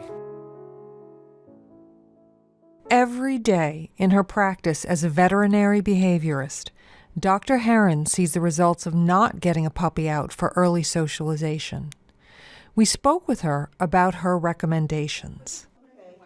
If you're bringing in people, not dogs, and socializing them to objects, sights, sounds, and activities in the safety of your own home, that can start right away, from day one. You really need to get them started with socialization at home in that safe, controlled environment right away. But, Dr. Heron adds, socialization that takes place outside the safety of your own home requires different precautions. Getting them to the outdoor world and introducing them to lots of different novel things, people, and other dogs really need to make sure they have the immune system that's going to protect them from infectious diseases. And my position is that puppies should have their first set of vaccines about 7 days prior to that sort of outdoor socialization where we're actually taking them to novel environments. So one really great way to have controlled opportunity and a safe, effective means of socializing these puppies is to get them into a puppy class, or what we might call puppy kindergarten. And a lot of people have concerns about taking their puppy out into the world or to a puppy class with only one set of vaccines on board, or exposing them to other dogs. They haven't had all their vaccines yet. I'll hear a lot of veterinarians actually recommend to their clients, well, we can't take them to puppy class because they don't have all their vaccines yet. You really need to look at the risk-benefit ratio here when you're socializing your puppies. Recently, there was a study where they looked at over 1,000 puppies who attended a puppy socialization class, and the minimum requirement being they started class 7 days after their first set of vaccines. And wouldn't you know, not a single one of them had a case of parvo out of over 1,000 puppies. So really, the risk of infectious disease, if you're following that minimal requirement of vaccinating that puppy 7 days before the start of class, is minuscule. Yet the risk of their developing a behavior problem from a lack of socialization during that very critical time is substantial. My personal experience in seeing thousands of canine aggression cases, that those puppies that are not socialized before 12 weeks of age are going to develop serious problems. So it's actually quite devastating to me when I am presented with a puppy, say 6 or 7 months of age, that really has not been socialized at all. Because the problem is, we can't turn back time. I can't go get that sensitive socialization period back. I can't go back to 3 to 12 weeks, make that brain a sponge again, and give them that experience. Unfortunately, now what we're left with is a dog who sees life as novelty and potentially sees life as dangerous. And the risk is that that dog's potentially going to show aggression problems, going to break that human-animal bond, going to end up potentially losing its home, and very tragically, some of these guys end up losing their lives. So when you compare the risk of a puppy losing its life to an infectious disease versus a puppy losing its life to a later behavior problem that may develop due to a lack of socialization during that 3 to 12 weeks of age period, there's no comparison. It's minuscule. The risk of that puppy, if they are vaccinated 7 days before you're really exposing them to anything, is minuscule of getting that infectious disease, whereas the risk is huge for them to develop a behavior problem that may lead to a serious issue of them either losing their home or losing their life. The importance of puppy class and socialization for puppies under 12 weeks old is well accepted. Numerous universities and veterinary societies have come out in agreement with this position. There are, however, some safety guidelines you should follow. Along with most experts, Doctors Leal and Heron agree that the 2 essential vaccinations puppies need to receive before heading out into the world for socialization are parvovirus, or parvo, and distemper. Once your puppy has received 1 round of vaccinations when he's at least 7 or 8 weeks old, you can feel safe socializing him in the outside world. But until he's received his last vaccine after he's at least 14 to 16 weeks old, you should take some additional precautions. Don't expose them to other puppies that have not been vaccinated for things like distemper or parvo. Stay away from dog parks, pet stores, and even roadside rest areas, because these places have animals that may or may not be vaccinated. Finally, back to our original question. Did we take a big risk by bringing our puppies on that road trip? As far as infectious diseases, such as parvo or distemper, I don't think that's a big risk that you were taking at all, because you essentially use very responsible precautions to prevent them from being exposed to something like that. And if anything, it's just a very big added benefit. For us, when we weigh the risk of disease versus the huge benefits that can be gained by socializing and getting your puppy out in the world during this critical period. We feel the benefits much outweigh the risks. There are no guarantees ever in life that nothing's going to happen to your puppy. And what it all comes down to is you weighing the risks and the benefits and coming up with a formula that makes sense for you.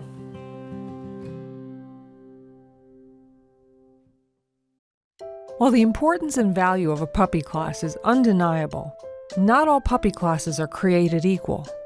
A good puppy class will be the cornerstone of your puppy's education, but a poorly run puppy class can badly damage your puppy. To learn more about what you should look for in a good puppy class, we visited Dr. Terry Bright, Director of the Behavior Department at the MSPCA Boston. Dr. Bright is an applied behavior analyst, and her training program is based on scientifically proven, effective, and safe methods. Her Puppy Play and Learn class is a sterling example of a program that provides a solid and safe experience for young puppies and gives them the foundation they need to be good pets in their new homes. When we started the training program at the MSPCA, I designed the puppy curriculum as a preventative behavioral health program.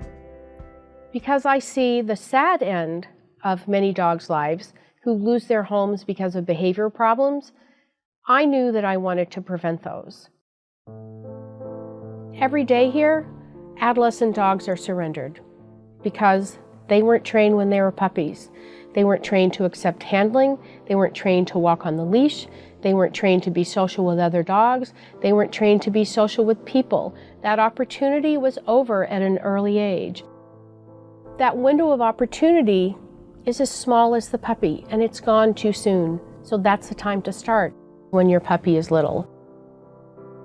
In my puppy class, I set it up so puppies would learn how to calm down when they needed to, how to be social with other dogs and a variety of other people, and how to work for their owners, to keep them in their homes, to create that bond that's so important between dogs and their humans. Without that bond, every dog is at risk.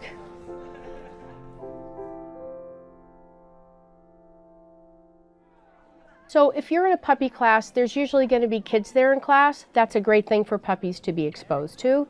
There are tall people, short people, fat people, skinny people, big men with deep voices, loud noises, all the kind of things that a puppy's going to be exposed to when they're a full-grown dog.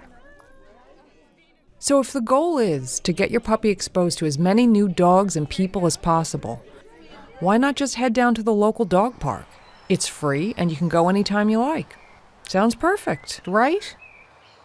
Well, maybe not. Dog parks are unpredictable places for dog behavior. You can't tell at a dog park what's going to happen day to day. And to insert your puppy into a group of dogs that you don't know, whose behavior you can't predict, is potentially dangerous at worst and exposes your puppy to potential fear-provoking situations. Why would you have that for your puppy? The ideal puppy class is predictable. You bring your puppy in, you can see what's going to happen, you know what's going to happen. Your puppy's not going to be injured by a dog who's aggressive. Versus at the dog park, anybody could be there on any given day. The MSPCA's Play and Learn is a fine example of a good puppy class, both in content and structure. Dr. Bright takes us through a typical class plan. So they come in, they have a nice settling period for a few minutes, and then some training, sits, downs, puppy, what's my name? I'm gonna work on pup, what's my name? Esmond. Click then feed. And then they play for a while. We divide the play groups so that the puppies are matched by size and play style. You don't just put the puppies who are under 10 pounds in one area and the puppies who are 10 to 15 pounds in another area, because then you could potentially have an 8-week-old Jack Russell Terrier in with a 4-month-old Chihuahua, which would be a disaster. you probably want to put the Jack Russell Terrier in with the bigger dogs because his play style matches them both. So this is where the wisdom and the experience of the instructors makes the play groups, you move puppies around until you see appropriate play breakout. So it's kind of doing a puppy Rubik's Cube until you see the behavior that you want from these puppies. We have the owners sit around the edge of the group, and the instructors regulate the puppy activity. So what we're looking for is reciprocal play from the puppies. We're making sure that one puppy isn't always at the bottom of the pile. We're picking up a puppy who's a little too aggressive with other puppies. We're pairing him with an older dog who teaches him to be more appropriate.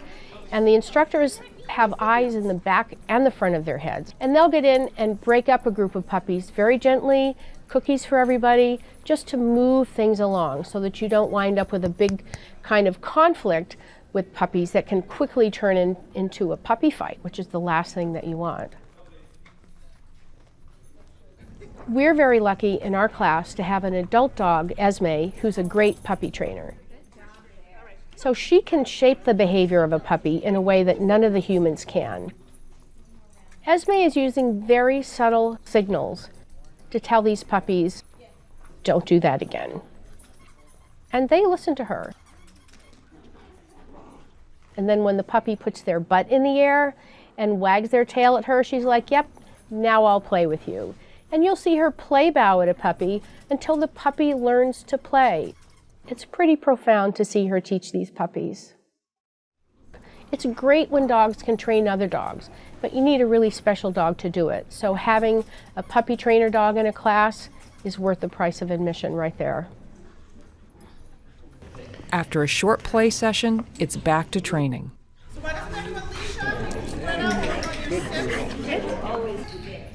So what you're going to do is you're going to load up with some yummy treats, and you're going to pass your puppy to the person on the right, and you're going to tell them the name, and that puppy's going to get a cookie.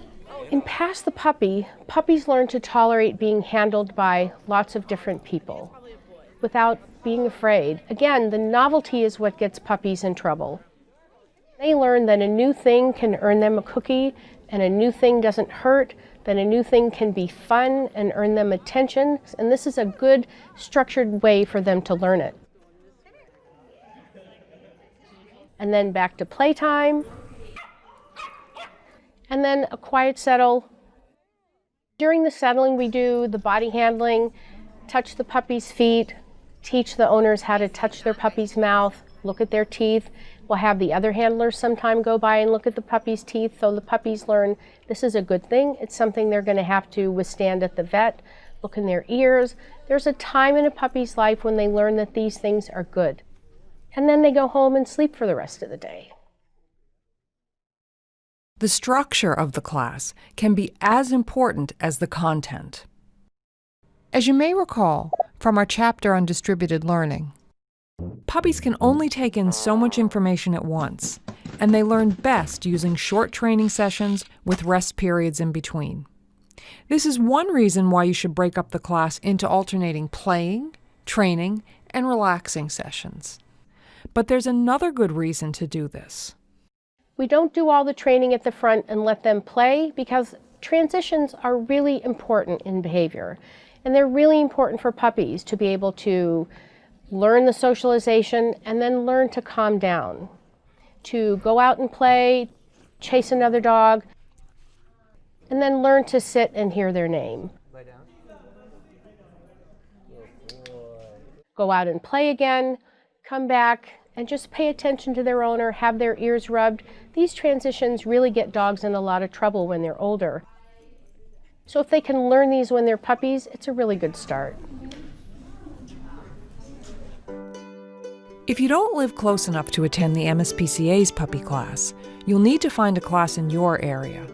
Dr. Bright gives a 12-point checklist you can use as a guideline when you're researching puppy classes. If someone needs to find the best puppy class in their area, they should go watch it. You want to make sure there's no pig pile, just a bunch of puppies thrown in a room together and people standing around the edges smiling and pointing and laughing while the puppy on the bottom is getting the crap beaten out of him. Can't have that. So you want to make sure that the instructors are helping the puppies to have a good experience and that they're not doing anything to scare the puppies. So make sure that nobody is using a spray bottle, a penny can, nobody is clapping and yelling at puppies, nobody is grasping the puppy by the collar and shaking them, known as scruffing. If you see any of that, just leave. That's not the place for you. Make sure the puppies are allowed to escape while they're playing. Don't have people grab them and throw them back in. They need to be able to escape, take a rest, and then go back. If there's an adult dog that can help train the puppies, that's magical. But watch the adult dog. Are they scaring the puppies like the puppies are running away and piddling on the floor? That's not the right dog. Watch for what they use for training equipment.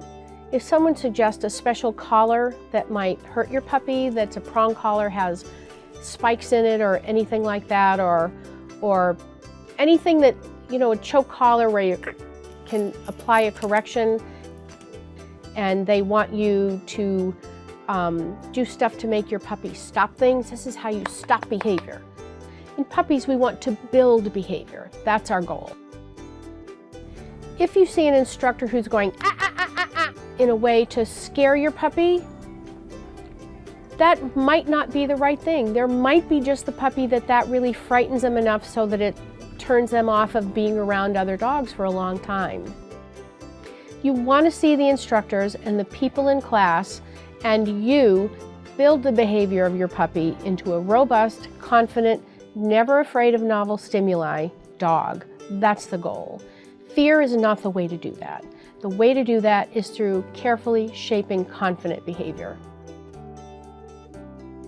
One thing you want to make sure of is you have one person for every 2 to 3 dogs. You can't have one instructor in a class of 10 or 15 dogs. That's just asking for trouble and no puppy is getting the right amount of attention and training. Make sure that there's help for you in other puppy things that you need. Can they help you with house training? Can they help you with mouthing? Is there someone senior on staff who can help with other behavioral issues as your dog ages? That's really an advantage. At the MSPCA, everyone has me to ask in class, and that's great. There's no reason to use force or fear to train your puppy, and this is well supported by research. Nonetheless, you may find yourself in a position where a dog trainer is suggesting the use of punishment or force to train your puppy. Dr. Bright has this advice. You would never allow someone to deliberately intimidate your 2-year-old child.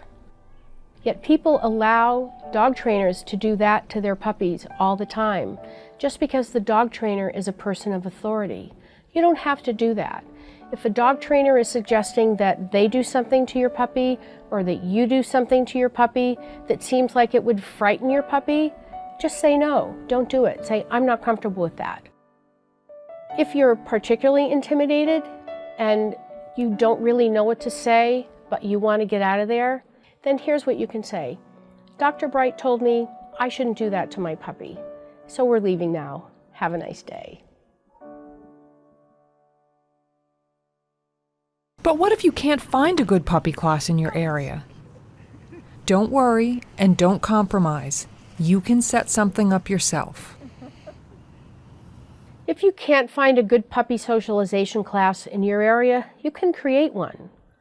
Find friends that have puppies that are about the same age as yours, about the same play style, and arrange to meet somewhere where there's a fenced-in yard. It could be a baseball field, could be a tennis court, could be someone that has a yard, and meet. Bring handfuls of cheese and hot dogs and let the puppies play for 2 minutes at a time, then break them up and do sits and downs. Take turn holding each other's puppies. But don't make the mistake of just taking them to the dog park and letting them go run with the other dogs. Unpredictable, your puppy could be hurt, they could be scared. Find puppies and other dogs that are like your dog, that when your puppy meets them, your puppy looks happy. They wag their tail. And the other dog looks happy and wags their tail. And they both put their elbows on the ground and they stick their butts in the air. get that person's phone number and say, what are you doing on Saturday? Finally, when it comes to socialization, more is not necessarily better. What, are you done? No, Yeah. you're done. Okay, that was, that's the, I'm done. Okay, you're done. You can overdo it with socialization. So you wouldn't want to leave your puppy K class and take your dog to your cousin's house where all their dogs are. You know, you want to pace it. It's a baby. And so you want to give them a rest. You don't want to put a puppy in a position where it's been exposed to many new things, or so many dogs, or so many events that it's just tired and it learns to snap to make others go away. You can tell when your puppy's had enough and needs a rest because they can't recover. It's just like if you have a 2-year-old that is too tired to go to sleep. You're going to see the same kind of thing, where they're just more and more aroused and they don't settle to the same place that they settled before. When they settle, they go back to here, and then they amp up, and then they go back to here. And that's when you know, when you can't get your puppy back who's like, hey, loose and wiggly, time to go home for a nap.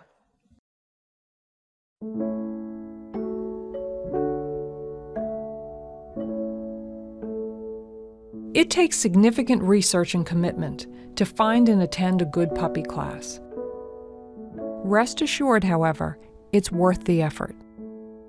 We've had some puppies that came from our shelter at the MSPCA who were marginal as little puppies going into class. They were fearful, they were under-socialized, they were afraid, they were sometimes aggressive in class, and we were able to pair them with dogs very gradually, with appropriate adult dogs, appropriate dogs for them to play with, and they grew up to be normal, functioning adult dogs who can play with other dogs, who can go to classes and enjoy them. And it's one of the most rewarding things for me in my life to see as a dog who could have easily been a juvenile delinquent instead of a doctor or a lawyer.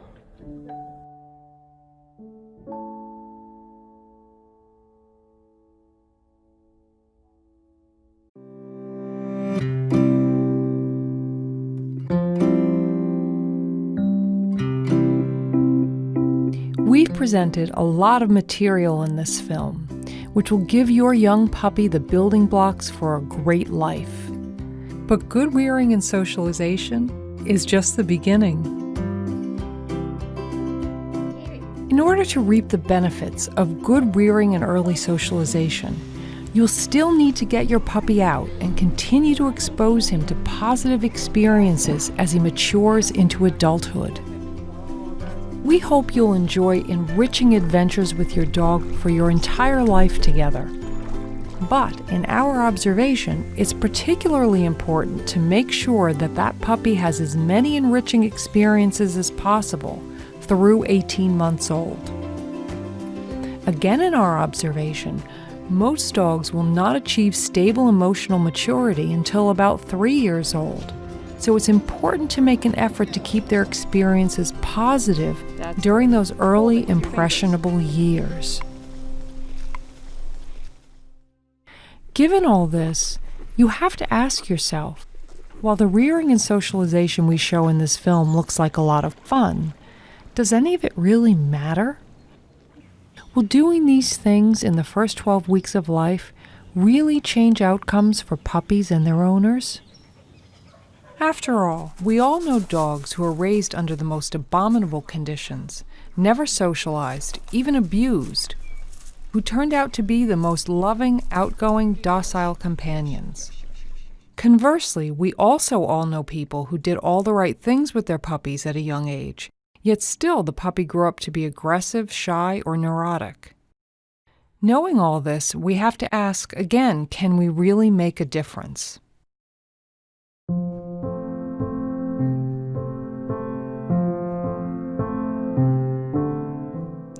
You have to realize that every living creature is born with certain genetic material, and you're always working within those parameters. What people fail to see is that the abused dog who turned out to be a loving companion might have been an even happier pet had he had a better start in life. The dog who doesn't do well at the dog park might have been downright dog aggressive if he'd not been exposed to many friendly dogs as a puppy. So, although you may not wind up with the result you had hoped for, the result with training and socialization is always going to be better than the result with no training and socialization.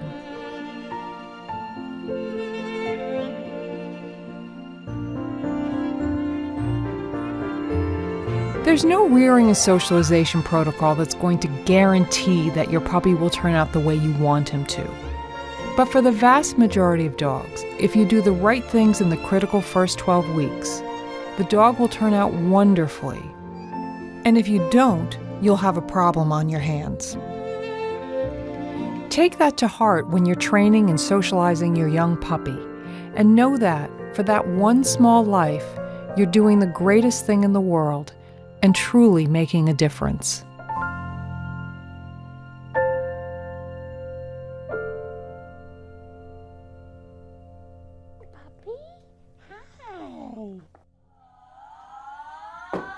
No, he's not afraid. This is one I want. Yeah, he's a good dog. This is the one I want. He's a good puppy. He's not afraid of anything. He's not. Not afraid of anything. It's cute. Okay, we're done. Oh, good boy, Primo. Good job.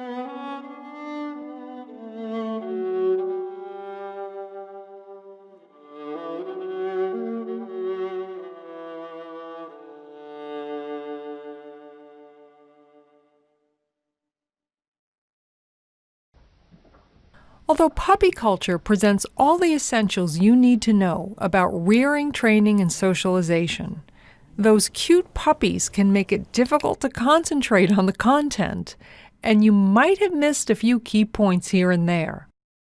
That's why we included this fourth recap disc, which will give you clear bullet point instructions without all those distracting puppies. For puppies under 12 weeks old, 1 to 3 minutes of training seems to be the optimal length of time. But this disc is more than just a recap. We also drill down into helpful details that were too lengthy to present in the course of the film. The U.S. Center for Disease Control advises that washing hands with soap and water in this manner is the most effective method of preventing the spread of disease. Finally, we've thrown in some bonus tips for things that people ask us about a lot. Things that might be a little out of the scope of the film, but we wanted to share them with you anyway. When the puppies are 2 weeks old, if you haven't done so already, you should start giving their mother raw goat milk in the whelping box. Goat milk has smaller molecules than cow milk and is much more digestible. You should warm the goat milk so it feels just slightly warm on your arm, but not hot. Enjoy the recaps. There's still more for you to learn. Full instructions for actually whelping a litter is beyond the scope of this film. However, we wanted to bring up a couple of points that we feel are often missed in other books and films on the subject. Genes can switch on and off or express themselves differently depending on environmental input. There's some evidence that mother dogs who receive caressing and affection during pregnancy will give birth to more docile puppies. So your first priority is to make sure that your mother dog is well fed, comfortable, and getting lots of affection. Whenever possible, remove any upsetting or negative things from her environment. Avoid encounters with any dogs which are not 100% friendly. Even friendly mothers may decide they want a private place as they near their time to whelp their puppies. Watch for behavioral changes, and if your bitch looks like she wants some privacy, secure a room for her, which will be private and away from the activity in the rest of the house. This varies a lot from breed to breed. Some mothers enjoy the company of other dogs when they have puppies, and some mothers don't even want other dogs near the door to their rooms. So if your bitch is asking for more privacy, baby gate the hallways leading up to her room so that she has that extra buffer zone. You'll need to form a relationship with a veterinarian. Even for experienced breeders, this can be the most nerve-wracking part of the process. If you're new to the area and/or you don't already have a veterinarian you trust, ask other breeders in your area whom they use. Make sure that whoever you use, they're experienced in canine reproduction, that they're a skilled surgeon, experienced in C-sections, and available 24/7 should you need assistance. You should also know where the closest emergency vet is. You should time all your breedings using blood tests. A blood test can tell you within a couple hours when your bitch is ovulated, and you can very accurately predict when the puppies are due based on that information. Having an accurate due date can save the life of your mother and her puppies. So even if you don't think you really need to do ovulation timing in order to get your bitch pregnant, you should still do ovulation timing so you have an accurate due date, which could save the life of your bitch and her puppies. Using breeding dates to calculate a due date is extremely inaccurate and can be off as much as 5 to 7 days. So again, form a relationship with a good reproductive veterinarian and do ovulation timing. You should always have a head count prior to your bitch whelping. It's helpful to know how many puppies are in there, because a retained puppy can be fatal to your bitch. Also, if there's a puppy that's slow to come out, there are things that a veterinarian can do with drugs and surgical procedures to save that puppy. But if you don't know ahead of time how many puppies are in there, you may miss a puppy, which could cost the puppy and even the mother their lives. Once we confirm pregnancy, we start stocking up on raw goat milk. Call your local 4-H or agricultural extension to find a dairy willing to sell you raw milk for your dogs. We freeze it in gallon containers, and it's a great source of calcium for the bitch after she whelps. We also use it to wean the puppies, and we go through a lot of it, so it's good to start stocking up at least a month beforehand.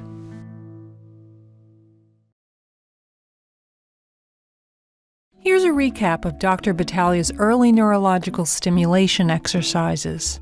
Once a day, from day 3 through day 16, perform these exercises for 3 to 5 seconds each. Tickle between any two of his toes with a Q-tip. Hold the puppy with his head up. Hold the puppy with his head down. Hold the puppy on his back. Next, turn the puppy over and lay the puppy on a cool, damp washcloth. You should follow these precautions when you're doing these exercises. Never do the exercise for longer than prescribed, and do not do the exercises more than once a day. If for any reason a puppy is already stressed, skip the exercises. Some examples are if the litter were premature, or you've just performed tail docking or dew claw removal, or if the puppy is sick in any way. Skip the exercises, the puppy's stressed enough. Although we assign time frames for developmental periods in puppies, developmental periods are actually defined by behavioral markers. Puppies can be off as much as a week on their developmental periods, so you need to watch each puppy carefully to know what developmental period that particular puppy really is in. The transitional period begins when the puppy's eyes open, somewhere around 12 to 14 days, but that can vary a lot. The transitional period ends when the puppy first startles upon hearing a noise, usually around 21 days, but again, that can vary a lot. The reason we use these particular behavioral markers for the transitional period is that useful vision and hearing are necessary for them to enter into the next developmental period, which will be the socialization period. You should consult your veterinarian and breeding mentors about how and when to wean your puppies, but we're going to share our weaning method. This is for example only and is not intended as professional advice. Research raw weaning for more ideas. When the puppies are 2 weeks old, if you haven't done so already, you should start giving their mother raw goat milk in the whelping box. Goat milk has smaller molecules than cow milk and is much more digestible. You should warm the goat milk so it feels just slightly warm on your arm, but not hot. Serve the milk in a heavy, wide, shallow bowl that can't be tipped easily. A glass pie plate is ideal. If the bitch is guardy with her food, skip this step. The puppies will see their mother drinking the milk and take an interest in it. They'll begin to lap the goat milk when they're ready, usually at around 2.5 weeks old. You should never leave small puppies unattended with an open dish of liquid. Fill the dish no deeper than 1 inch, less for small breeds.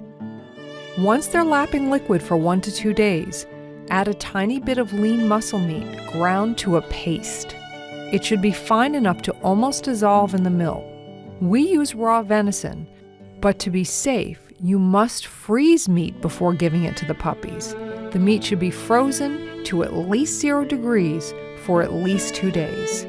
We don't add any organ meats or bone yet. The meat paste that you add to the milk will be cold, so make sure the milk is warm enough to bring the overall temperature of the food up to feel slightly warm when you stick your finger in it. But you should never cook the milk or the meat. Remember, feed only raw meat.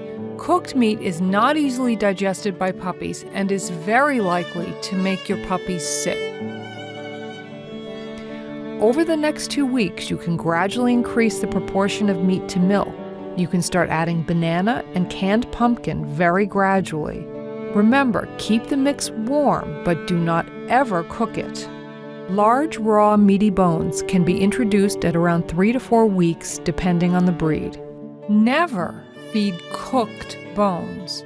Cooking changes the chemical structure of bones, and cooked bones can splinter and/or obstruct your puppy's intestines. Cooked bones are completely different than raw bones, and they present a serious health hazard to your puppies.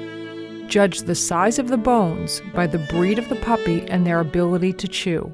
It's safest to give large bones, such as femur or beef rib, so the puppies can get exercise chewing meat and sinew, but can't actually crack off pieces from the bone. We gradually transition the puppies to an adult mix of ground raw food when they're between 6 and 8 weeks old. At every stage, add only a small amount of one additional thing per day, and make sure the puppies are tolerating it well before adding more or something different. We still add warm milk to the puppies' meat until they're at least 12 weeks old, or older if we have a lot of milk left over.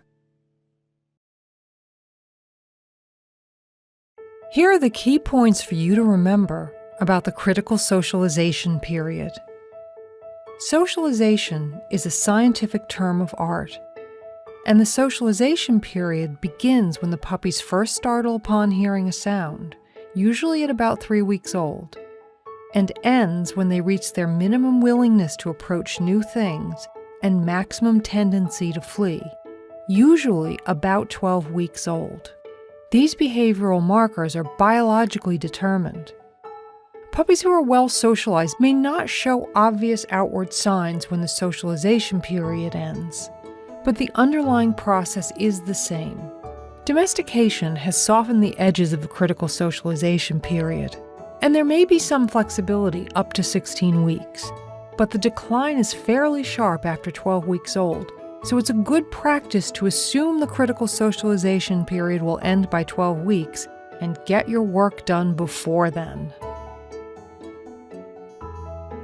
After 12 weeks old, if there's been no previous intervention, dogs will view anything new with suspicion, which may result either in fear or aggression. After the critical socialization period has ended, puppy and dog owners can still use counter-conditioning desensitization and training, but it will take many more repetitions to achieve the same result. And because of the amount of time and effort required, there may be practical limits to how much change you can effect. Depending on how under-socialized the dog is, you may not always be successful, because the brain chemistry is just not the same. Technically, the socialization period is what we would call a sensitive period, not a critical period, because there is some flexibility even after the socialization period is over. However, because of the amount of time and resources it would take to rehabilitate a completely unsocialized dog, we stand by the assessment that the socialization period truly is critical because very few people will have the time, resources, and willingness to invest in a dog that completely missed the critical socialization period. Your cultural ideal of a dog will dictate the components of your socialization program. We feel the following areas should be nurtured in the puppy before he's 12 weeks old: communication, emotional stability, habituation, enrichment, health, skills, and love.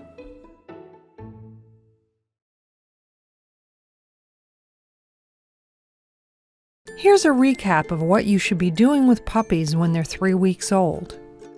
Make sure you allow adult dogs to escape from the puppies. Create low barriers that will exclude the puppies but let the big dogs get away. Some breeders will place a platform in or adjacent to the whelping box, so the bitch can still be close to her puppies, but get away from them when they become annoying. Clip the puppy's nails regularly, both to help them grow up straight and strong, and desensitize them to having their feet handled. When the puppies have the vision to see and show interest in objects, usually around 3.5 weeks old, introduce a new toy or visual object into the whelping box each day. At this time, you can also add a potty area into the whelping box. Begin socialization to humans this week in the safety of your own home. Ask everyone to remove their shoes before entering the puppy area. Have everyone wash their hands with plain soap and water and ask them to lather their hands for at least 20 seconds. Strong antibacterial soaps are not needed, and it's probably not a good idea to expose the puppies to those kinds of harsh chemicals. The U.S. Center for Disease Control advises that washing hands with soap and water in this manner is the most effective method of preventing the spread of disease. Ask them to change their clothes if they've been to a place where there's a lot of dogs, for instance a dog park, vet's office, or dog show. and always ask guests if they have a sick dog at home. If they do have a sick dog at home, ask them to change their clothes or maybe even postpone their visit till their dog's feeling better. This is the week to encourage the puppy's startle recovery cycle by making loud, sudden noises. Slam doors, drop dog dishes, start a vacuum, and startle the puppies with objects. Try looking in baby consignment stores for objects and toys that make unusual or scary sounds. You can buy recordings of various types of noise, such as dog show noise or children playing, which will help habituate the puppies to different kinds of sound. But remember, what we want to do is startle the puppies, so those recordings are not a substitute for actually startling the puppies with sudden, loud noises. This is also the week where you should begin to separate each puppy from the litter for short periods of time.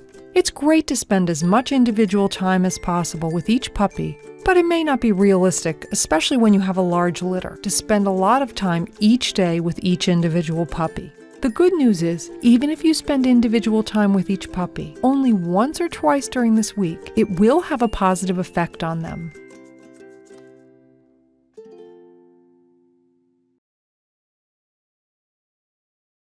Here are the key things you should be doing with your puppies when they're 4 weeks old. Move the puppies to a weaning pen with a potty area. The size of your weaning pen will depend on your breed and size of dog, but we use a 6x8 pen. Keep introducing the puppies to novel objects on a daily basis. If you haven't already done so, you can introduce other appropriate and friendly members of the household at this time. Begin to add challenges in problem solving. Turn a regular soup pot upside down and put a blanket over it in the weaning pen. Have the puppies climb out of the weaning pen to be fed in another room. Create a speed bump the puppies have to pass over. We use rolled up carpet padding. Create your own challenges using your imagination and your breed's characteristics. Things like scent exercises, introduction to shallow dishes of water, and food puzzles are all great challenges for puppies at this age. Remember, puppies can't see much at this age, so set up an appropriate level of challenge based on your puppy's breed, size, and useful vision. For the barrier challenge, we use an exercise pen and place the food dish 6 inches from the edge. We show the puppy the food and then place the puppy on the other side of the barrier, again 6 inches from the edge. Once the puppy masters this, we move to level 2. We place the puppy further away from the food, and then we also introduce another puppy eating already to increase frustration level.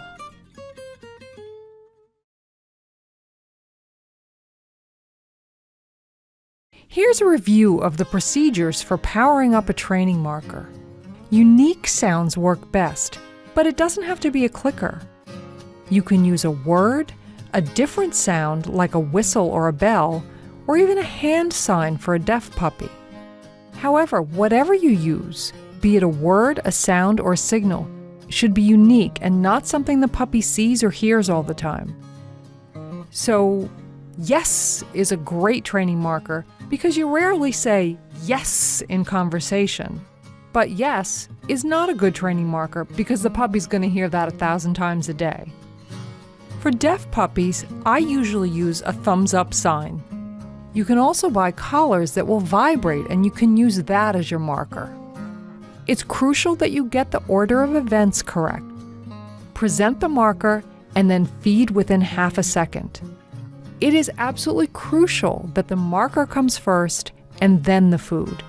If you have trouble coordinating things, put your food hand behind your back and don't bring it around again until after you've set off your marker. Usually, with a small puppy, 30 to 60 seconds one time is enough to produce a true classically conditioned response.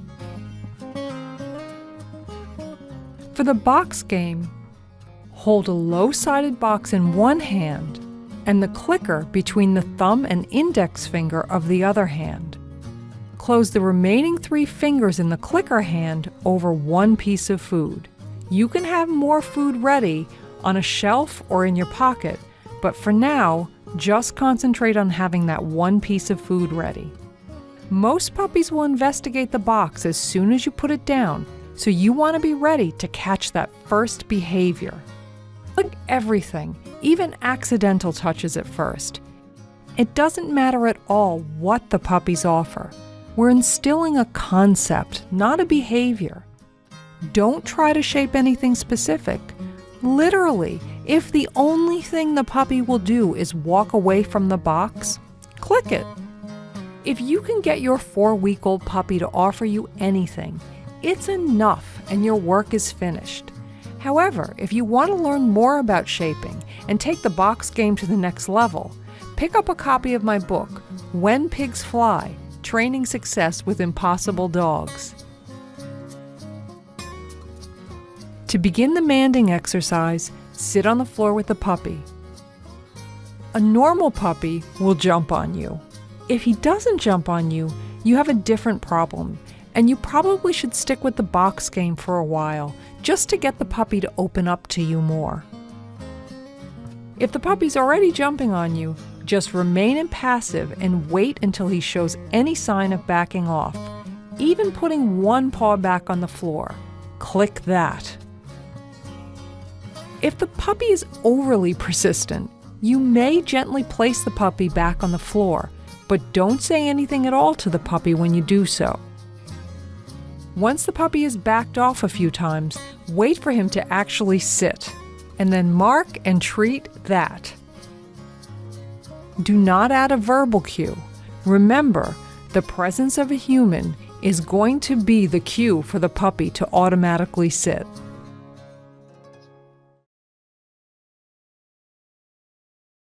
Here's a recap of what we feel are the best practices for structuring a puppy training session.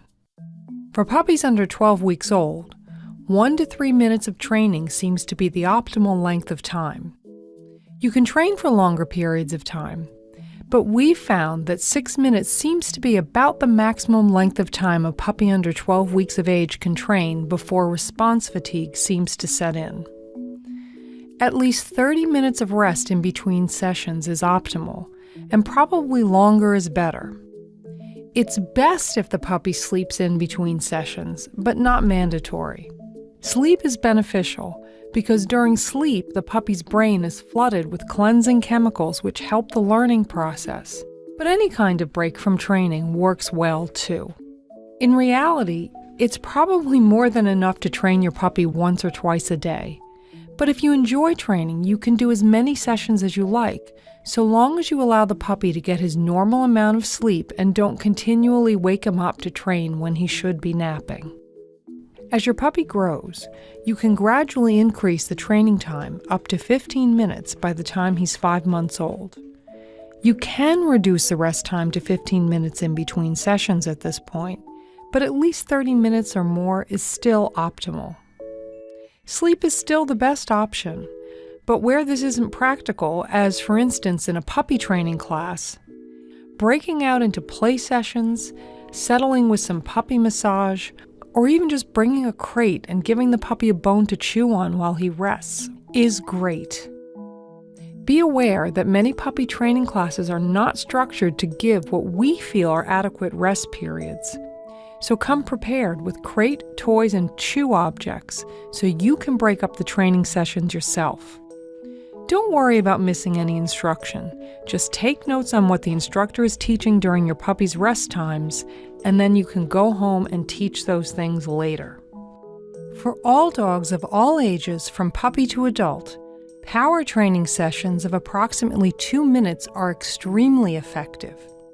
In particular, we found that power training sessions are the best way for a dog to learn a new skill. Once the dog masters the skill, you can increase the duration of practice sessions, but again, we found that short sessions are the quickest way to teach a dog something new. While you should provide a very minimum of 15 minutes rest between sessions, it's been scientifically proven that longer rests can be even better. The effects of distributed learning can continue to be seen with days, weeks, or even months of rest. And in our observation, longer rests can sometimes be extremely beneficial when a dog seems stuck and unable to learn a behavior. Here's a recap of the key points to keep in mind when the puppies turn 5 weeks old. True fear emerges this week, and the puppies can go through a mild fear imprinting period. You may not see an obvious fear response, but whether the puppy shows it or not, he's now more sensitive to fear than previously. Keep introducing challenging and startling things, but now you should proceed with some caution and dial back the challenges if the puppy seems extraordinarily fearful. Some examples of appropriate exercises are a tarp over an exercise pen, crinkly bags, and shiny surfaces. You want a tiny startle and immediate recovery. If you're not getting an almost immediate recovery, again, dial back the challenges. You should continue to allow the puppies to play with other appropriate adults in the household, but give the puppies a low table or chair to hide under when they're playing with adult dogs. Again, if a puppy shows strong fear, dial back the challenges and work individually with that puppy on the particular things of which he's afraid, similarly to the way that we worked with Rocco in this section. You should not comfort fearful puppies when doing these startle recovery exercises. You should never be presenting something that's truly terrifying to the puppy or put him in a position where he's in severe emotional distress. If something by chance truly terrifying does happen to your puppy, of course you should then comfort the puppy. But again, the goal is to inoculate the puppy against fear by presenting very low-level fear challenges.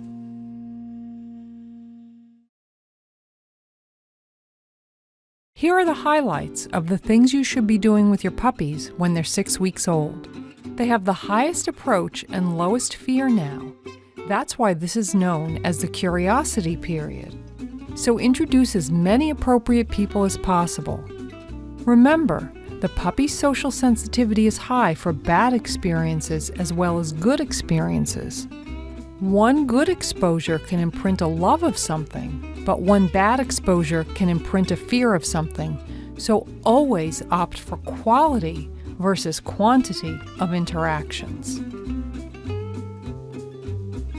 A puppy party is a great way to expose your puppy to a lot of people at once. But invite only dog-savvy people that can be trusted to be gentle with the puppies. The puppy party we showed in this section is a lot of fun, and if you have miniature agility equipment, you can throw a party like ours. But if you don't, you can still have a great puppy party that will be enriching for your puppies.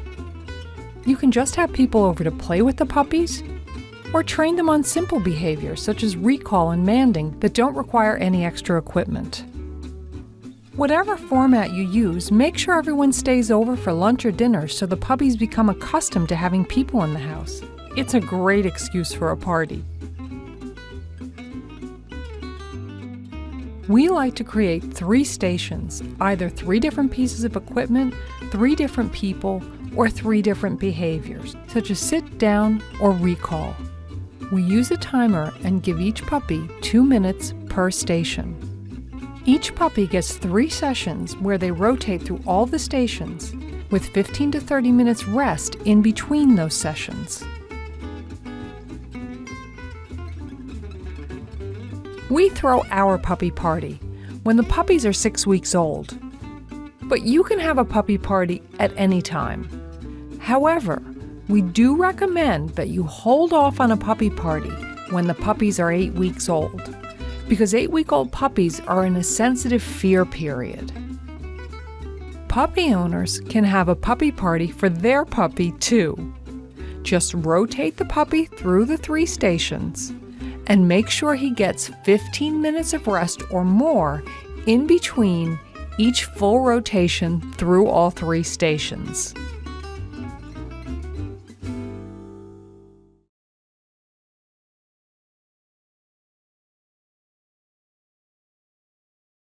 Not every breed needs to be bear tested, but every breed should have breed-specific health tests done.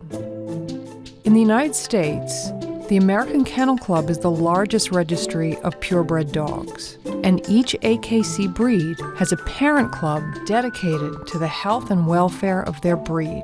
Consult your breed's parent club's website for more information on what health tests are appropriate. Another good source is the Orthopedic Foundation for Animals, which maintains a database and recommended health tests for various breeds. It's important to note that there's no evidence that mixed breed dogs are any less susceptible to health issues. If a puppy is a cross of two purebred breeds, all appropriate health tests for both breeds should be performed on both the parents and the puppies.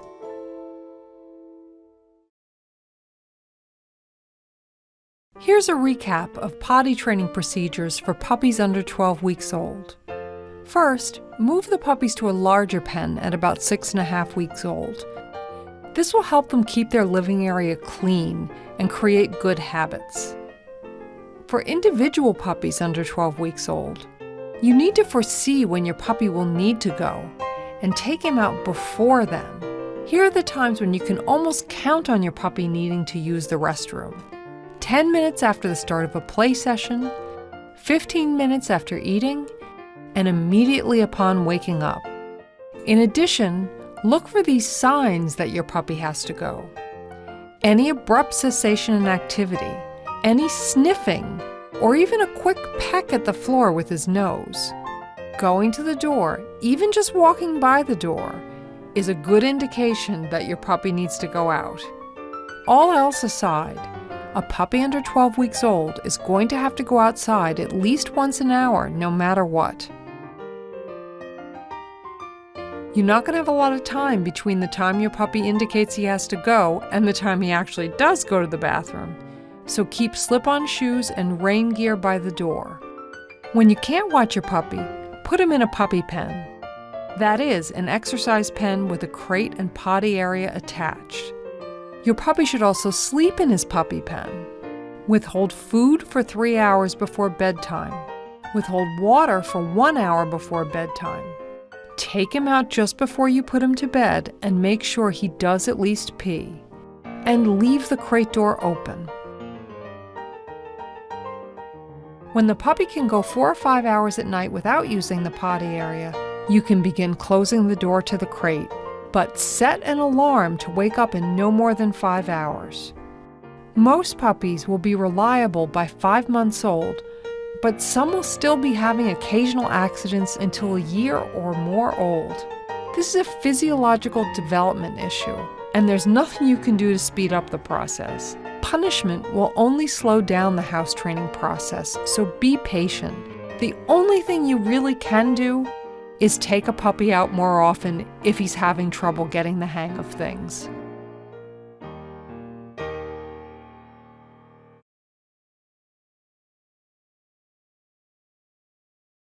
Interactions with puppies should be calm and structured.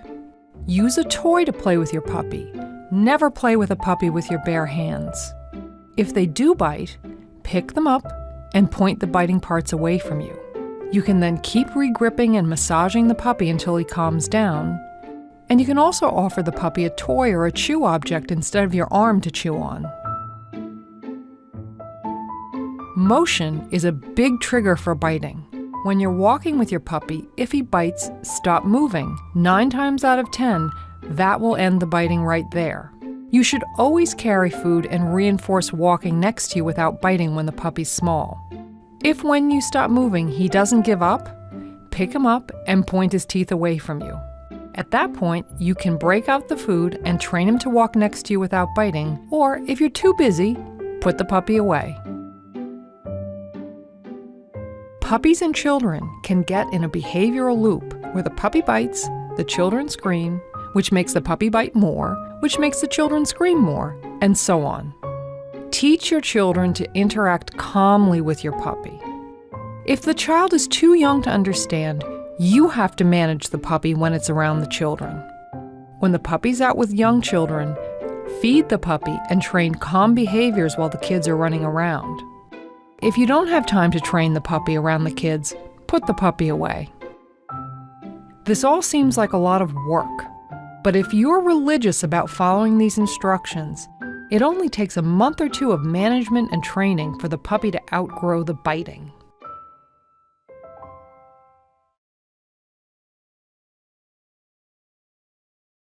Here's a review of resource guarding protocols for puppies under 12 weeks old.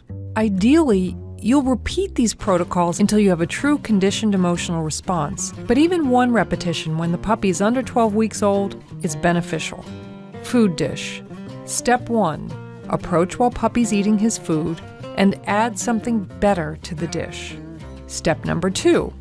Approach while puppy's eating his food, take away the dish, and give him a treat. Objects. Give the puppy a meaty bone and allow him 10 minutes to become engrossed in it. Take the bone away and exchange immediately for a treat. Give the puppy the bone back again. Repeat this with a variety of toys and chew objects. Locations. Approach the puppy when he's comfortably resting in his bed or crate. Sit down next to him and/or move him off the location and give him a treat. Lap guarding. Approach the puppy while he's in his owner's lap or arms. Pat the puppy and give the puppy a treat.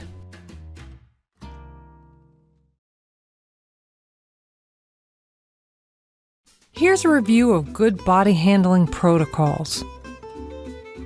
From birth, the breeder should be touching ears, tails, toes, lips, and teeth on every puppy every day. Squeeze the paws to get the puppy used to having his feet held, and hug and restrain the puppies. The attention you give them will probably be enough to reinforce this in young puppies. As the puppy gets older, start giving him treats in exchange for body handling. However, you should keep the treats hidden while you're handling the puppy, or the puppy can get frustrated. Only produce them when you're ready to deliver the food to the puppy. The easiest way to do this is to keep the food hidden in your mouth. But if that's not possible, you can keep the treats hidden on a table or shelf that you can easily reach. In order to evaluate a litter, you have to have an excellent understanding of breed type, structure, and movement. Therefore, you should read everything you can on structure and movement and review and understand your breed standard. Invite breeders and judges whom you respect to evaluate the litter with you. Also ask breeders of other breeds to evaluate the litter with you. Having someone outside your breed look at the litter can bring a new and fresh look at the evaluation. Take side and front stacked photos, and if possible, film the evaluations. This information will prove invaluable to help you understand how your particular line matures. When it comes to puppy temperament testing, there are many systems out there, so you should do your own research and find one that makes sense for you. However, there are some basic guidelines that we think everyone should follow. Puppy testing should not be performed when the puppies are 8 weeks old. Their fear imprinting period can interfere with the results and also traumatize the puppy. The tester should be a stranger, and the puppy should be taken to a place they've never been before, even if it's a new room in your house. What's normal and desirable will vary from breed to breed, but in our opinion, a 7-week-old puppy should be happy, confident, and comfortable in the presence of strangers, no matter what the breed. Some breeds of puppy will be more outgoing than other breeds, but every puppy should be comfortable. Take the results of your puppy testing and work with your puppies if they show any overly fearful responses, any overly aggressive responses, or any shyness or resistance to handling.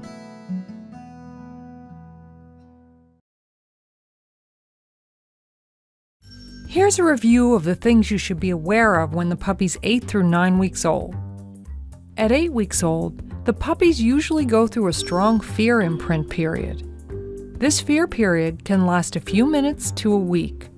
The fear period may not be obvious if you've raised your puppy well, but be alert to signs of extra fear and protect your puppy during this time. Reasonable minds differ, but we avoid placing or taking puppies off premises between 8 and 9 weeks old.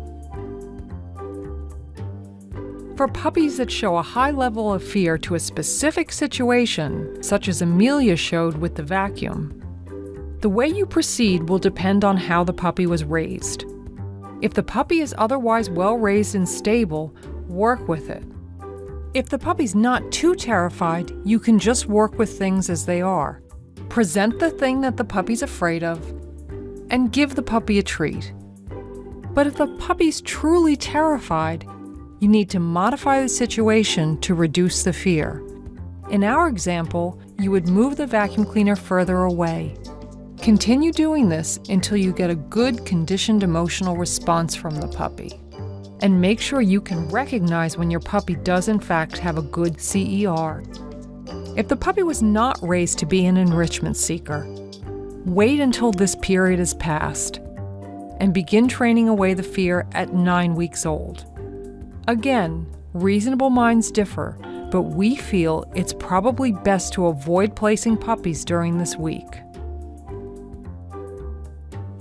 At 9 weeks old, you can resume prudently cautious socialization in the outside world. We currently recommend vaccinating now. An alternative is to vaccinate at 7 weeks, but we avoid vaccinating during the 8-week fear period. When you do take your puppy to the vet, bring food and treats. Feed the puppy when he's being handled, manipulated, or procedures are being performed, and then ask the vet to give the puppy treats afterwards.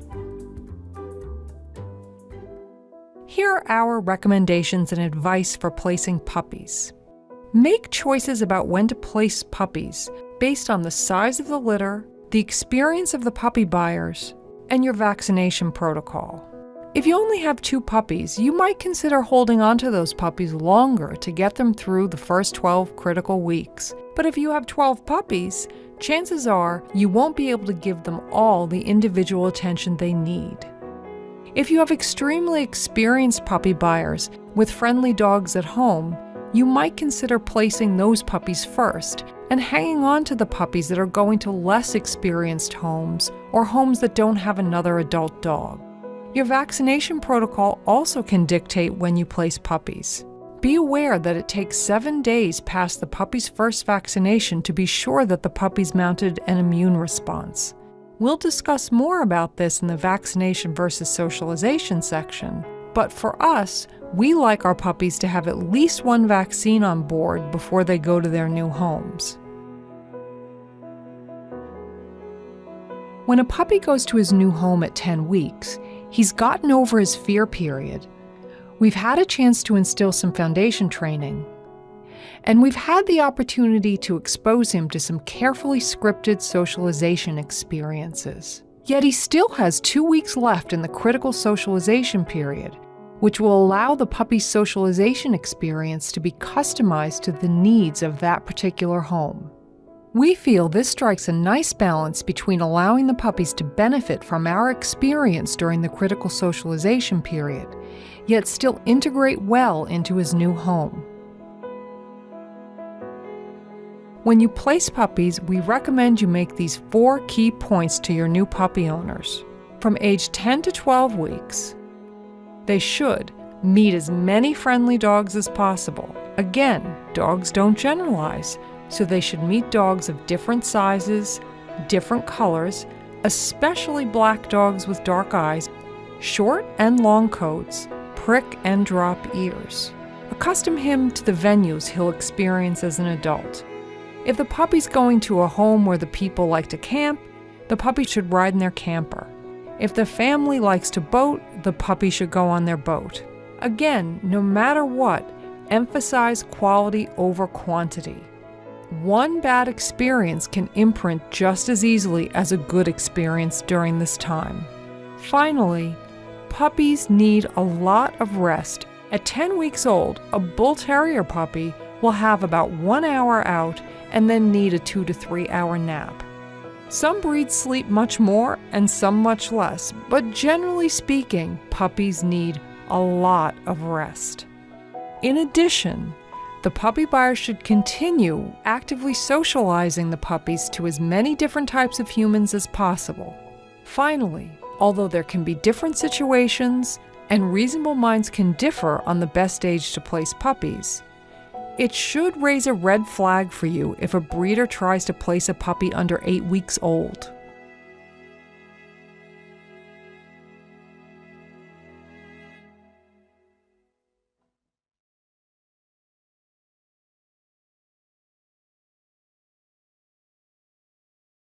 Here's a recap of how to teach a puppy a wonderful recall.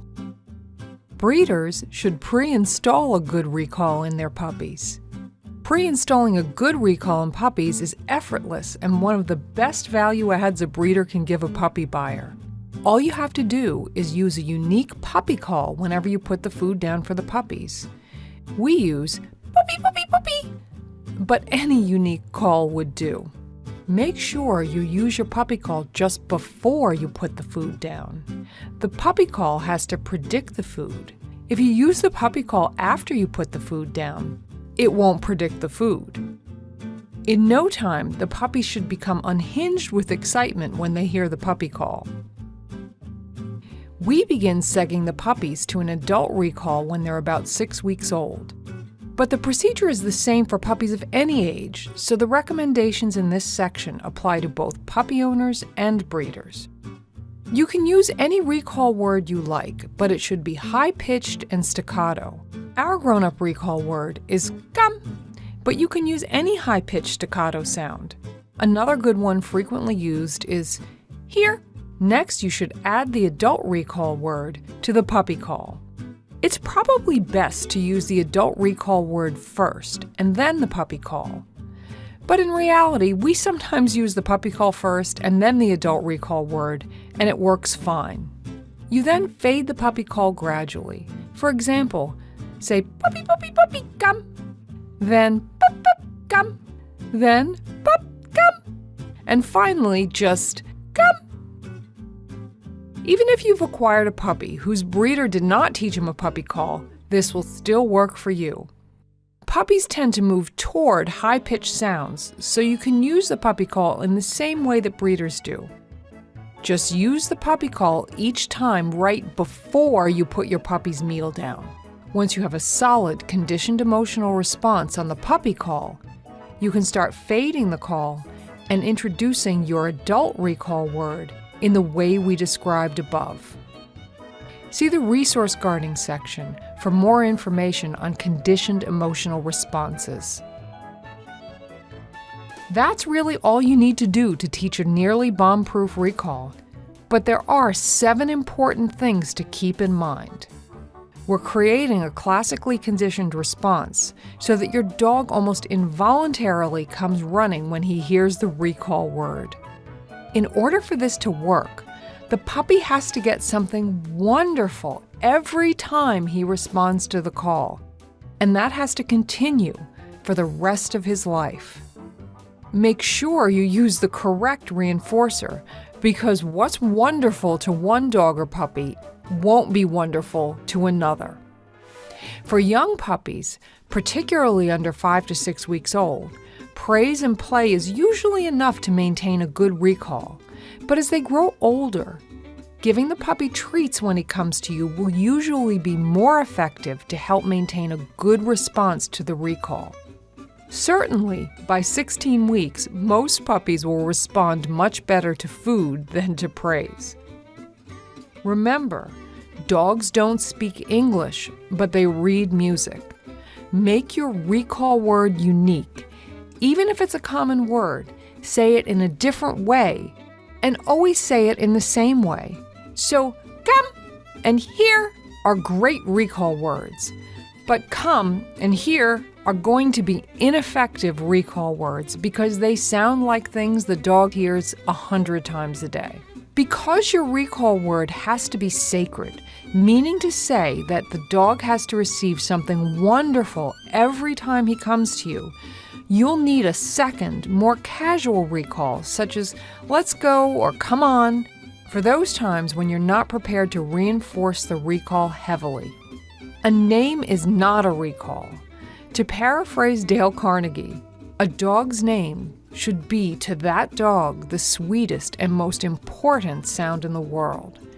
You should use your dog's name often in connection with affection, treats, and other pleasant things. But a dog's name is not a recall. It's a signifier that you're speaking to him. Dogs love verbs. As a dog trainer, I can tell you, it's a universal problem that when people want their dog to come to them, they blindly say the dog's name over and over again and then become annoyed when the dog fails to come to them. The problem is, when you say your dog's name, you haven't actually asked him to do anything. 9 times out of 10, when I ask the owner to add a trained recall command, such as come or here, the dog comes running. Dogs love verbs. Ask them for an action item, and they'll almost always do it. Always recall to good. You should never call your dog to you and then do something unpleasant, for example, clipping nails or cleaning ears. If you're about to do something that your particular puppy does not like, just go over to where he is and either lure him with a treat or put a leash on him and walk him where you need to go. Either way, he should get a treat for going along with your plans, even if it is reluctantly.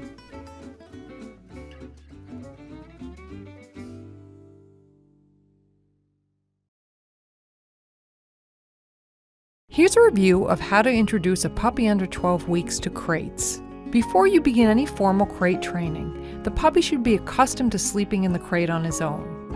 Breeders should leave open crates in the weaning pen to get puppies used to them.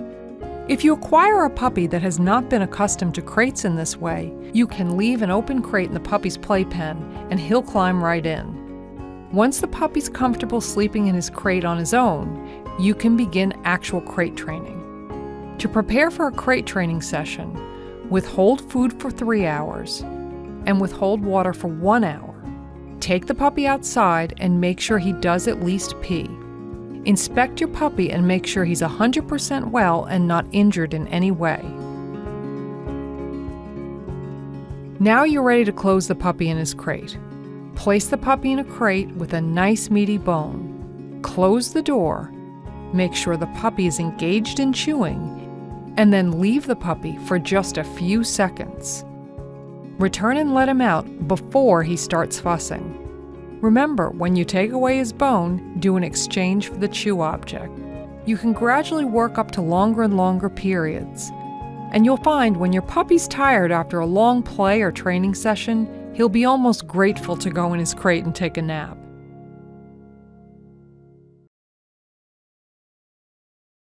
Here's a recap of the procedures for teaching your dog to sit automatically when he wants something.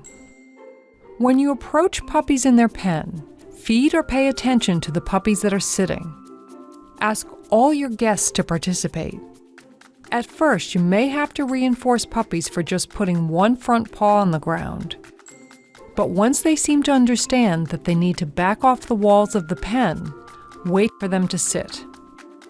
Don't ask the puppies to sit. The cue for the sit should be people approaching the weaning pen. Once the puppies have mastered sitting politely for attention, increase the difficulty by having other dogs outside the pen. Start with the outside dog stationary and several feet away. Go as far away as you have to so that the puppies can actually pay attention. You'll need an assistant to stay near the pen and reinforce the puppies that stay calm when the distraction dog is present. Gradually move the distraction dog closer, but the distraction dog should still be stationary. Once you can have the distraction dog right next to the pen, go further away again and start moving the distraction dog back and forth. Again, you'll have to move as far away as you need to so the puppies can remain calm while the distraction dog is moving. Gradually work your way closer. New puppy owners need to follow through with this training and explain the rules to everyone.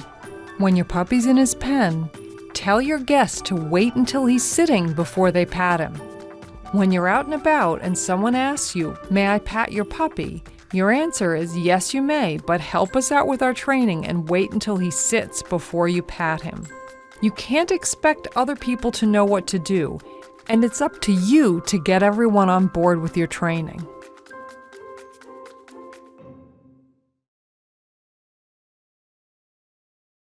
Here's a recap of how to teach a puppy under 12 weeks to walk on leash.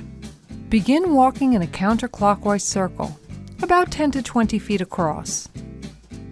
Your puppy will naturally start following you. When he's within 5 feet of your left side, click and treat.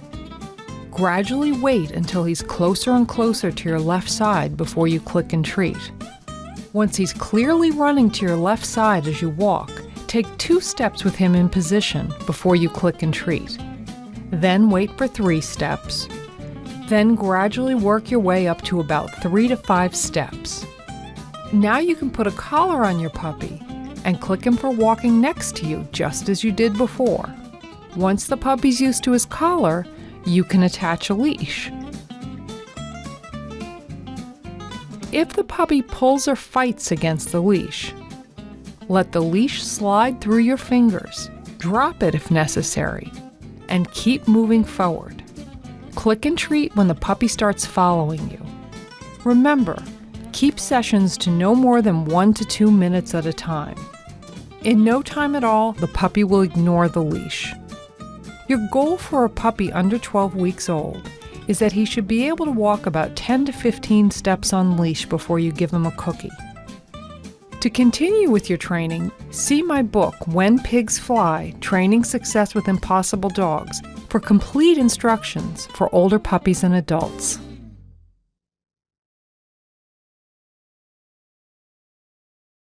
Here's a summary of good procedures for introducing your puppies to outside dogs.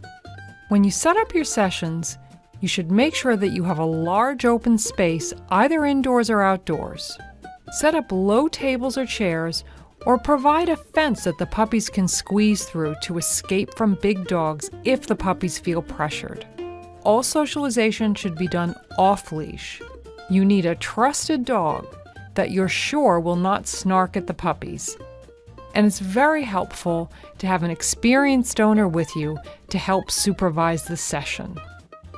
Never force or lure a puppy to come out. Let each puppy take it at his own pace. Puppies should never be terrified of the big dog. If they are, remove them from the situation or help them find a place to hide. If a puppy is showing hesitancy about approaching an adult dog, don't pay attention to the reluctant puppy. Instead, interact with the adult dog. This can be very reassuring to an unsure puppy. When socializing puppies to humans, remember, dogs don't generalize, so you have to try and introduce your puppy to as many different types of people as possible. Examples are men and women, people with deep voices and people with shrill voices, tall and short people, thin and fat people, different races and ethnicities, babies, teens, seniors, and every age in between, odd clothing, hats, boots, high heels, glasses. You should also introduce your puppy to people using medical appliances like canes, walkers, and crutches. All of the above notwithstanding, always err on the side of quality versus quantity and make sure that all of your puppy's interactions are positive ones. If you're ever in doubt about whether a situation, dog, or person is going to be a positive experience for your puppy, pass on that interaction.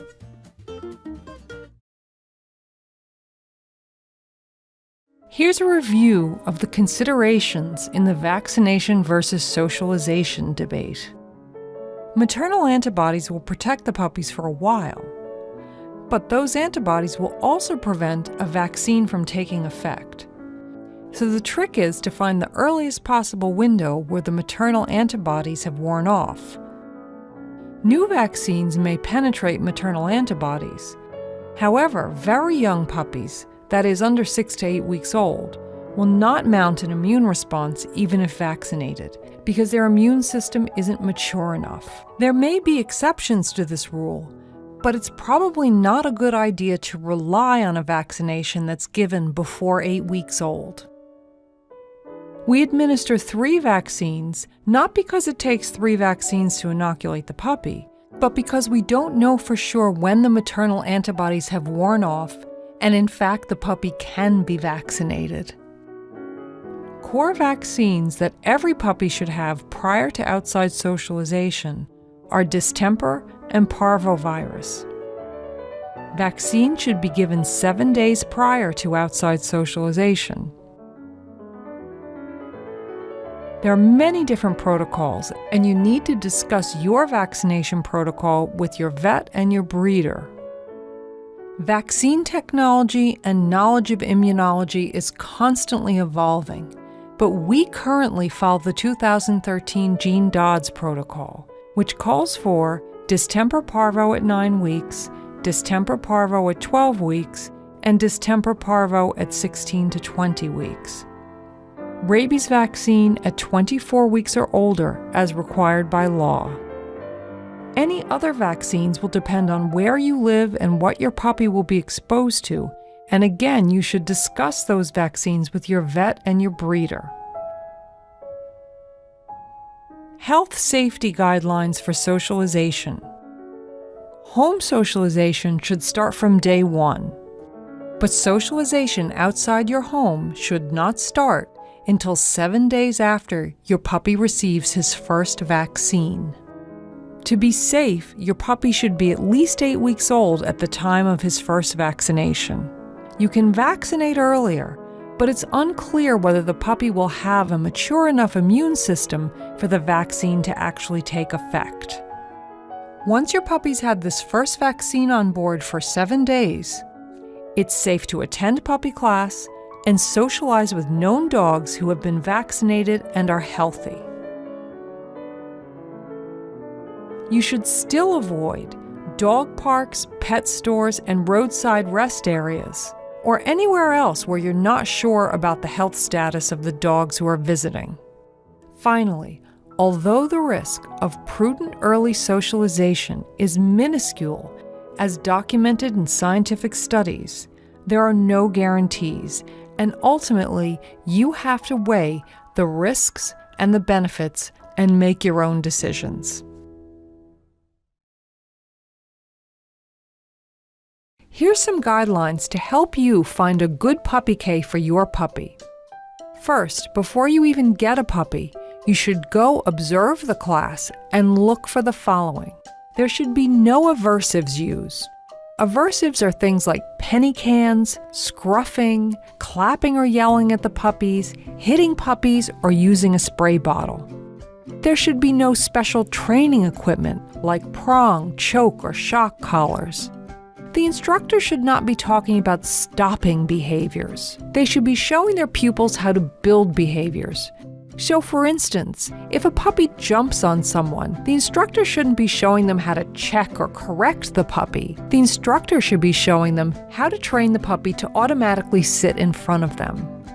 There should be no verbal or physical corrections, no kneeing of the puppy, no grabbing the snout or pressing on the puppy's tongue, no clapping or nagging verbal corrections like eh. Again, the instructor should be showing the students how to build good behaviors, not punishing the puppies for bad behavior. An ideal puppy class will break up the training with at least 2 separate play sessions. This allows the puppies to take advantage of distributed learning and also gives them the chance to practice the transition from focus to play, from play to settling. These are very important transitions that can get the puppies into a lot of trouble if they don't understand them later in life. The instructors should always be monitoring the play groups and dividing the puppies by size and play style. You should never see a pig pile where a puppy's on the bottom getting the stuffing knocked out of him. The instructor should be monitoring the situation and moving the puppies along with gentle handling and cookies. Finally, the puppies should always have a way to escape if they need to take a break from the action, and no one should be forcing them to come out until they're ready. A good adult dog in class is a plus, but the dog should be very subtle and should not be using rough corrections on the puppies. The puppy shouldn't be afraid of the adult. Ideally, you'll have one instructor for every 2 to 3 puppies, and those instructors will be experienced enough to give you help raising your puppy. If there's senior staff that can give you behavioral help, that's a big plus too. Particularly if you live outside of an urban area, you may have trouble finding a good puppy K. So here are some tips for setting up your own sessions. Look for puppies who have similar play styles to your puppy, and that when your puppy meets them, you see reciprocal play, where the puppies take turns chasing each other and take turns pinning each other to the ground. Pick up puppies if they get too rough, and gently break up puppy tangles and move them out of corners using food. Provide a low table or chair for smaller puppies to get away from larger puppies. Take turns holding and training each other's puppies. Don't forget to break up your training sessions with at least 2 separate play sessions in between. 30 to 45 minutes is more than enough time.